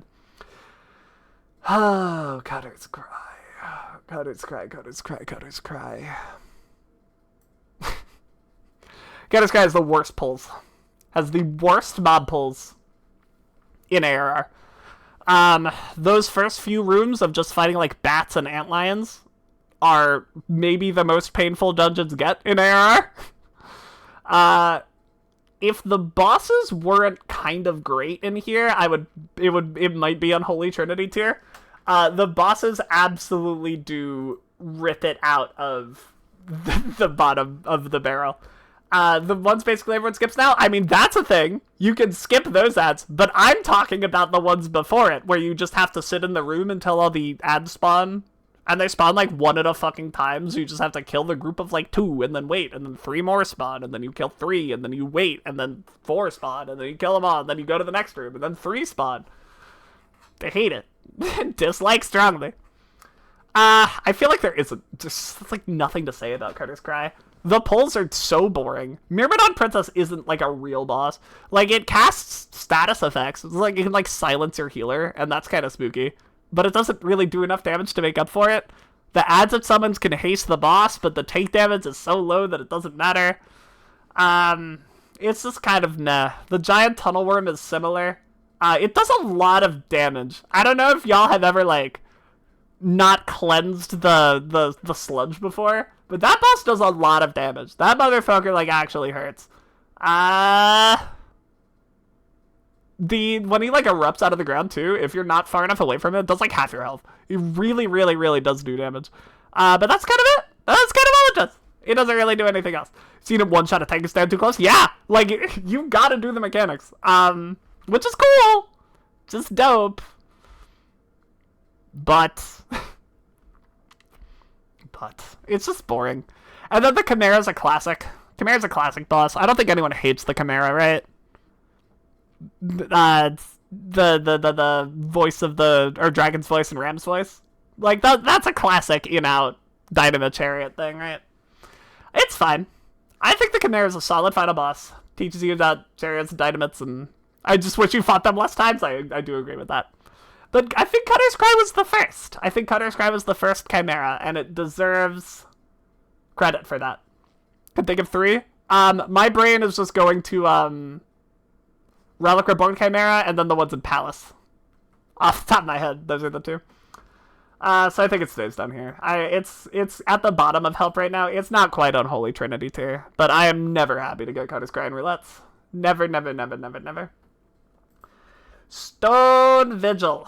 Stone Vigil, Stone Vigil, Stone Vigil. Stone Vigil's the first dungeon in the game that poses fucking threat to you. The mobs in this dungeon hit stupid hard in comparison to the dungeons before it. If you have, like, leveled a character on tank and hit the Stone Vigil part, you will know what I mean. If you don't have your tank gear, like, on point, fuck that turtle, that's Stone Vigil hard. Not quite there yet. Not quite yet. This one's the one with, like, the Chudo Yudo, the dragon that goes and casts Swinge and you gotta get behind it. Doesn't really do anything, but Swinge is neat. Crochet, they reworked, and now he shoots tornadoes as, like, exoflares, and you gotta go around them. It's whatever. It's very slow, but it's fine. And then Iskabind, the dragon at the end, who drops ice puddles and cleaves through the arena. He used to leave, like, pretty massive puddles, that would, do frostbite damage to you. That would, like, apply a dot and kind of hurt a little. He doesn't do that anymore, because I guess the trusts couldn't path around them. I thought that added a pretty interesting layer to the fight, because you had to, bait them pretty spaced out, because if the strafing run, exactly, didn't hit you, it would close up on your space with all the AoEs you had to place on the ground. He doesn't do that anymore, and now he's just kind of a guy, and it's kind of boring, once again. They did not do a good job with dragons for a long time, huh? I don't think it's meh. I think it's a little better than meh. It's kind of meh. I'm gonna put it at bottom of rad because the packs forcing you to pay attention is a really good change of pace, I think. The fact that doing water walls and Stone Vigil is, not particularly advisable, I think is a good thing. I think it's good that there is a dungeon that beats your ass. It is weird that it's at 41. It is weird that the hardest hitting dungeon in, maybe the entire game is level 41. But, I think it does its job. It's probably going to stay at the bottom of rad. It's really close to meh, but I think it's going to stay at the bottom of rad here. I don't hate it. I don't hate getting Stone Vigil. If I get it in my roulettes, I'm never, upset. It's a mild Darkhold. Everybody rejoice. Rejoice, friends. Rejoice. We have reached the first of the Unholy Trinity. Mild Darkhold is bad. Mild Darkhold is a bad dungeon. It often exists in contention as my least favorite in the entire game. Sitting on the buttons is the literal worst dungeon mechanic they have ever come up with. Just fucking sitting there and waiting for the door to open. Just can I go now? Can I go, please? It's pain. It's fucking pain. On top of that, tanks that don't know how to keep the boss in the crystals, and you just stay there forever. You just stay there for all day. All day in Survival Darkhold. Second boss doesn't do anything. Second boss just, occasionally does damage to your allies, and the white mage has to hit Medica 2 once. Do they even have Medica 2? They might not, because it's 47. That second pull, it used to be a lot worse. But Frog Mountain is still just a pain in the ass pull. It is 50? Is it 50? No, it's 49, isn't it? Doesn't it sink at a weird point? I don't think it's 50. Oh, 50 for Medica 2, that's what you're saying. I see. And then Batral is kind of nice. It's 49. Hell yeah. Batral is kind of nice in the sense that he does a lot of damage, and the healer has to be on it. However, he does the thing I hate of become invincible for a little bit and wait for you to hit the spot, and then move on with your life. It's fine. But the rest of the dungeon is so aggressively terrible that even the little bit of good in Batral, in that he sucks Chunga. Batral does in fact suck Chunga. It's fine. I think the random spins and cleaves are legitimately the best part about Batral, because it forces the healer to pay attention. Forces the healer to be on point and just be like, I'm healing, I'm ready. It's the only engaging part of that entire dungeon, man. It's the only part of that dungeon that, it engages the brain. I'm moving on with my life. Orem Vale. Alright, here's another one where people might lose me. I don't think it's good. I do not think it's a member of the Unholy Trinity. I honestly don't think so. I'm putting it at the bottom of help. I am never happy to get Orem Vale in my roulettes. However, Orem Vale is top tier. No, it's not. You're lying. Orem Vale is fine after the first room. If the first room goes well, you know the dungeon is going to go fine, right? And I'm sure we've all had plenty of Orem Vale runs that have gone fine. That first room can absolutely take forever. I think the thing that brings it out of Unholy Trinity for me personally, I think the bosses are decent. I don't think the bosses are that bad. Locksmith is kind of cool in the sense that it'll kill you. That bitch will kill you. The tank cleaves actually hurt a lot. The tank cleaves do a lot of damage, especially if you have a couple stacks of the dot going. So healing gets a little engaging if your tank isn't paying attention.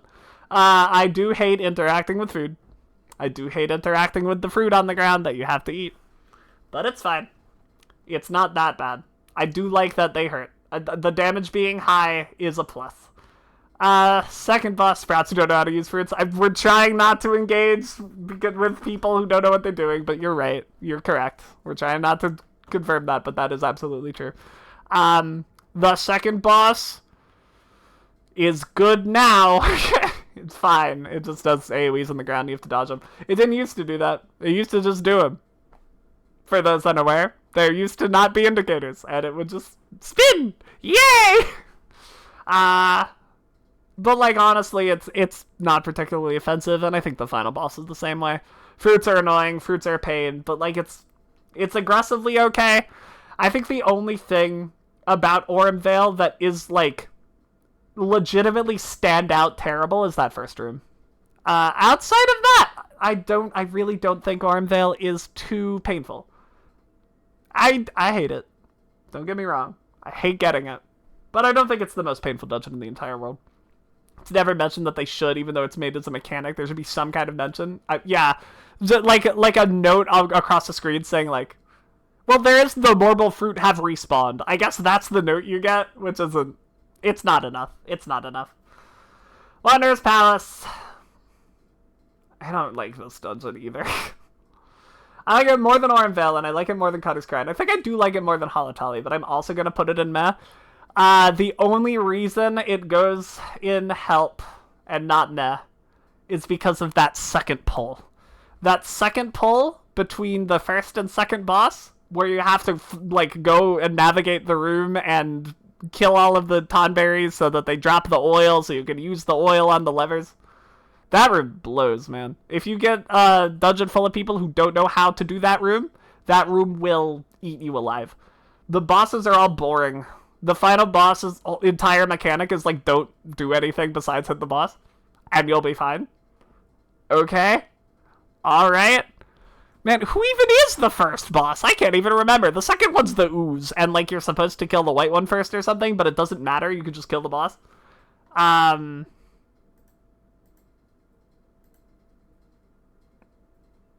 Like, it just sucks, right? Like, it's just bad. Who the fuck is the first boss, man? I'm actually losing my mind. Is it the Gubu? Or is that Amdapor Keep? I actually can't remember. This does not bode well for you, Wanderer's Palace.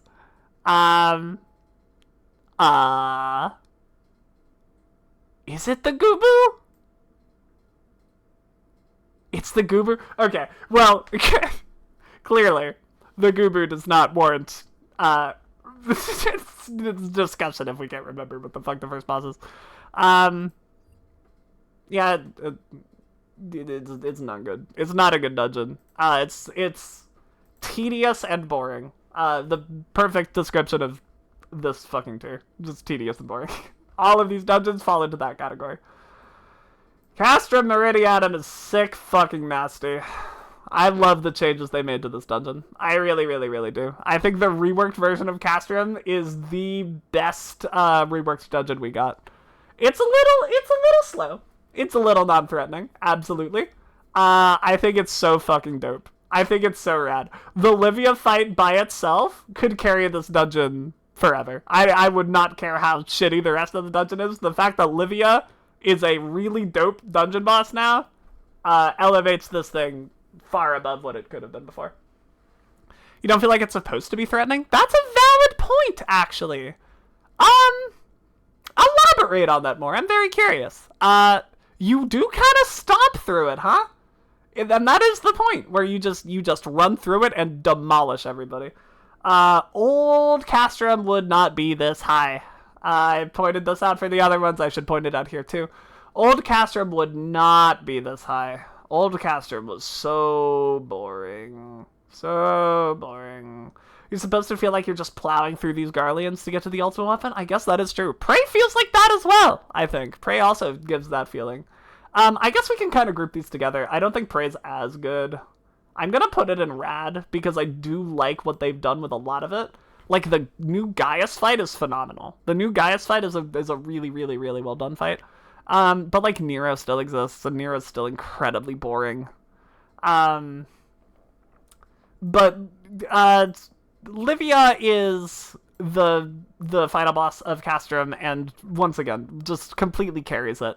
The two bosses before her are pretty boring, but at least they, like, do mechanics that you will see later in the game, so they can't be completely useless. Livia carries the dungeon, though. Livia does a whole lot of work by herself. And as far as Prey goes, Gaius kind of serves a similar position. I don't think he's as good as Livia. But he's rad. He's dope. Holy fuck, we're whopping 3 times to Idol of Darkness? Yeah, that sounds about right. And then the other... We did, goodness, Wanderer's Palace. So the other 2.0 dungeon was Amdapor Keep. Amdapor Keep is pretty good, IMO. I'm gonna put Amdapor Keep in Sick Nasty, I think. I really like the pulls in this dungeon. I think these have some of the best ARR dungeon pulls. There's that one, I think it's between the second and third boss, that is titanic. But since you're level 50, you actually have like your tank invuln and some decent healing tools, and you can do it. You can do that entire gigantic pull, and it's amazing to do. It's absolutely incredible. The bosses in this dungeon are a little bland. The bosses are a little bland, and I think that actually is keeping it out of Viv approved. And at the bottom of Sick Nasty is that the bosses are kind of nothing. The bosses in Amdapor Keep. There's the Psych Flare, there's the guy that summons the Mind Flayer, and then the Mind Flayer summons the big golem, but the only thing you have to kill is the Mind Flayer. It's kind of just a DPS check with no consequence, once again. But it's just bland. And it's the same thing with the Demon Wall. Very iconic, very cool looking, kind of boring in execution. It is fun to watch everyone die to the knockback. That is pretty funny. And that does give it some points. Also, its auto attack is called Murder Hole, which gives it more points. And the final boss is incredibly boring. Anantaboga? Something like that. Anantaboga. It's got a cleave that puts a debuff on the tank that you can't do anything about besides Asuna it, I think. And raid wides. Yay! Yay. Other than that, though, Amdapor is kind of mean if you don't know something. That's true. Yes, Amdapor it's a little knowledge checky, and I kind of appreciate that, frankly. But once again, the thing that elevates it is the pulls. The pulls in this dungeon are top tier, really and truly. I think this dungeon does the pulls better than probably anything else in ARR. Lets you do the giant water walls, but they don't fucking kill you like Stone Vigils does. It's just good. It's a grand old time. I do honestly very much like getting this one in roulettes. Copperbell Heart is significantly worse than OG Copperbell. Copperbell Heart is significantly worse. I don't think it is a bad dungeon. I just think it's boring, once again. The final boss is the first thing that comes to mind about it. And as much as I do enjoy... Sorry, I'm trying to find it on my wiki page. I got it. As much as I do enjoy the, use the rock to bait where the worm goes, where it comes out of the ground and chomps down on you. I hate interacting with items, so it becomes a pain. The other bosses... Oh, the guy on the bridge. That guy on the bridge is actually kind of cool. He will, slowly close off the arena, and eventually the entire bridge will be on fire as he's chasing you down through it. That guy's kind of dope, actually. The second boss is one of the most painful experiences the game has to offer currently. It's Biggie. It's Biggie and the Golem. It is the same mechanic as the OG Copperbell Mine slime boss, where you have to pick up a bomb and put it near the boss so that he gets bonked. Bridge guy is also turned to and just hit a boss. I guess you're right. About that. That is fair. It will lose some points for that. The Gogma Golem is maybe the worst boss in the game. I hate it. I hate it a lot. I wish they turned it into something like they did with the ooze, but they didn't. And it exists as a tedious and painful bomb the boss fight. There's some neat points where you have to, like, defend miners while they, like, mine through a big rock. It's fine. It's okay. It's a little more thematic than the OG, but I don't think I can give this dungeon any higher than meh, if I'm being honest. It's not really offensive. It's just another boring, tedious dungeon. It doesn't do anything cool with the setting. Like, it's not very different from Copperbell Mines. I don't know. It feels superfluous. It feels like it doesn't need to exist. That's not true for every hard dungeon either. Some of the hard dungeons are legitimately, like, massive improvements on the original, and this is not one of them. This is absolutely not one. You've seen tanks pull mobs while DPS beat down the rocks. Like, yeah, you can just break the rock yourself as well. It's just, you're not forced to engage with any of it. It's not engaging. That's all it is. Pharaoh's fucking serious. Chad, I want to like this dungeon so much. I want to like Pharaoh Sirius more than any other dungeon on this list, because the vibes are the best of any ARR dungeon, without question, except maybe this one. The vibes in Pharaoh Sirius are completely fucking immaculate. It is absolutely incredible. The music of Pharaoh Sirius is one of the just most captivating things this game has to offer. It's a shame the dungeon is complete ass. It's a shame the dungeon is terrible. I don't think I can put it in help. I think the vibes are too good to put it in help. But, like, holy shit, it's painful. The pulls aren't so bad. The pulls aren't terrible, aside from activating the Aether Pumps requiring you to just, like, stand in a fucking cloud that hurts you and interrupts the activate. Holy meh? I think it's holy meh. I think you're right. Simon the Unsinkable, I will defend to my dying day, but it should not be in a fucking level 50 dungeon. The way Simon works is that everything that he does applies this debuff to you, and once you get 4 stacks of the debuff, you explode and do a massive amount of damage to yourself and everybody around him. It hurts so much that this boss will, I don't think, ever be a just sit there and take it boss, because no matter what happens, every single time you try that, it will kill everybody. And I really do appreciate him being punishing. I think dungeon bosses in general need to be more punishing. Dawntrail does great. Dawntrail does a great job. I think they could even go a little further. Simon is too far. Simon is too far. Simon is too punishing. 100%. Very much so. I dislike him strongly. He's cool. He has a lot of neat mechanics, but he does way too much damage for a dungeon boss. It's really, really, really absurd. The zoo is a similar problem, where you are completely gated by the knowledge check of this fight, which, once again, cool that they do something punishing. If you ever kill a fucking egg, I'm still not even fucking entirely sure how this boss works, but if you kill the wrong egg, the boss insta-kills you. The boss just kills you.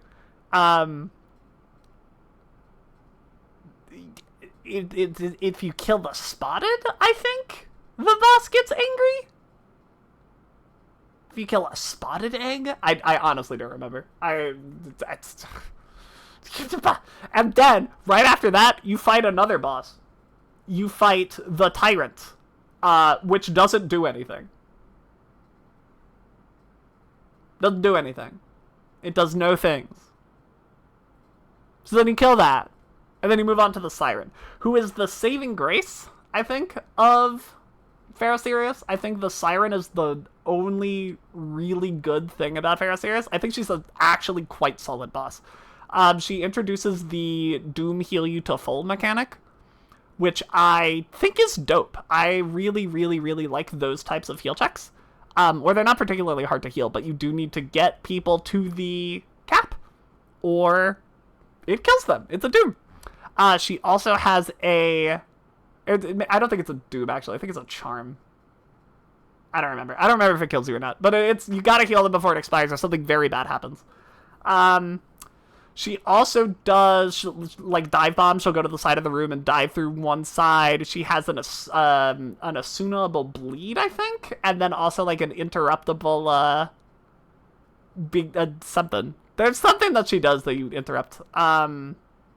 There's jobs for everybody. The DPS have to kill the ads, the tank has to interrupt shit, the healer has to deal with the heal checks. She kind of covers all the bases while not being incredibly flashy, and I really do think that pulls her out pulls the entire dungeon out of the bin. I actually think that makes me put it at the top of meh. I think I would rather get Farah Sirius than any of these other dungeons in this tier, despite all of the numerous annoyances that it has. It's a good boss to make people actually use their abilities. Yes, that's 100% what it is. It's a shame the dungeon has almost nothing else going for it besides vibes. The blue spell she gives is pretty good. The blue spell she gives is pretty good. That's true. Hawk Manor Hard. Hawk Manor Hard, I think, is unfortunately a little worse than the original Hawk Manor. The vibes are about the same, and I do dig basically like the vibe of you going through the dungeon backwards. I think that's pretty sick. I think that's a rad variation of the dungeon. I think the bosses are what drags this one down in comparison to the original. The bosses are just really not interesting. The first one is the Jester, which is the Butler and Jester fight from the original, but just the Jester? Okay. Halicarnassus is kind of awful because she punishes you for being too good at the game. Punishes you going in overgeared. Yeah, 100%. If you do too much damage to her, she will skip the point where she spawns the handmaidens. And the mechanic that she does with the handmaidens, she will eat one. After her health gets to a certain point, she'll consume a handmaiden. And once it's consumed, she will do damage equal to its remaining health. Well, not equal to, but like based on how much remaining health the ad has. If you do too much damage to her, she will skip the spawn of the ad and move right into the Blood Rain cast, which will instantly kill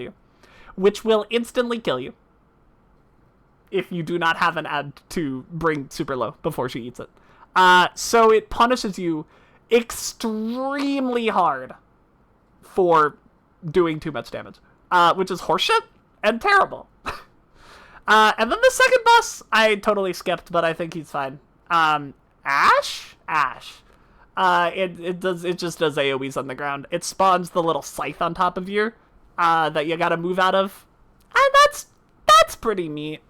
I think it's pretty telling that I don't remember a whole lot about the pulls. Oh, the pulls are shit. I remembered about the pulls.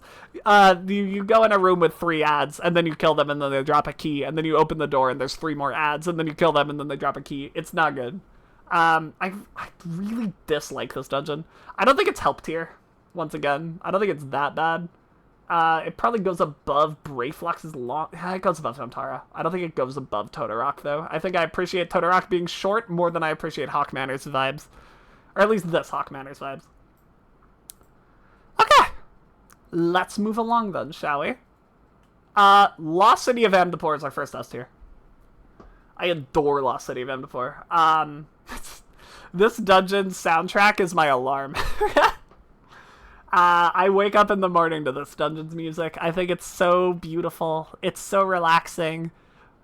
I love Mold City, man. I just think Mold City is such a bop.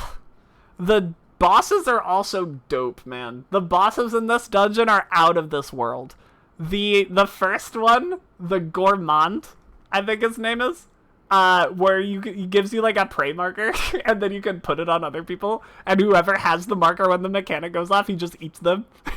He puts them in a Titan jail and you have to free them by hitting his tummy, but you can just not. You can just not do it. It's sick. It's a dope fight that's over pretty quickly, but at least it's really fun. The Ariok, I think, is a fixed version of the zoo fight from Farah Sirius.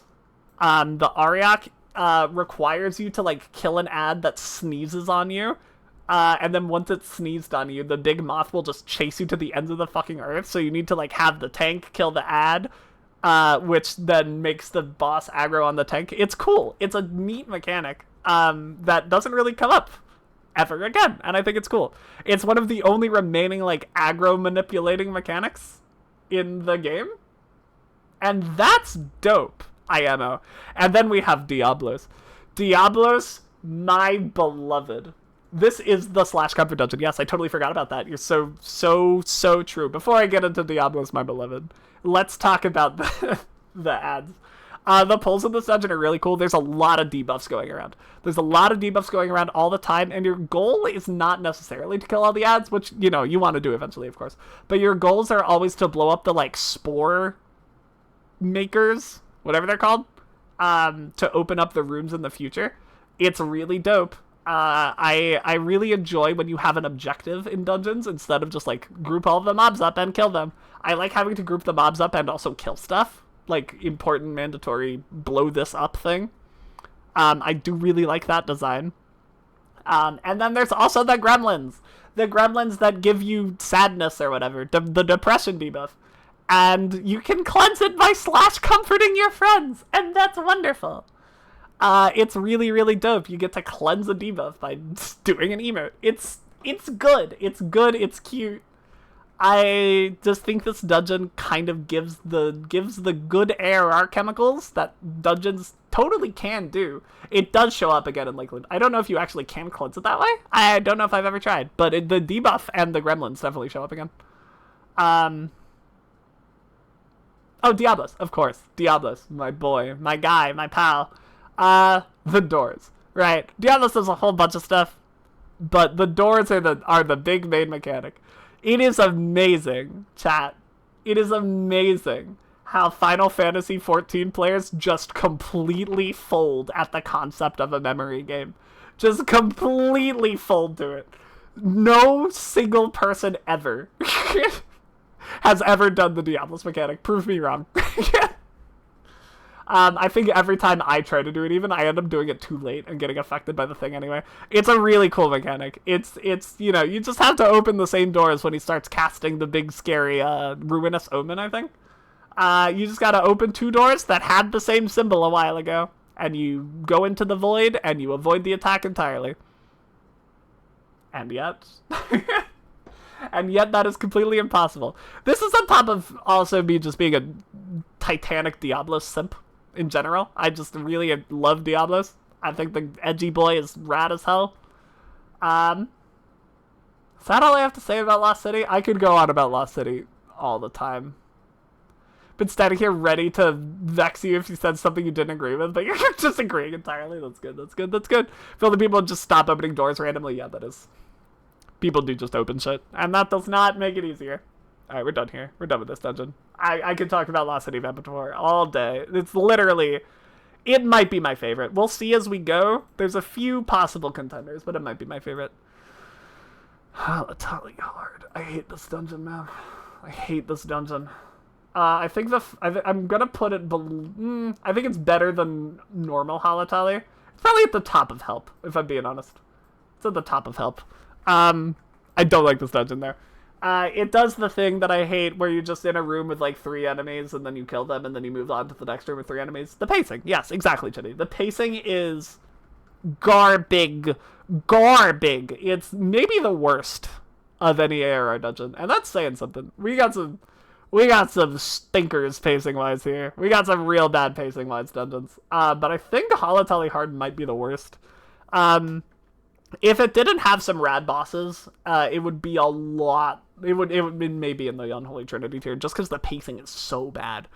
However, it does have some pretty neat bosses. Parakman, I think, is the first boss. It's a like Cyclops guy.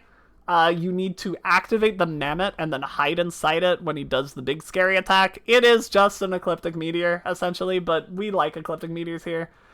He also has a few, like, untelegraphed outs and stuff. it's a neat boss. It's alright. The one I really like, the big saving grace of Halatali Hard, is Catablethus, the second boss. Has one of my favorite mechanics in the whole game. he has a big fucking terrifying attack that will like petrify the shit out of you if you let it resolve completely. And the way that you get through that is by activating the Tainted Eye, which gives you a blind debuff, which, of course, lowers your damage, because you are blind, but makes you immune to this silly little gaze attack.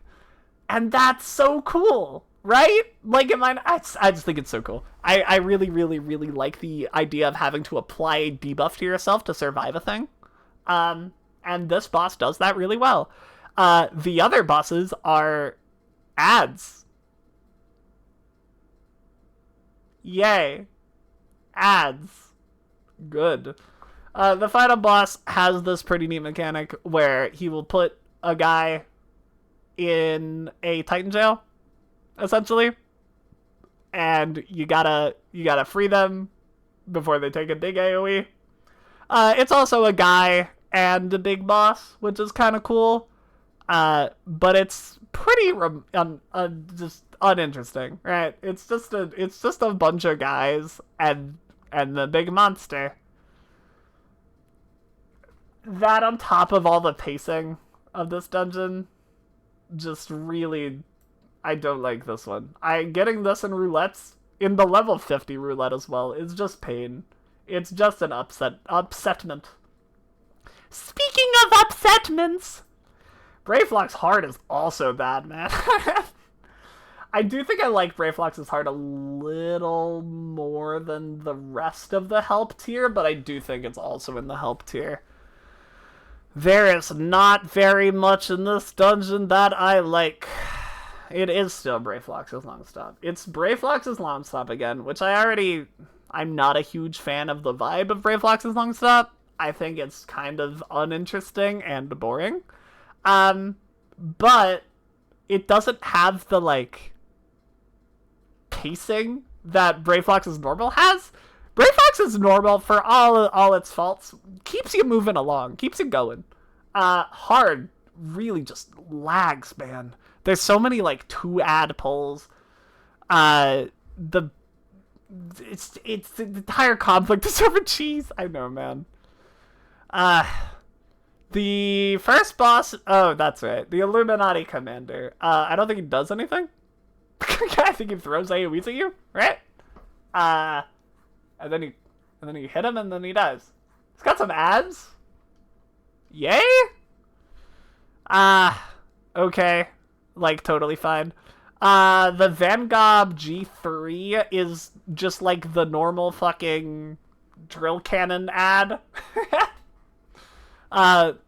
It's like a less interesting version of the same boss from Castrum. Okay? And then the final boss, God Machine G6, my beloved, will drop bombs everywhere and become untargetable and make you sit there for 17 years while you try to move the bombs a little bit. And then you don't do that because you don't have to, and then they go off and they don't do anything, and then you kill the boss. It's really boring. It's a really, really, really boring dungeon. And I know I've said that about, like, every single thing in this tier, but it's tedious and boring. And this is the tedious and boring tier. Unfortunately, there are a lot of ARR dungeons that are, in fact, tedious and boring. But you know what isn't tedious and boring? I guess it is tedious and boring. But it's to a much more extreme degree. Hullbreaker Isle is the second of our unholy trinity dungeons. Hullbreaker Isle is a travesty, man. I really like the idea of go to this cute little beach island and kill all the things. I really like Aloe Aloe. I think Aloe Aloe is fantastic. I love the vibe of Aloe Aloe, right? That sort of thing. I think Hullbreaker Isle could have been that. Could have had a similar deal going on with it. Instead it has... Hi, Sevi!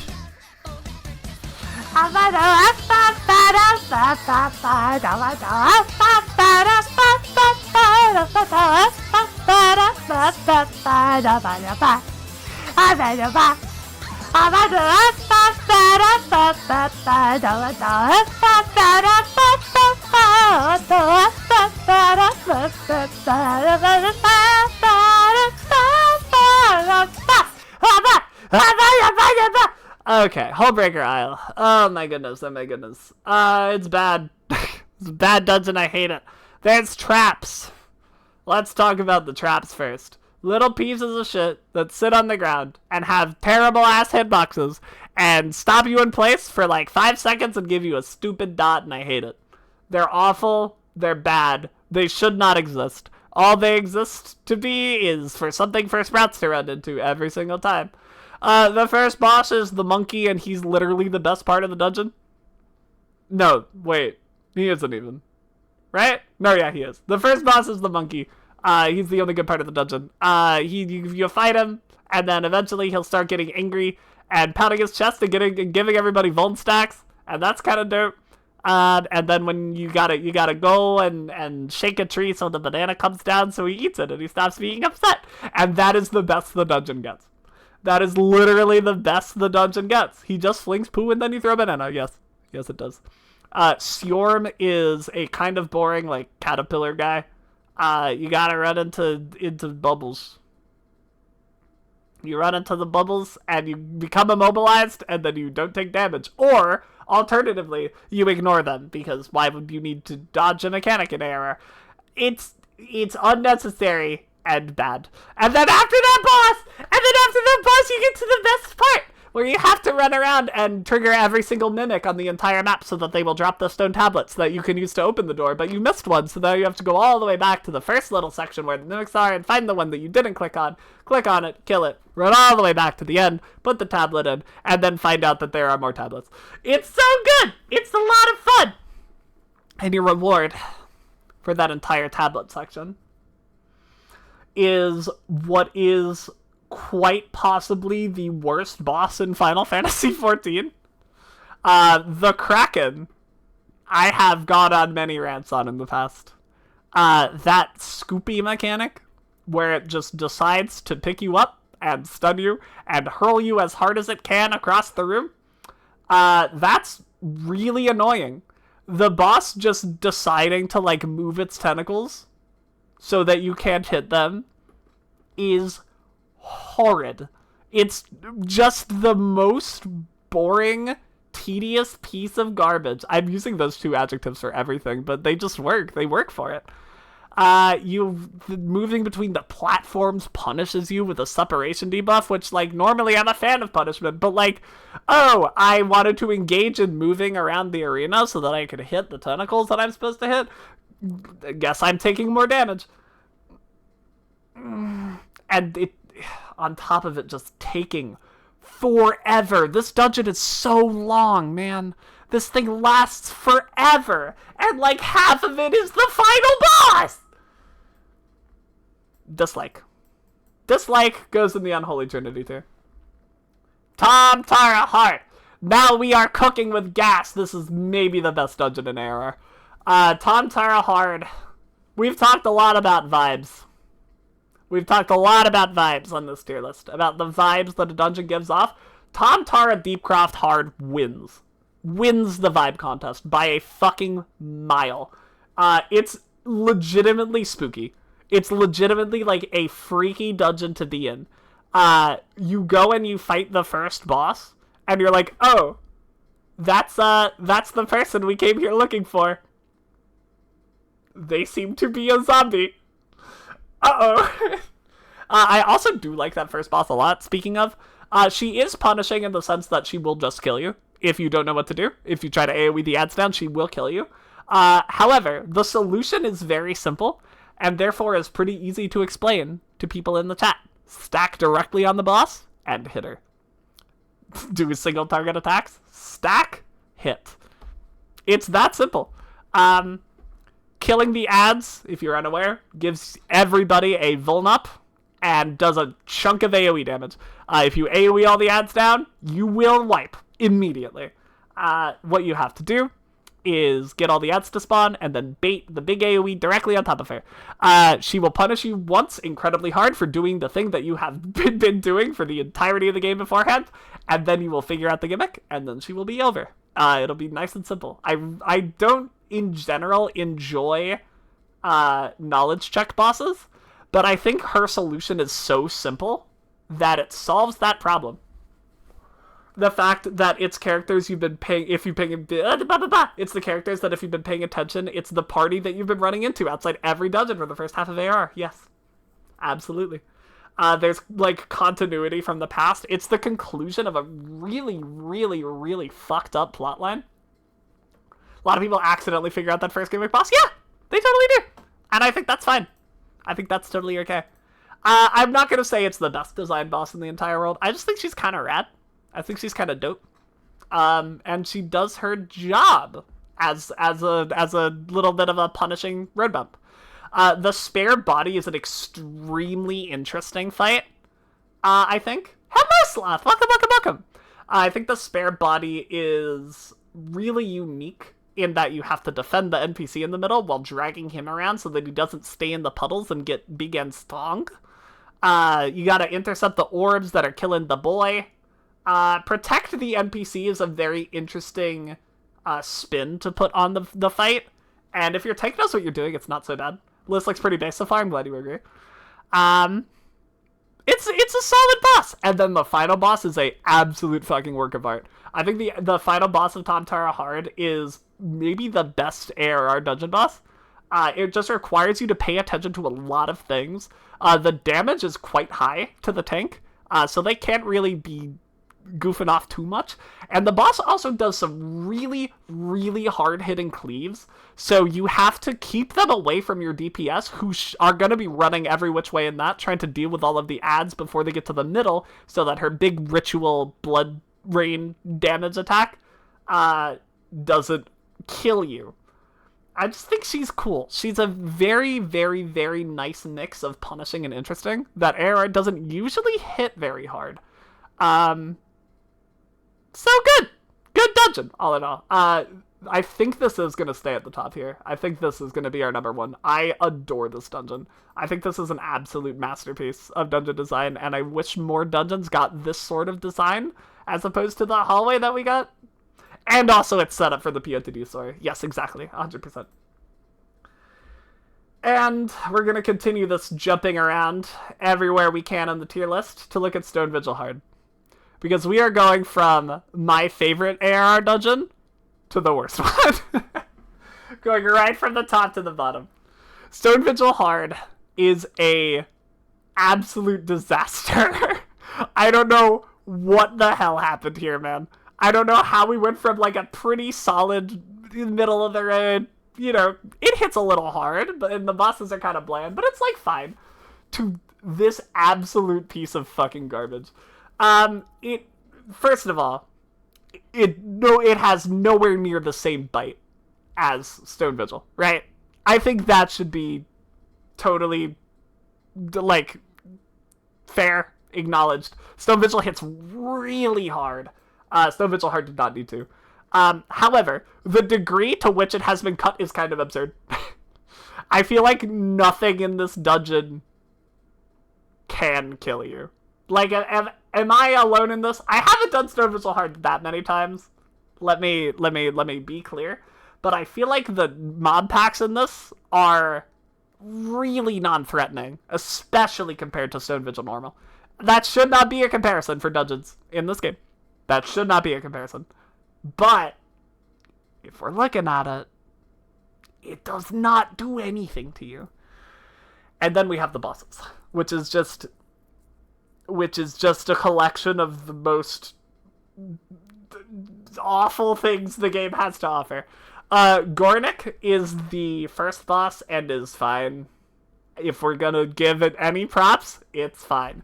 It is nearly exactly Chudo Yudo from Stone Vigil Normal, which just catches Swinge. It's just Swinge. That's all it does. Except it also will occasionally summon adds that do big ol' AoEs when you kill them.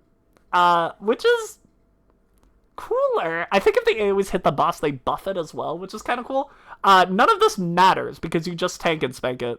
Because of course you do. And then we have Kukafera. Tad, I'm sure you know all about Kukafera. I'm sure you all have had experiences with Kukafera Stone Vigil Hard.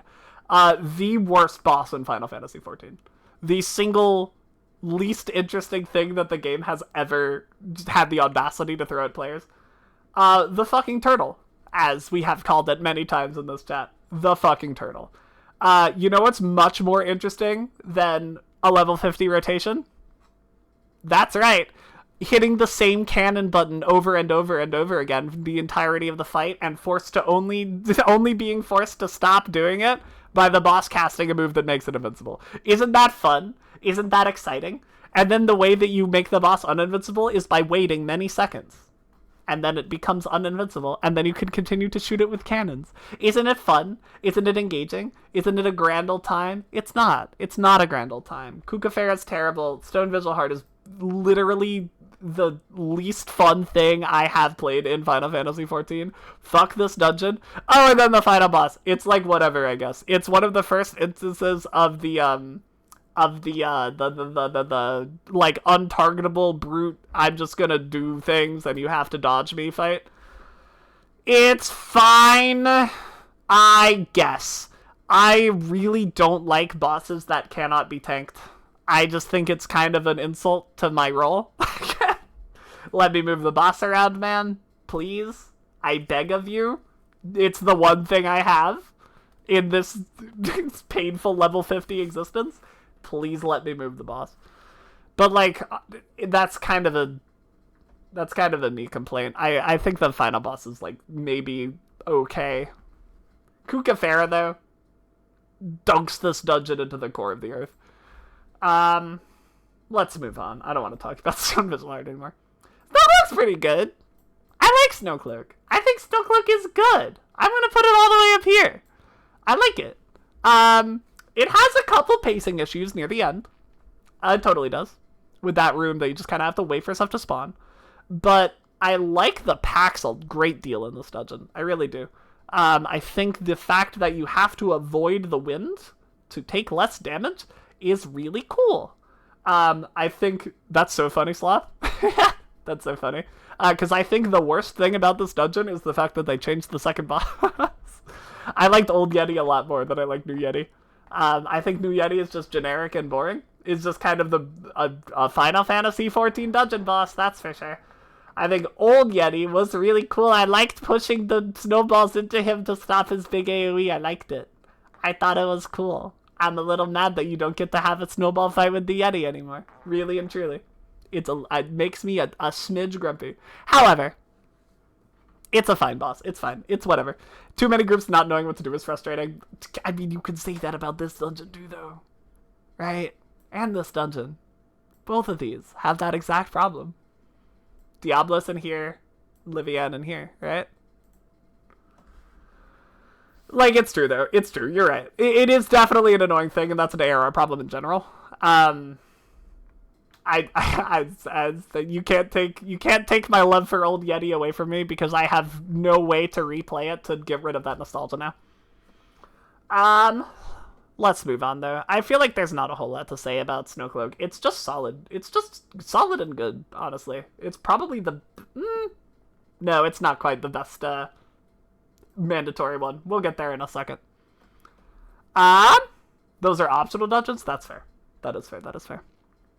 Alright, Sastasha Hard. Sastasha Hard I actually like a lot. I think Sastasha Hard is really good. I think Sastasha Hard follows up on the promise that Sastasha gives pretty good. If the final boss was not another Kraken, not quite as bad as this Kraken, but still bad. Still not fun. This would maybe even be in Sick Nasty, but I don't think I can put it higher than Rad because I hate the final boss so much. I do really, really, really like that Captain Madison returns from the first dungeon as a much more interesting boss, as well as, like, transformed into one of them Leviathan cultist guys with a little squid face. I think that's dope.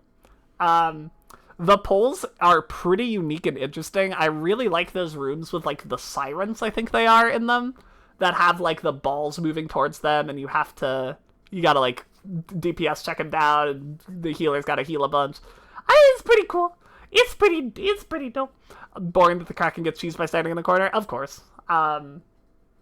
It's totally valid. I'm if we're ignoring Kraken, I legitimately think this dungeon is quite good. However, you can't ignore Kraken. You have to do it every time you do the dungeon. And it covers your screen with ink. It does random AoEs that are like annoying to see coming. The stupid tentacles still just smack you all over the place. It's an absolute pain in the ass fight, despite the rest of the dungeon being pretty solid. It does bring it down a little bit for me. Karn Hard, I think, is significantly better than normal Karn. Not having Karn Facers will do that to you, turns out. I think I'm going to put this one in Rad as well. I think also right at the top. I do think it's better than Sastasha because I don't hate any of the bosses in it. I don't despise them all. The Adjudicator, I think, is actually one of the better designed bosses in the game. In ARR, at least, I mean. The fact that you have to target a specific body part, whichever one glows, I think is very interesting. I wish they brought something back like that ever. And it's pretty easy to do once you know about it. But it adds a little bit of a layer to a boss that would normally kind of just be get out of the quicksand, hit the boss. And I like that. It adds a sense of progression, right? You like break the different parts as the boss slowly just falls apart. I think that's dope a lot. The Sabatender second boss is kind of fun. The way that you interrupt it is by hitting it. It's by hitting it with damage. And I remember when I was a Sprout the first time I did this dungeon, just trying like every single fucking stun I could to stop the boss from casting a million needles or whatever. Turns out you just have to hit it. You just have to hit it a few times and she loses count, and that's funny. I think she's fine. I think she's totally fine. And then the Vicegerent. The Vicegerent is much better now that I understand it. I used to not get it, and I used to get annoyed because it had that walk at you attack that just fucking turns you into a mummy. And I was like, what do? You can just stun it. You can just stun the boss out of that, and it stops it from turning you into a mummy. But that's the whole thing about that boss, is that every time you fail a mechanic, it gives you a stack of mummification. And then if you get too many stacks of mummification, it turns you into an enemy, and you follow the party around and try to kill them. I think that is one of the best punishments the game can give you. It's so much better than like a Titan jail. So to get it right, really, you just stun it. Yeah, it's stunnable. You can stun it out of that walk. I had to do that dungeon unsynced a bunch of times for the Relic quest, and I was doing it by myself, and I was like, I'm not a high level to DPS it down. How do I do this? So I looked it up. You just stun it. You just stun it out of the tether. It's dope. It's just a boss with a lot of layers and a lot of counterplay to those layers that I didn't know existed until now. It's good. I like it. It requires you to pay attention to the, tells at the edge of the arena to get out of the marches. It's just a very solidly designed boss. They would never put it in because it requires a stun now. But you make that a flashing interrupt, and I honestly think that boss holds up incredibly well. And that's hard. That's Karn Hard. It's solid. It's a really, really, really rad dungeon. I'm very happy to get Karn Hard in my level X0 roulettes. Keeper of the Lake is our last Viv approved dungeon. I adore this dungeon. I did like the old version a smidge more. A tad more than I like the new version. It used to be my favorite dungeon in the game, but I think the Midgard-Stormer fight is a little neutered, which is unfortunate, because once again, I really like this dungeon. I think the pulls are really, really, really dope. That last one where you are, like, trudging up the side of the mountain and all the Garleans are, like, on their airships, like, firing down at you and dropping the squads directly on top of you. That's dope. That's really, really, really cool. The first boss is a lot better after the rework. The first boss, like, dropping the barrels everywhere and requiring you to figure out where the safe spots are in the different formations is very, very solid. I don't know if he can still bring down a fucking cannon like he used to be able to do, or if it's just the cerulean tanks now. He used to be able to bring out a Gatling gun and shoot you with that too. Oh yes, yes, he totally does, according to the wiki at least. That's good. So he's got some cool stuff. It's kind of a rad boss. Thank you, Maxi. Thank you, thank you. it's a little, you know, first boss of a dungeon, but it's not bad at all. The Magitech gunship I do think is the worst part of the dungeon. It's not the worst boss in the entire world, but it definitely can be a pain to keep uptime on for melees. I don't think that that's the worst thing in the entire world, though, honestly. I think forcing the melees to work a smidge for their damage is never a bad thing, and I honestly don't mind the punishment for them messing up being a small dot. I don't think it's that bad. It's a little annoying, but I don't think it's offensive in too many regards. And then there's Midgard Zimmer, which, holy moly. That fight is good. That's one of the first wall bosses we get in FF14. And I think he does a really solid job of living up to his hype. Less so now, unfortunately. He has some cool little AoEs to dodge, some cool rad things. I do miss the big shielded by the generator mechanic. But he's still pretty fun! He's still epic as shit. I love mechanics where you have to, like, you know, watch the arena to avoid what's happening, and he has got a bunch of those. I like the ads phase well enough. I love having to dodge the mechanics while dealing with the ads. He's just a kind of cool, multi-phase slugfest. I don't think Keeper of the Lake is the best dungeon in the game, but I do think it's one of the more solid ARR ones. Like, each of these two, I do think, despite me loving them a little more than I love Keeper of the Lake, I think they both have pretty massive flaws that I just am capable of ignoring. I don't know if Keeper of the Lake is particularly flawed. I don't think there's anything really blatant that this dungeon does wrong, which puts it automatically in the Viv approved tier for me. It's the best mandatory, very much agree. Definitely the best mandatory dungeon. And it makes sense that it's the last one in that regard, right? It makes sense that it's the last for that exact reason. Alright, we're coming up on the end here. Wanderer's Hard. Wanderer's Hard I used to really dislike. I used to really not like it, but it has grown on me drastically. Part of that is because Dantra lore makes this dungeon feel very different. But second, I learned more about the mechanics, and they're pretty layered and interesting, actually. The first one does not have that. It just has spears that it chucks at you, and if you don't kill the spears, the boss kills you, and it's that simple. It's a little boring if you know what you're doing, and if you're in a group that doesn't know what you're doing, it's tedious because you just fucking die. So it could be better, I would say, for that first boss. And that brings us into the totem mechanic. The totem mechanic is dope in the boss fights and really just kind of boring in the ads. You just have to not fight them in the totem. It's that simple. I used to think you had to kill all the totems, but you don't even have to do that. You can just kill the ads and move on. In the boss fights, however, I think the totems do a really, really, really good job of making the fights interesting. The second boss, Zululja, I think? Zululja? I don't know. He spawns a bunch of those totems around. They're in a bunch of different colors, and they all give you different effects. The colors are, I believe, randomized every time you enter the dungeon. Like, they don't always do the same thing, so you have to, like, experiment a little bit to find out. I might be wrong about that, but I don't think the colors are the same every time. There's a damage up. Yeah, they're always random. Hell fucking yeah. There's a damage up. There's one that frogs you, that turns you into a frog. One that gives you a fire vuln, I think. Yeah, a fire vuln, because it does the random fire attacks. And one gives you a heavy. If you get too many of the fire stacks, that is the only threatening part. Like, you know, the toad's annoying. Toad's a bitch. Heavy's a little annoying.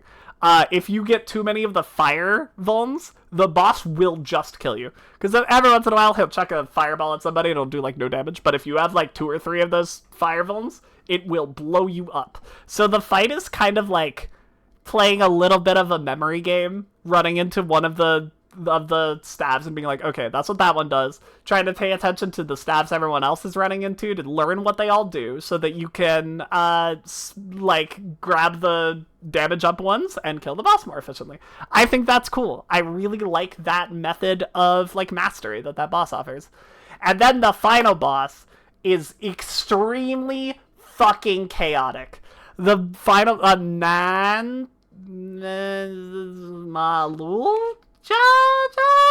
It's a two-headed Mamulja. He's a two-headed Mamulja, and he's really cool. If you don't grab the damage up, the boss gets them. Yes, I did forget to mention that. That is absolutely what happens. The final boss has totems, the same as the other one. They don't give you debuffs or buffs or whatever. They give him massive damage resistance and damage up, I believe. I think it gives both. If you bring the boss away from the totems, it does not give that buff. So you just gotta, you know, move the boss out of the totem, which, from a tanking perspective, gives you something to do, which I always like. He also just, like, throws debuffs on you. He throws all kinds of stuff.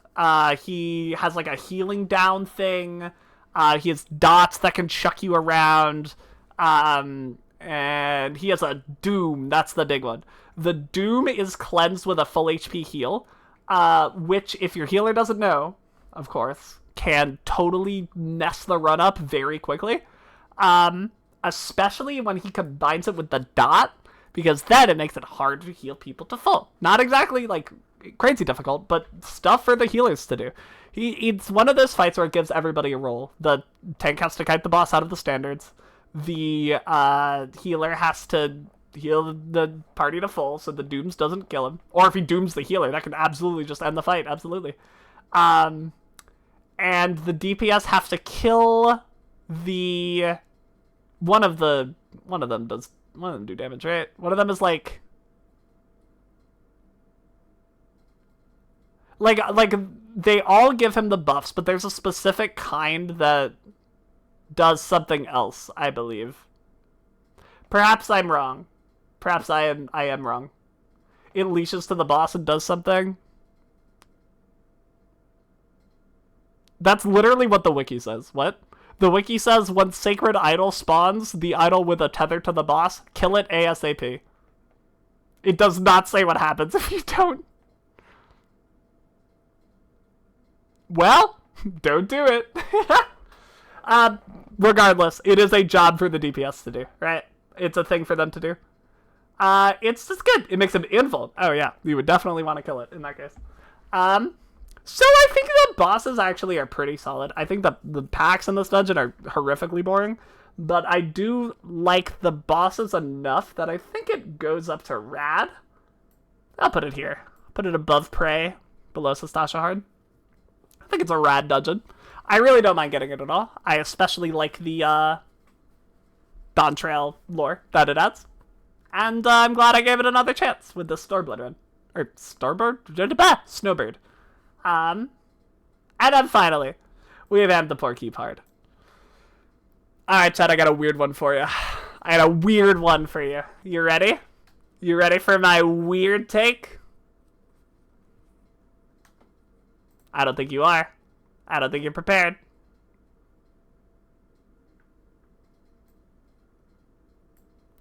I think this dungeon's really, really, really, really, really good.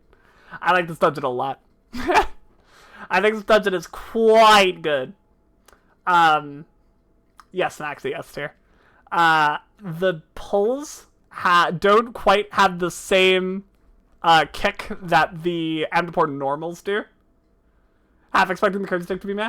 I think most people consider this dungeon to be, like, good. Like, above average for ARR, at least. I think this... Oh, wait. You know what? I'm a total fucking liar. I totally fucking lied. This dungeon has to go to the bottom of Sick Nasty. For one specific reason. Yes, you fucking nailed it, Sloth. The last little third of this dungeon is quite bad. I will move it down. I'll move it down from S. I'll move it all the way down here. Those first two, Maxi, Viv, Vod, and Sick. No, listen, Maxi, no, listen. I think you'll agree with me. Those first 2 sections, it's better than normal, though. I'll put it up here. I'll put it here, in Sick Nasty. Near the top. I don't think it's better than Snow Clerk, but I will put it here. The first little bit is awesome. The first little bit that's making you run through Emptipore Keep again, in the other direction this time, is really good. Those first couple bosses, I think, are incredibly solid. The one that, like, attaches the lightning to you that you have to channel into the statues, that's rad as hell. I really like the way that boss handles its mechanic, where it will kill you if you don't do it, but it's not particularly hard to figure out yourself. You just bring the lightning over. You hand it to the statue, say, here you go, Mr. Statue, hold this lightning. And then the lightning holds it. It's neat. It's alright. It goes down pretty fast. It blows you up if you don't. I really love the pulls that end with the, like, massive tree enemy in the wall that, like, hits you, that you have to kill. That I think is dope. I think it's an awesome way to add walls. I love walls that you have to hit. We've talked about this before. I love when the pack has an objective in it. So that makes me really enjoy these pulls. Boogeyman. Oh my god, I could talk about Boogeyman all day. I love the second boss of this dungeon. I think he is an absolute masterpiece of ARR boss design. Once again, not a design that would fit in current dungeons, but I think he holds up extremely well. Boogeyman does a bunch of things. Most of them involve, like, just, you know, hitting you, summoning ads, all kinds of fun stuff. The ads blow up, which is fun. If you don't kill them soon enough, they just fucking explode and do a bunch of damage to you. But also, the big thing about Boogeyman is that he turns invisible. Turns completely invisible and drops an orb somewhere in the room. And you have to use the buff that orb gives you to, like, drop it on top of the Boogeyman to make him tangible again.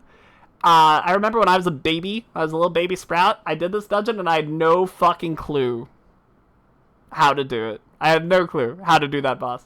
And figuring that one out gave me incredibly strong brain chemicals. It made me fall in love with that, like, feeling of solving a puzzle. Him and Leviathan normal, believe it or not. But it definitely does have that big brain kick to it. And then he splits in half and you do it again with another layer to it. Right? He's not the most epic boss of all time or anything, but the design is just fun. It's just a neat little thing that you have to do and then move on with your life. Unfortunately, the quality of the dungeon takes a pretty massive drop after that point, IMO. It takes you into this admittedly very dope looking section where you're, like, trapped between 4 demon walls and you have to fight wave after wave of Void Scent before they crush you. And it's cool, but they're really easy and they take forever to spawn. So it's just kind of waiting for the ads to spawn. You have so much time. The demon walls are absolutely never a threat to you. It's cool at the very least. And then you have Ferdiad. The reason the dungeon is not in Sick Nasty. The waves at the end are a little boring, but I think they would be forgivable if the final boss wasn't so boring. Ferdiad is, despite being a really essential and dope character for later storylines, is so boring. My guy has a few neat little mechanics, right? You got Titan Jails, traps you in a thing and threatens to kill a player, but you free them by hitting them. And then you move into the worst part of this whole dungeon, where you have to sit on the outside of the AoE until he is finished doing it, which takes like 30 seconds. You'll just be sitting there in the outside of the AoE, being unable to damage him because he's invincible. He's completely invincible during the whole fight, and he sits there, and he's just I'm Ferdiad, I'm gonna cast an AoE, waha! And then he casts an AoE. Yay. It's kind of asinine, man. It really is. I cannot stand that particular boss, despite the rest of the dungeon being incredibly good. And that's it. That's it. Do good, chat? How do we feel about this? Let's go through here. Is there anything we want to change? Is there anything we want to make different? We can figure it out. Well, I'm a bee, I suppose.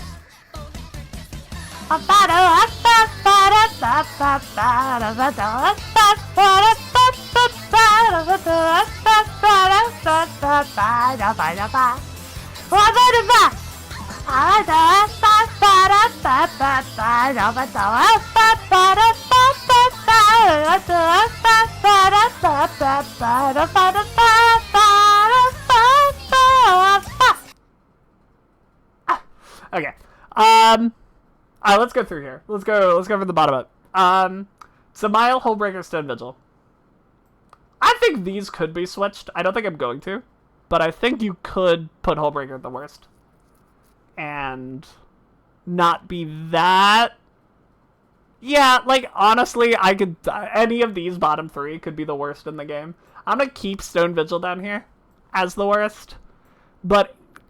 honestly, this could be in any order. I think these are all pretty equally terrible. Down here... I think I'm gonna move Halatali to the bottom. I think of these bottom tier ones here, I think I like Halatali the least, and I do think I like Longstop Hard the most. Orimvale go any higher? I think I'd rather get Orimvale than Halatali, but I think I'd rather get Cutter's Cry than Orimvale. I think that's absolutely true. Wanderer's Palace can stay above Cutter's Cry, for sure. Halatali Hard or Wanderer's Palace? Halatali Hard. And then these two are pretty close, honestly. I think I like Longstop Hard more, but these two are really close. Meh.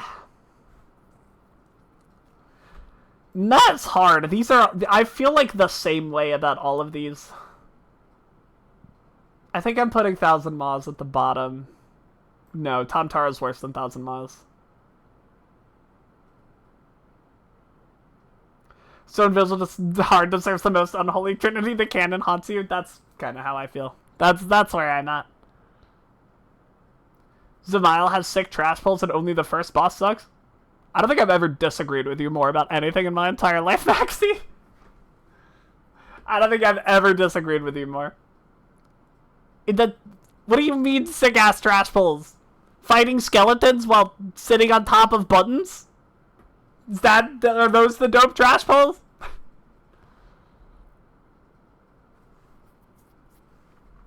I know. I do not think Samael has dope trash pulls.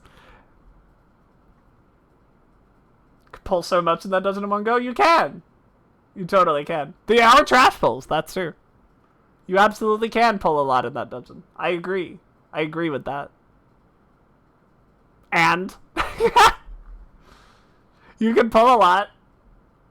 They're a pain in the ass to handle, and you have to run through the fucking crystal rooms to do it. But you can pull a lot. That's true. You can do that. Can also pull a lot here. Can also pull a lot here. Can also pull a lot here. Not really here. Pull a lot. You know what dungeon you can fucking pull a lot in? Amdapor keep normal. Holy fuck. DPS cannon will blame you when you overpull and die and look at V. It's true. It's true, it's true. These things can all be true at the same time. I think I'm happy with the rest of this. I might move Hawkmanor Heart above Pharaoh Sirius now that I'm thinking about it. I think this is a little better than this. Brayfloxes is such a fucking weird dungeon, man. I never know how I feel about this one. I just always want it to be over, but I'm not like that upset when I get it. I guess it goes right here. Whatever. Rad. Rad. I honestly feel really good about this order. I think this is correct. I think this is exactly how I feel about the Rad tier. Yeah! Yeah, this can stay exactly like this. Here I see an immediate change. Amdapor Keep is way better than Hawk Manor and Copperbell. And do I like Amdapor Keep more than Snowcloak is the other thing. These are really close, these two. I kind of feel the same way about both of these.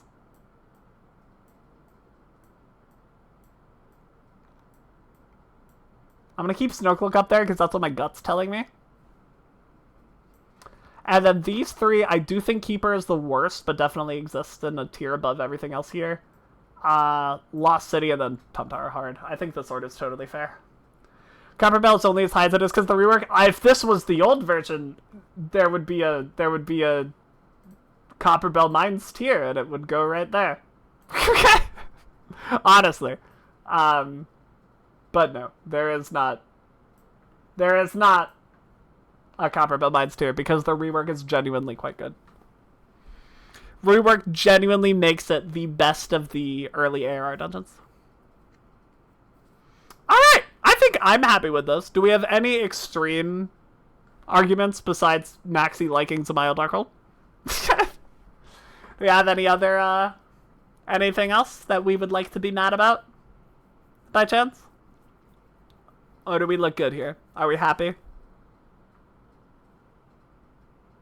I think I'm pretty happy with it. I think this looks good. Alright, Maxi, alright. Stone Vigil should be lower. See, I was debating putting it in at the top of Meh, but I moved it up because I like how hard it hits. I like that there is a dungeon that hits hard. I don't think that dungeon should be Stone Vigil, let me be clear. But I do think that Stone Vigil is neat because of how hard it hits. That's the part of it that I like the most. For some reason, Maxi likes the idea of standing in one place and doing nothing and taking damage for 10 seconds multiple times. Yeah, that's my favorite part of Zamael Darkhold too. Yeah, I don't get me wrong. I don't think the damage in Stone Vigil should be how it is, but I think because it is like that, it kind of makes the dungeon more engaging for me than a lot of the other ones in Meh, which I think is what moves it up, if that makes sense. Like, all of these, as well as Stone Vigil, I think share the category of, like, just being a little tedious and kind of uninteresting. But Stone Vigil has the advantage of hitting like a ton of bricks. So at least I have to think about my tank cooldowns and how much I'm pulling and stuff. I do not have any such engagement in any of these, right? Except for maybe Pharaoh Sirius and Hawk Manor, because they each have bosses that if you don't pay attention during, you'll just blow up. There's a clear skill gap in how much you can pull in a dungeon, like 2 to 3 packs worth on the way to one boss. I find that the dungeon always allows that. Totally. No, it's a very valid point you're making. And I do think that a lot of ARR dungeons actually do that really well. The problem with Zamael is that those pulls invariably end in sit on the button for 10 seconds. And I think that's so bad. I think even if it's like the most interesting ad pull in the entire world, which even if it's massive, it's not the most interesting ad pull in the entire world. You just end up sitting in buttons for half the dungeon, and that makes it terrible. I think that completely obliterates any fun that I might have in that dungeon. Those breaks are forced in Zamael by locked doors and stand here areas. Yeah, it lets me take a drink, I suppose. Maybe a very strange comparison, but like is apt, right? Oh my god, what's it called? It has a name. Orogenics. Orogenics Dawn Trail. Y'all know Orogenics? Y'all familiar with that dungeon? I got so angry the first time I did Orogenics because there is a room where you fight 2 guys and then the door unlocks and then you fight 2 more guys. I hate that. I hate that with all of my being. Zamael Darkhold does not do that, but it does make me feel a similar way. Resident Dungeon finds once in your main and once in your ult. Well, you remember the pull I'm talking about? You know what I'm referring to? You know what I'm referring to.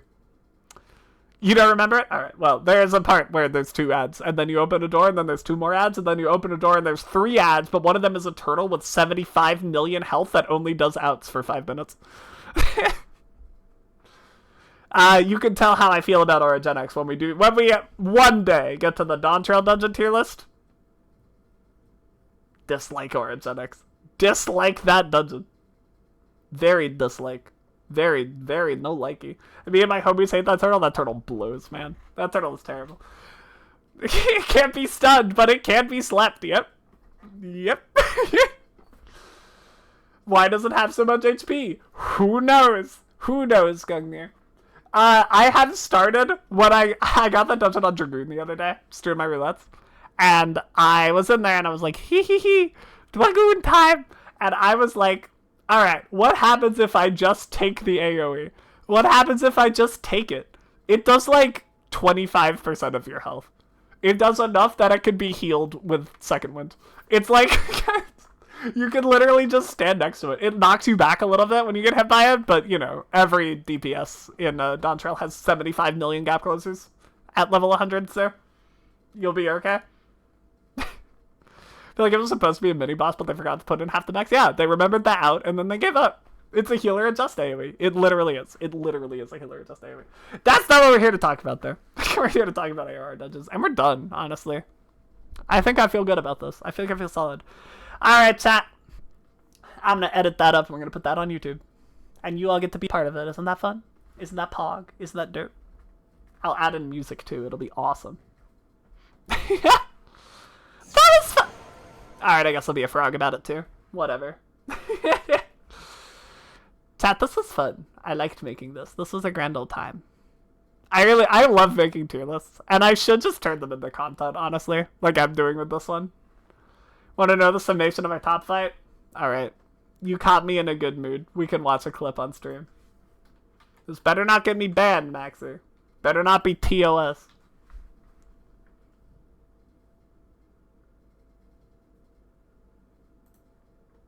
Joke's on you. I was pre-cast anyway. That did nothing to me. This is how you greet. Oh, I'm sorry. Oh no! Oh no! It's fine. It's alright. That is how you greet. Joke's on you. I was pre-cast anyway.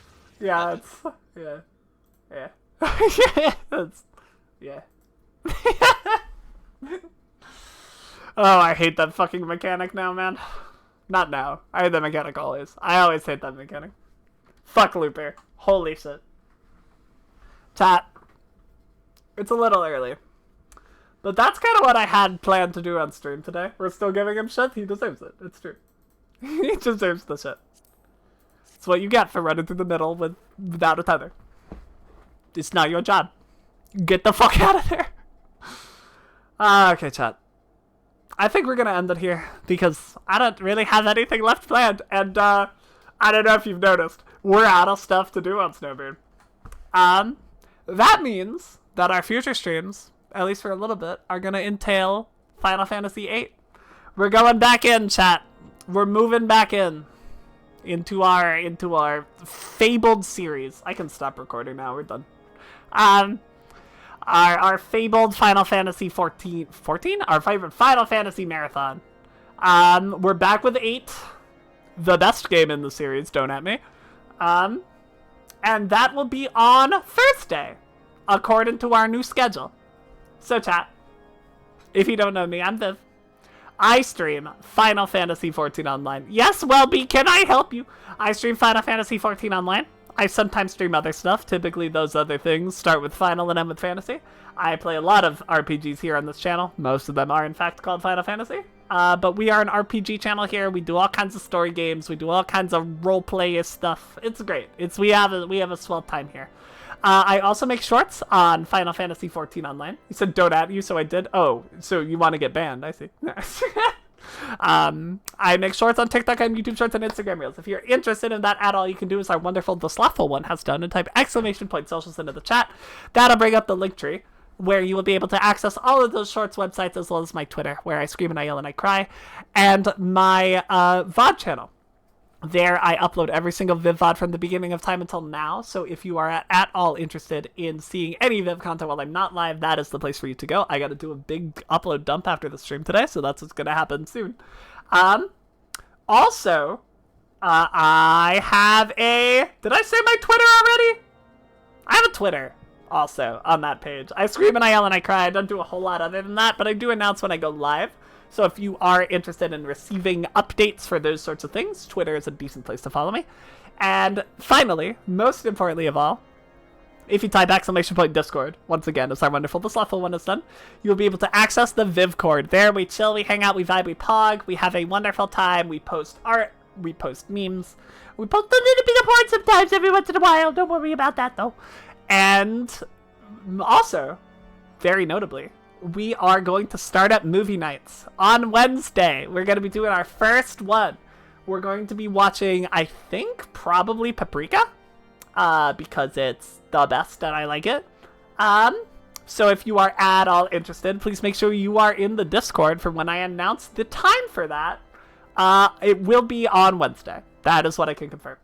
I also, for those of you who do not know, I have a new schedule. I have a newish schedule. Our weekends are the same, 4 to 10 PST, but our weekdays have changed up a smidge. We are now streaming on Monday, Thursday, and Friday during the week from 6 p.m. to 12 midnight PST. Those are our new stream days, so if you are a regular and you did not know that change, that's why we are starting a little later on the weekdays. I have school, I have classes I have to go to for our normal times, so I gotta push everything back a little. And I think that's it. I think now we are done. Chat, I believe today...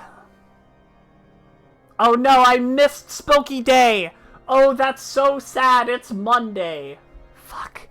I missed Spooky Day because I had to go to the fucking urgent care. That's so sad. Well, now we gotta raid somebody else. Oh, chat, it's been a minute since we've raided Penny. So I think we will. Chat, Penny is playing Black Myth Wukong. I've heard nothing of this game. I have heard nothing. Please let her know, however, that we are the angriest stream on Twitch. She's fully aware, to be sure. But it won't hurt to remind her once again, every once in a while. Alrighty, chat.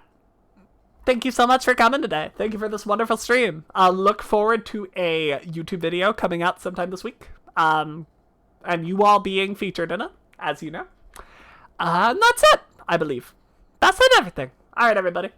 I will see y'all on Thursday. Unless I'm seeing you on Wednesday for movie night. Alrighty, chat. Until next time. Goodbye, everybody. Goodbye. Goodbye.